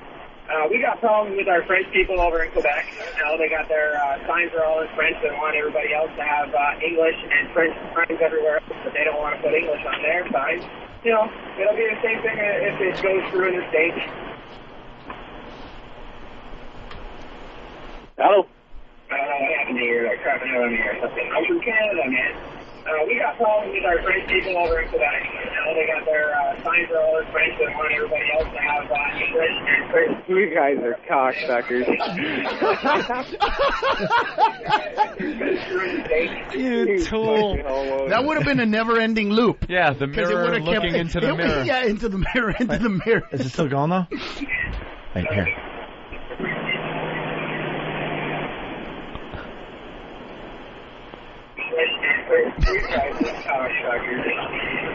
You guys are still there, you fucking homos. You guys are brittle, man. I can't hear fuck off. All right, Simon. Later, man. Thank you, sir. You guys remember what you were saying, Opie? Remember you were saying earlier that when they become Americans, they're not going to want to do those jobs? Yeah. That's the beauty of the system that we have. We keep them illiterate so that they can always do those jobs. Right. That's the beauty of it. Because we have Spanish radio, Spanish TV, Spanish signs, so they never have to learn English, which ensures that they'll never work in Merrill Lynch. We made it easy for you not to have to learn English. Right, but it's so that they can keep doing those jobs. Because if they learn English, if hardworking people learn English... Oh, you mean that's a strategy on our part? Think about it. Wow, I never thought of it. Get a hardworking guy. Give him a guy that you know is really hardworking. Give him a little bit of an education and some English. That dude isn't going to be fucking cleaning houses very long. But keep that dude speaking Spanish. Yeah, but it does come from also, like, a lot of parents and stuff don't, like, kind of drill it into your head that you have to speak English. I mean, there is a part of it, too, where it's cultural and it's family, where it's not drilled into you. Look, you should learn the language. I don't understand being a parent that speaks another language and you have kids in America and you don't push them to learn English. That I don't get on any level. And radio stations and TV stations go to Spanish because monetarily they know they're going to get them. That's why Spanish stations are number one in every major city, because there's like one of them or two. So they know it's a smart move. Yeah. That's what they do. Smart move. It's smart, dude. Keeping them down. Mexicans are always smart. Keep them uneducated. All right, we're going to take one more break, and when we get back, we got to talk about Amy Fischer and Joey Buttafuoco before we get out of here. What happened with them, Ope? Uh-oh. Are they back? Heard they had a problem. At some point. Couldn't be helped. Yeah, we are getting a request for this. I don't know. Should we play this today? Wayne in Carolina. Wayne? Hey, guys. Just wanted to see if maybe you could play the Bill's Dead in honor of the immigration gig for Carlos there. Do we have the whole thing where it's, in English and then Spanish? Hell. We have the Spanish. It won't make sense unless we, do the English version. Yeah, that was code for Eric Get It. Derek might have it, actually. He's looking. Derek Hawk is good. He's always got it. Derek, you got it? Yeah, Derek's got it. Well, so did our own little Eric. It's a virus promo? All right, that'll work. Basically, we found out that these radio stations that are speaking two languages are doing so well. So Ant and I decided to do some of our bits in Spanish. In Spanish, too? Yeah, just to get some more Spanish listeners. Sure. So we hacked it up here. Check this out. Like sands through the hourglass, so is the Holiday virus. So Anthony and I came up with a cute little idea, quick idea, that maybe we should translate some of our better bits into Spanish for the... maybe we'll get some Spanish listeners that way. For the Spanish-speaking audience. Imagine they're just tuning around the dial XM, and they hear all of a sudden some Spanish coming out and go, oh, what's this? I think XM is launching a Spanish station or a couple of them or something like that, so maybe we could, give this bit to the Spanish station on they XM. could play it a few times. So the only way this is going to make sense is to play the Bill's Dead phone call again. I know it's kind of overplayed, but it is one of our favorites. Yeah. Basically, this old lady called one of the old stations we worked at. Wrong number, and we messed with her a little bit by telling her her dear friend Bill was dead. A little bit. So we're going to play the original, and then we'll come back for a quick second, and we'll play the Spanish version. All right. But first, here's the original.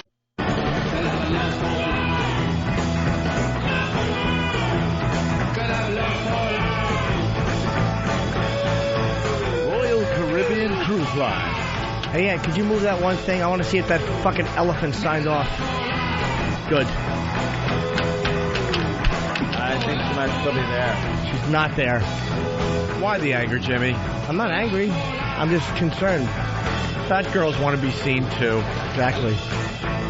They should be seen in happy slapping videos. Yeah, what's the happy slapping videos all about? Does Steve know what's going on with I'm sure he does. I'm sure he knows the guy who produced them. CNN did a whole piece. What are they, websites? Well, I don't know. It seems to be something that's happening in London where they're walking up, and it sounds funny, slap or happy slapping, where they've been videotaping people on camera phones and stuff, or walking up and slapping other people in the face. But it's more than just slapping. This is friggin' haul off and bash someone with a closed fist slapping. One guy got kicked in the face. Cock. Yeah. No, he got knocked out, and then he's on the ground and gets kicked in the face, and they seem to be doing it with their camera phones and stuff in England. Jolly good. I'm waiting. I asked E-Rock for aspirin, and he just handed me aspirin. They need a hobby over there. No water or anything? No, that's what I'm getting at. Why would you need water? Do it like they do in the movies. They chew it. Yeah. Ever see when they got it like the guy? Just a big handful, and he chews it. For you. Thank you, E-Rock. You yelled at E-Rock for no reason. I didn't yell. He was coming in with water. Eric, are you sad? Are you okay, Eric? Were you scolded? Hold on a minute. Did you forget the water? Be honest. No, I thought you already had it. I just went and got your aspirin. Hey, an attitude. You hear that tone of voice? Where would the water be no. that you thought I had? But you had it. What do you think, I'm a camel? No. Stored in his hump. How could you think that I had water? All you would have to do is look around the area and see there's no water to be had. Hey, fuck you, Tommy. I think it's time for a, what do you think? I don't like the fact that Eric's being hollered at, and I think that while everyone likes to berate you, I think you need a tender sentiment. Oh, okay. Okay. One of E-Rock's tender sentiments. A little different than Jimmy's. I know. They're all meant to make you feel good. Well, I want to hear one of Jimmy's first. Yeah. Jimmy, let me hear one of yours. I'm not sad, but... we have to introduce the bit again. All right, look, got to reintroduce the Breathe bits. Right strip looks stupid on you. I didn't mean that. It was like when Kirk said, shut up, I'm sick of your half-breed interference to Spock. It was to, get to the end of the bit. What does it say? You have something to contribute. Aw, see? That's a nice tender that's sentiment. Sweet, dude. That's kind. That makes him feel better, and it should. Yeah. E-Rock? You need a hug? E-Rock, what? Maybe E-Rock now, since Opie yelled at him a little. What? Opie said hepatitis C. Well, Something to contribute. I thought that would be funny. That was mean. Tender sentiment. I thought you interrupted because I bombed. I'm like, phew. Right? This one says, you deeply and completely love and accept yourself. "Aw, that's nice." Of course, because who else is going to love you? He's going to run out of tender sentiments if you keep mocking his tender sentiments. Yeah, don't mock it. No, don't. I think he's okay. I'm fine. Are you sure? Are you shaking him up there? Right. There it is. You enjoy your own company. What? You enjoy your own company. And you I don't even know you, but you have to, right? You don't have friends? Is that what I heard? Oh, what? He's trying to enjoy a tender sentiment. I'm sorry. Only loners enjoy their own company. That's what I was thinking myself. But, uh-oh. Is he reaching for the box?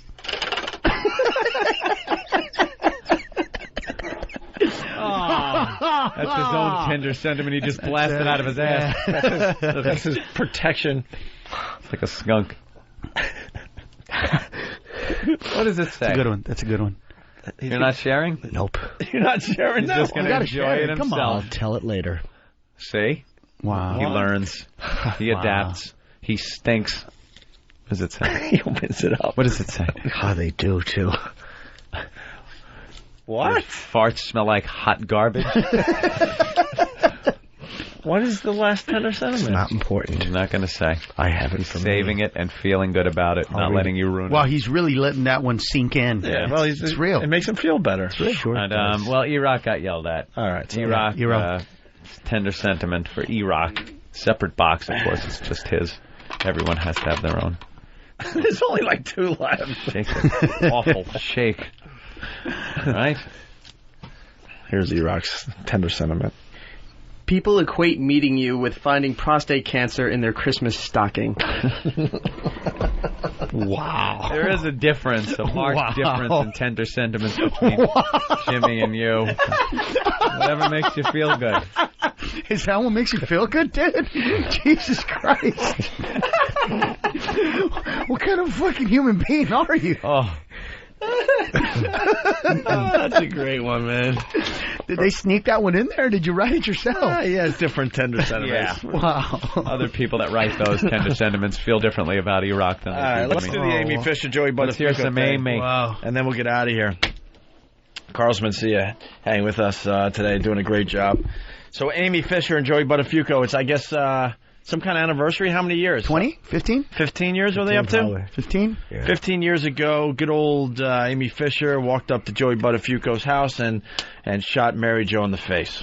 Shot her in the face because she was having some relationship with Joey, a little jealous teen, and figured she'd get the wife out of the way, and then she'd have Joey all to herself. We should have had a Canadian explain the story. Eh? You think the Canadians know this story as well as we do? Yeah, this was worldwide. It was worldwide, but especially in New York, it was unbelievable. Yeah. The Long Island Lolita, they called her. Ooh. Oh, wow, I remember that. That's right, the Long Island Lolita. She was having sex with Joey, underage sex. She was a call girl. She had a beeper. Was she a call girl? Yeah. Oh, that turns me on. How old was she, like 17? 16. She was 16. 16-year-old call girl. Remember when she was arrested? She had the little shorts on. Yeah. And the little shirt, and she was handcuffed and pulled her hair all in front of her face and walked with her head down. She looked so hot that even though she shot somebody, part of you was like, come on, you can't blame her for that. All right, she's a kid. Now she's saying she was on ecstasy or something when she shot Mary Jo. Oh, yeah? They didn't even have ecstasy back then. I'll give you a right. Yeah, I know. That's what kind of bullshit. They didn't even have ecstasy back then. What a bad liar. She blamed the Iraq War. No shit, dude. Yeah, right. What a fucking idiot. 9/11 stress. What? I was on ecstasy. That was invented 10 years ago. Well, it was different back then. Yeah. Come on. And I met Buttafuoco. And he went to jail for sex with a minor. Statutory rape. Yeah. His hands, you know me, Buttafuoco, he has the Comedy Store? Yeah, he goes to the Comedy Store all the time. His thumbs are like my his cock must be like that fucking basket full like of gifts. This microphone. Like this microphone. Dude, one of those big Italian fat tuna cans. Fucking Amy Fisher probably smuggled the gun in her pussy after Joey got fucking done wrecking it. No, that would get more. I had higher hopes for that one. You had higher hopes for that one? Yeah, that was a big pussy It was a good joke. setup, though. It was a good setup. We would have laughed if setup. you shared your tender sentiment with everybody. Well, then I guess I'll sacrifice the laugh. Wow. Wow. That important to you. That's real. He's not budging, man. He's not. Wow. It must have said something really fucking nice. Right. Maybe it said something really, really... And how many years did Amy Fisher get? 7 years, something like that? Yeah. And Boy, when I she don't came even out, she remember. looked like a hardened criminal.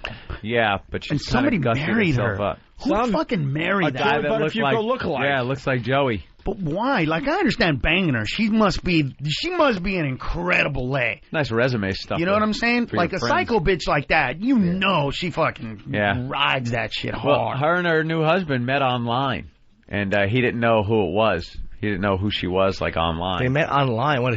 After she got out? Yeah. Yeah, where do you Or fucking I live think that you don't maybe know who still she in. is? I'm not sure. But, because she didn't say who she was, and then she, online, I guess, said, look, there's something I got to tell you, who I am. Right. You might remember, blah, blah, blah. And the guy's like, oh, okay, well, I don't care.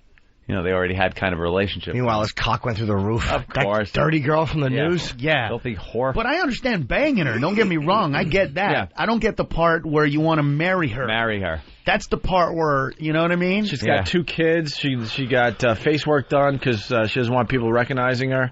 She looks just like Amy Fisher. Yeah, and then she goes on TV to do this big, huge expose that everyone's playing. She actually, she's a genius. She looks more like Amy Fisher did back then now than she did when she got out of prison. So if she don't want people recognizing I'm her, going to disguise my face. Yeah, and then I'm going to come out on camera and tell everyone who I am again. who I am, looking just like the girl that shot the woman in the face. Right. But even if she looked different. Yeah. You're just telling us who you are. On you TV. fucking That's what I mean. How dumb are you? Chris in Pennsylvania, what's up? Hey, just to call you guys out, actually he's been around since like the late 70s. It used to be a pharmaceutical for post-traumatic stress disorder. Yeah, but I heard that... I guess you have to... I heard that it was originally, like, distributed as that, and then there was a whole recall. Shut up. well, then people found out how to make it, and now they No. can't really get But it. it was called something else, and then they had to remark it. Yeah. What was it called back then? What was it called back then? MDMA. It's the chemical. But the kids weren't buying it. No kids were buying it. Yeah, but it was... So they had to I'm sure remark crack was around in the 40s, too. Yeah. You could get it. It was just like getting Valley or getting like Quaaludes or something. Yeah, but she didn't People say still I got it. was on MDMA. She said she was on ecstasy. Ecstasy. As soon as they changed Well, the they name to still called it that Ecstasy, back then. and they got the When I was in William the Army, we Morris were able to get it. agency behind it to market it. Yeah. And it started doing real well with the kids. The Yeah, then it started kicking ass after. Dude, ecstasy's been After around the since the late campaign. 70s. Yeah. It has? Yeah. It was actually MDMA. Oh, shut up, Jimmy. Really? I didn't Jimmy know knows. that. Jimmy knows his stuff. All right, He thanks, walked Chris. up to Mary Jo's house, spinning around glow sticks to techno music, and then shot her in the You face. got any Skittles? No? Well, then hold this. Did they even have techno back then? Of course not. They did, actually. What was it, late 80s? They had it. Yeah, they had a little techno. Yeah, Early started 90s. Techno. Glow sticks? Did they have glow sticks? No glow sticks. No. I don't think they had glow sticks. Yeah, You only can't have ecstasy without glow The sticks. military used them. They only used them. It was called the DF4C-022. Now they're just known as glow sticks. I want to know how many, those were how the ones many that you letters cracked, in though. Those were the did ones that you realize cracked. That was going to bomb. Because I knew it was way longer than one of your DFFM. Oh fuck! /2095. I wanted it to sound military. It's got to be long. Holy shit, it wasn't real. I bought it. Hook, line, and sinker. No, that one. When I was a kid, my dad took me to see Kiss in like 1979. Funny. I wasn't joking. No, I wasn't kidding. That joke stunk. And then he made me put on Kiss makeup and he raped me. Now that's funny. And the guy behind us, a couple rows, had a glow stick. It's the first time I'd ever seen one. He had like an afro and a glow stick. Like Holy shit, you keep plowing, dude. You're fucking badass. No, but it's true. I'm saying they have been around the 70s. Yeah. That's my proof. Oh, really? Glow sticks were around the 70s. Yeah, I There's a think guy they was were actually around for a wearing while. one in like 1979 at a concert. Yeah. Let's go to Lawrence the I'm not trucker. kidding. Don't care. Oh. Wait, all right, I'll do it as a joke. I get there 79. He's wearing one around his head.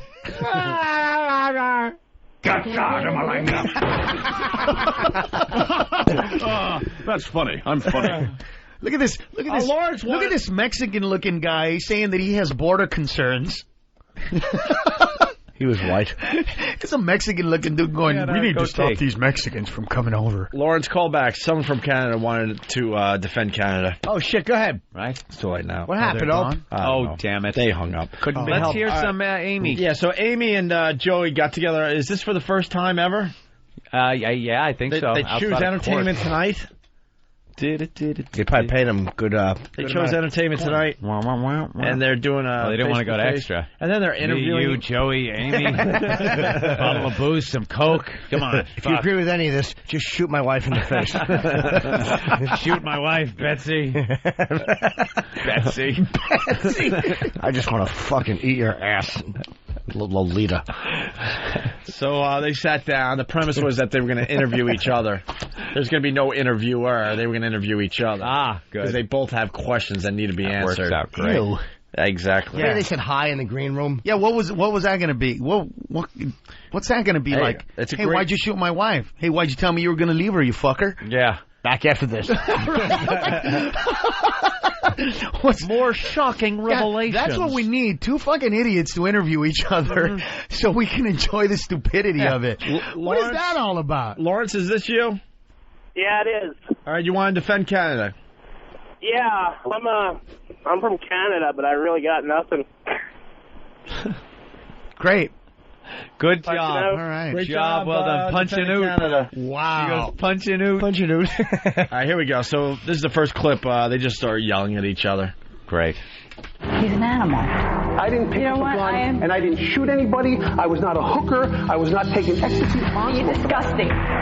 Nearly 15 years of intense emotion and unspoken feelings, pent up and festering, broke loose when E.T. brought the two former lovers face to face. Okay. You don't care about. You never cared about me. You know what? And I loved you. You know what? I loved you. And that was sad. And I was a young girl. Okay. And maybe it didn't mean anything to you, but it meant something to me. She'd still fuck him. I said that. You? I said that the first thing this morning. Absolutely. If she had the chance, she would fuck him. Yeah. Definitely. Joey after nearly 15 years, the tension that's built up. These announcers on these stupid entertainment shows speak human. They're adding in, they're trying too hard for that voice. They're sounding like the radio guys from back in the day. Remember those pukers? The hi everybody, it's a comfortable 43 degrees outside. Here we are. We've put them in a room together for them to chat and talk out their problems. 15 years of 15 years of pent up frustration, and they're coming to a halt here on the national TV show. Only on Entertainment Tonight. Oh, speak human. They got a wah-wah pedal in it. Wah-wah, yeah. Horrid. All right, here's the next clip. So I was only 16. It meant something. I loved to you. me. Yeah. Great. That teenage pussy. God, do you know how It still fucking tasted great like that pee. must have been, man? Oh, yeah. Right? Like cotton candy and homework. Yeah. That smells Like eraser. Like Sweat and popcorn. Guess what piss tastes like? Oh, like a little salty from the sweaty. That's it. Yeah. Hubba Bubba and notebook paper. Oh, Or the John before you was cum. like an Abba Zaba. thanks, Jim. All right, visual I didn't want to see. Always count on you to take the hotness out of anything. All right, here we go. The second track. I don't know. Whatever. Let's just play it. Turn back the clock those 14 years when a young Amy Fischer called the Long Island Lolita pulled out a gun and shot Joey's wife Mary Jo in the head right on the Buttafuoco's doorstep. The emotions that created the crucible of violence back then are still running strong. Then sit back. I mean it. Sit back. Whole life away. Took my whole life away. You know what? You took my life too as a 16-year-old girl. You know what? I should have been with 16-year-old boys, not 35-year-old men. I think you were. Oh, that was her choice. Well, She acts like she was 11. she was a little girl, not able to make up her own mind. She was seduced by the charm that was Joey Buttafuoco in his 1980s Long Island Gavone sweatpants. That's that. He was suave back then. Remember what he looked like? What a tool.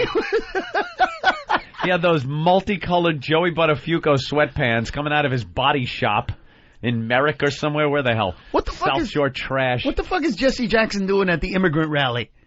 Oh, Jesus rhyming. Christ.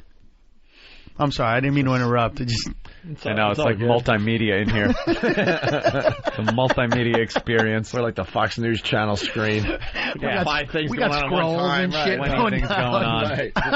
She really had the balls to blame him for the fact that she banged him? Yeah. More yelling in this. I was 16.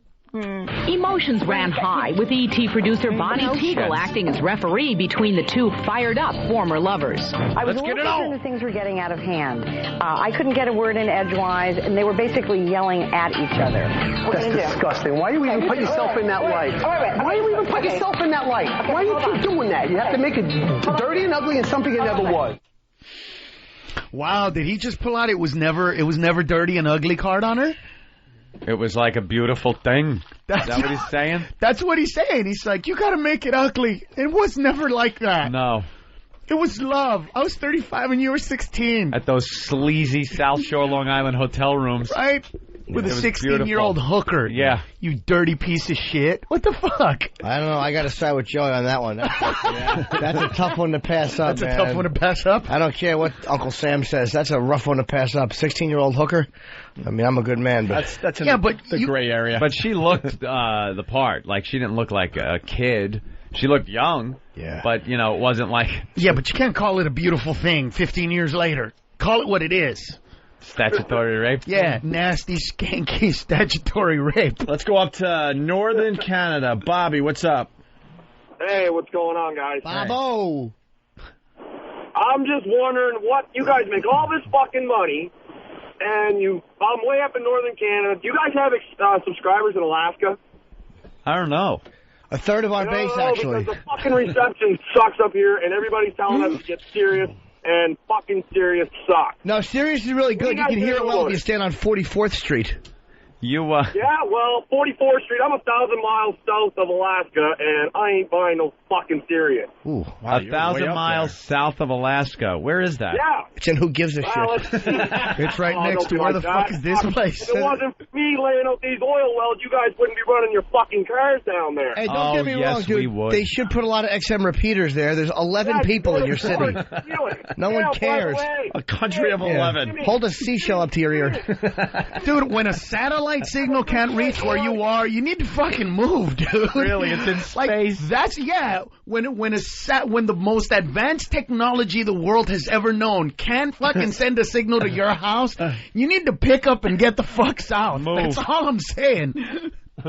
He's gone. Laying oil pipe. Let's go. He's mad. He's mad at you guys because he lives in Shitville. Yeah. Let's go to Kurt in Pennsylvania. Tundra. Kurt. Hey, boys, how you doing? Hey, good. We're trying to get out of here. Show, man. What's going on, bud? Hey, the first time them guys met Amy and Joe was the lingerie ball. They put them guys in the coin toss. They were facing each other. It was like really strange. They weren't making eye contact. They both like the attention. They both like seeing their faces in the news. They need money, man. They got to be paying them to have them do that awkward shit. Yeah, but you know what, man? I mean, if they're gonna. Yeah, I agree. Absolutely. Yep. I couldn't have said it better myself. All right, let's get back to the clips here. Here's Amy talking about how Joey took her childhood. You took away my childhood. You made good. Okay. Yeah, you didn't. Instead, you sitting there holding my hands. Oh, I understand. We all make mistakes. Blah blah blah. Because when I found out she was on drugs, it changed everything. Everything. Everything. Once again, violent emotions are impossible to quell, and the fighting begins all over again. Terrible it turned into this big fight. You did it, not me. I wasn't intimidated. Yes, you were. That's exactly what you tried to do. You know what? He's not going to let you do that. I was not. Well, how about I ask you the question, you be civilized, even though we know you're not going to be honest, and then we go home, okay? And we never see each other again. Until next time, someone pays us a lot of money. Right. What about the radio DJ? Do you know how much money... radio voice. Did you hear that guy? Yeah. Who was that guy? You know how much money you'd make if you got those two to do a porno together? Now? Do you have any idea how much? Maybe not as much. It would be only you. Dude, she sucks his cock and he fucks her in a movie right now? Yeah. Be better than Rumble in the Jungle. You think that'd sell? Think people would want to see that? Who wouldn't? More than they'd want to see the Zapruder film. I wouldn't pay, but you would. I would watch it. You'd pay. Someone else would burn it. Well, fucking Eric does it constantly. He burns Hollywood movies and gives them out. Larry. I agree. That'd be a moneymaker, dude. What's up, Larry? Man, you got Larry! the thing all wrong. You got it all wrong. Us up here, Canadian. Ramon! Canadian suck spit cock! All right. The next clip here, Amy. Did he just say that he sucks spick cock? Yeah, it would have worked, but he said spick unnecessarily. It was not needed. I don't mind that he said it, but he said he wants to suck my dick. No, he was saying Ramon. It's a stupid thing that Steve does. Just a thing. Oh, that. We hate the Ramon thing, but Steve could beat us up, so we have to play it. Right. It's just one of those things. We have no choice in it. Right. Do you know Steve? Yeah, okay, The only guy that doesn't say no homo. Yeah. Exactly. Matter of fact, if you say it to him, he goes, "Why not?" I'm glad though. He could have said I suck cock. Yeah, his game is called Why Not. No, Steve's is no homo, but there's a comma. No homo. No comma dash pause homo. There are things he says to himself in the mirror.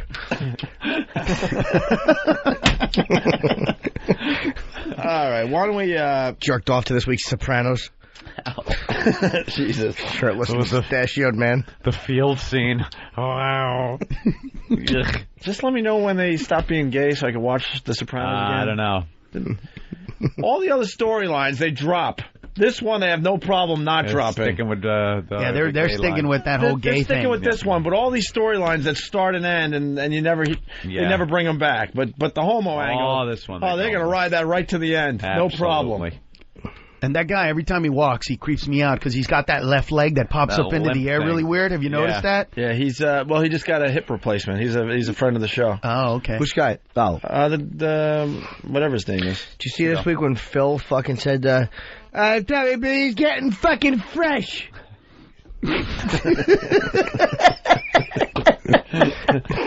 Oh, brother. The ecstasy is kicking in. I'm tired. We've been on the air too long today. 5.5 hours. Another reason why this deal's so great. You get to hear us punch drunk on some days. Absolutely. All right, here's the fifth track. Amy talking to Joey. What does your wife think of this? Now, Joey divorced Mary Jo. Well, Mary Jo divorced Joey because he was having an affair and cheating on Mary Jo, I believe. So he has another wife. Yeah, but not after she got shot. Not after that. Like, it was way after that. Yeah, not like that wasn't the straw. You know what I mean? How fucking weird is that? Yeah, the shooting thing and the adultery and stuff. Yeah, that's fine. It was like 5 years later. It's like you. Something happened. She didn't like his hobbies. What do you? You like model planes? Building them all day. No time for me. The guy never takes out the garbage. Who builds Spitfires? Should have had it with you. Here's the fifth track. If I can ask you, what was going through your mind the morning that you shot Mary Jo? Cock. You know what? I know this sounds like a horrible answer, but I'm not really sure. I think it was just. I think at that particular moment, when I was thinking, I was like, thought of you almost like a father figure. I don't know what I was thinking. It's really a blur. She had taken so many pills that night that she just could not remember a lot. When I come up in conversation, like, you can't help it because we're in the media and stuff with your current wife, I mean, what do you tell her about me? We really don't discuss it. She'll tell you the same thing. So she's never asked? She does. We talk about some things. If something will come on the news or a movie or an old clip, she'll usually not discuss it. She won't ask. That answer pisses off Amy big time. We don't even talk about you. Yeah, we don't talk about you. Sometimes I say, why not? Amy used to let me. But that's about it.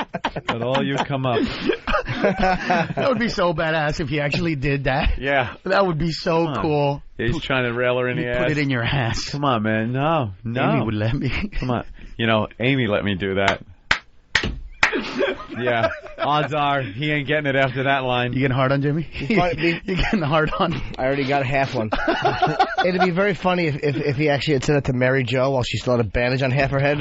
Wanted to put it in her shitter. I don't like that. Come on, Amy used to let me. Amy would have. What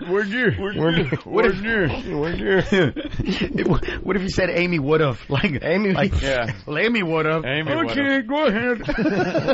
All right, Joey. Really? Joey can bug me in the ass. Go ahead, Joey. Amy would have let him. It's horrible. We're going to fucking hell, dude. That's great. Here's more Amy talking to Joey about the children. Joey's children. So what do you tell your children about me? I don't have to. They've never asked? My children know everything, the truth. Okay. I have beautiful, well-adjusted children for everything that you put them through. Okay, I did it single-handedly. Again, you take no responsibility for your actions, I take correct? responsibility for what? For a relationship that I had with you. You said but you I had don't no take any relationship. responsibility for shoot marriage or any of that You stuff. said you had no relationship. This whole time you have End sat of here, story. you've had no relationship. Well, At we were the friends, end, you know. friends? We were friends. Why would a 16-year-old want to be friends with a 35-year-old man? Why don't you tell me? You accused me of it. Are we going to start that again? We're going to start that The again? music. Yeah, the music. And I actually know Joey and Mary Jo's daughter because she's friends with a girl Tony who works for Lucky Louie. She's actually very nice. Her and Mary Jo came to the show. Yeah, cool. Nice girl. I kind of wanted to hook up. Then I found out she was his daughter. I'm like, You met Mary Jo? Yeah, she's actually she knew my stuff. She's very sweet. Yeah. Has she seen you perform? Yeah. She knew my. I forget where. I think she knew me from college. Can you spot out her laugh? Oof. I don't. Yeah.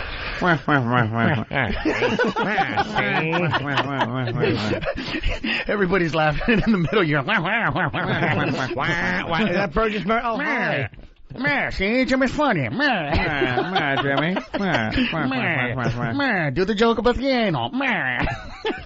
We're just about done. Here we go. We're so fucking wrong. Here's more Joey. I love my children. My family is gone.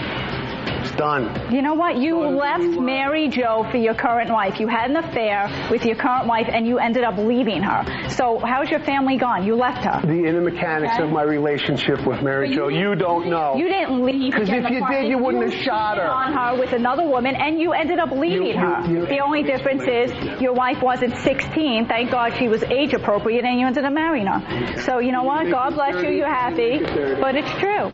Wait, the husband was there the whole time? No, that's another exclusive that Amy Fischer did. Amy still wants Joey Buttafuoco. It's so obvious in these clips.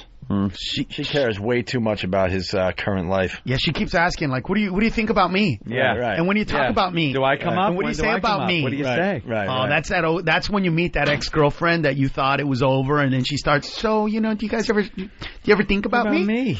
Oh, fuck that. No. Once you shoot a person for another person, you're never gonna not want the person you shot that person for.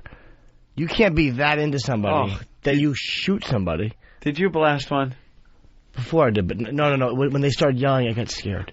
Yeah, he gets Once scared. you blast someone with a fart like that, but he gets you scared. never forget the you face. never forget. No, here's what happened. I was gonna hold it, and you look like a fucking ninja over there. I wanted to use the restroom, but they yelled, and I went. Yeah, too much half and half today, I think. Yeah. I didn't have any half and half. Only skim milk. Oh, little skim What's in milk. there? All skim milk. Oh, Soy okay. milk, actually. All right. Is that part of the Fat Smash diet? What is the Fat Smash diet? I've been hearing about this. It's top secret. Oh, Jimmy's reading his 10 of sentiment. What is it? Love to hear it now. It's an A and B. It's an A and B sentiment, and you can all see your way out of it. Wow. I feel like I'm in grade school. Hey, you piece.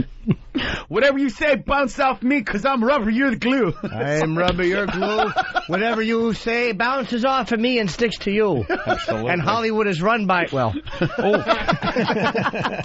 Let's play the last clip here. Amy Fischer and Joey Buttafuoco. Are we going I don't know. I'm so disgusted with you. I can't even help it. You're disgusted with me. I am. You came to my house, shot my wife, destroyed my family, my children, and everything that was ever near and dear to me. You know something? You're attacking me. You are a pervert. Okay, well, wait. Just a couple more questions. You are a pervert. You're out of your mind. You are. Couple more questions. And you don't want the world Shut to up. know. Why is the fucking interviewer there? No, it's some like producer with really big boobs. Referee this thing. Why is she there? She had a T-shirt on with massive boobs, and she was trying to like separate them.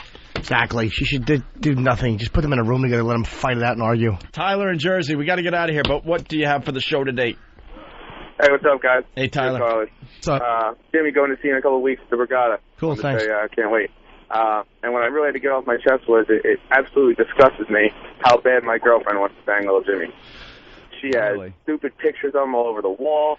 No matter what horrible things she says, she still wants to bang him. She wears a slip in a puddle of AIDS T-shirts to the supermarket. It's terrible. How heavy is she? Is she fat? No, she's actually pretty hot. Well, how about this? Send me a picture of this girl. I won't contact her, but to Yellow Treats at AOL, and I just want to look because that turns me on. And tell her she can come see me right in the middle in the Borgata, and you got to get a picture with it. She'll love it. It'll be all over her room. I will. Or she could come see me at the Stress Factory at the end of May. She'd have to go that one solo, but I'll let her know. I'll run by. You would let her go see Jimmy Norton solo? Absolutely. She loves the guy. Most girls that they got all these little fantasy things. She has pictures of Jimmy Norton all over her bedroom. That's because I make love to the camera. You're not afraid he's going to bang her? Sorry, Jerry, I didn't mean to laugh too hard. No, go ahead. I'm not afraid. Laugh if you have to. I'm an easy target. But there's nothing serious. It'd be a story. All right, Tyler. Thanks, Ty. Jimmy will be banging your girlfriend. You could bang his chick, and he said it would be a story. You guys say that, but they really don't mean it. Like, what would the story be? He knocked my teeth out and then killed her. Nothing. I thought that would get like a big chuckle. I was all standing up, ready to bask in the flow of the laugh. Leave on a high note. Nope. Well, there's always high notes. All right, Mike, what's up? Hey, what's up, boys? Hey. Yo. Hey, the dentist is at it again. He's saying Ron says it's going to Free FM. Yes. Let's go to Lou in Minnesota. Lou? Hey, today I learned that AIDS is not only a disease, it's also a dietary supplement. Did we play that today? Maybe no, but I'm a slow learner. Oh, all right. Let's say hi to Big Bopper. Big Bopper. Hey, I learned if you're rich and famous and Catholic, when your mom says Jesus, you're writing checks and lighting candles. There you go. We did learn that. Thanks to Carlos Mencia. John in Utah, what's up? Yeah, today I learned that all the Canadian callers are standing in large smoking craters. Let's get a Mike in Queens. Mike? Yeah, today I learned that Carlos's idea of immigration is like the Running Man. I'm Ben Richards.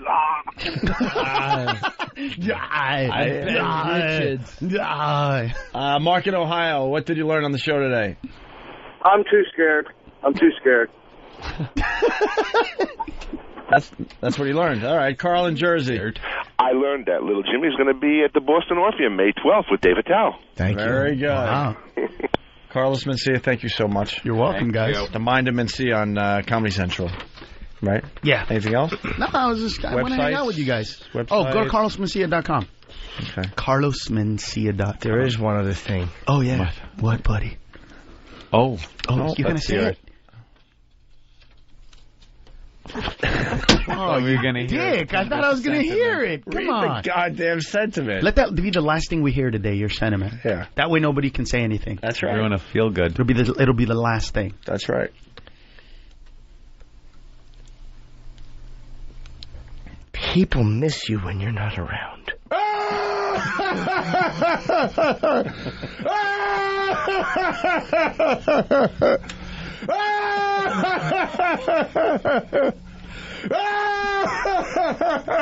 I was overweight and embarrassed to go anyplace. AIDS helped me get back into a size 12. The AIDS diet plan helped me get back into a size 6. AIDS helps control your appetite so you lose weight. Yet AIDS lets you taste, chew, and enjoy. And the appetite suppressant in AIDS is not a stimulant. AIDS helped me lose the weight and has nothing in it that could make me nervous. Question: why take diet pills when you can enjoy AIDS? AIDS helps you lose weight safely and effectively. Use only as directed. That's it. I'm out of here.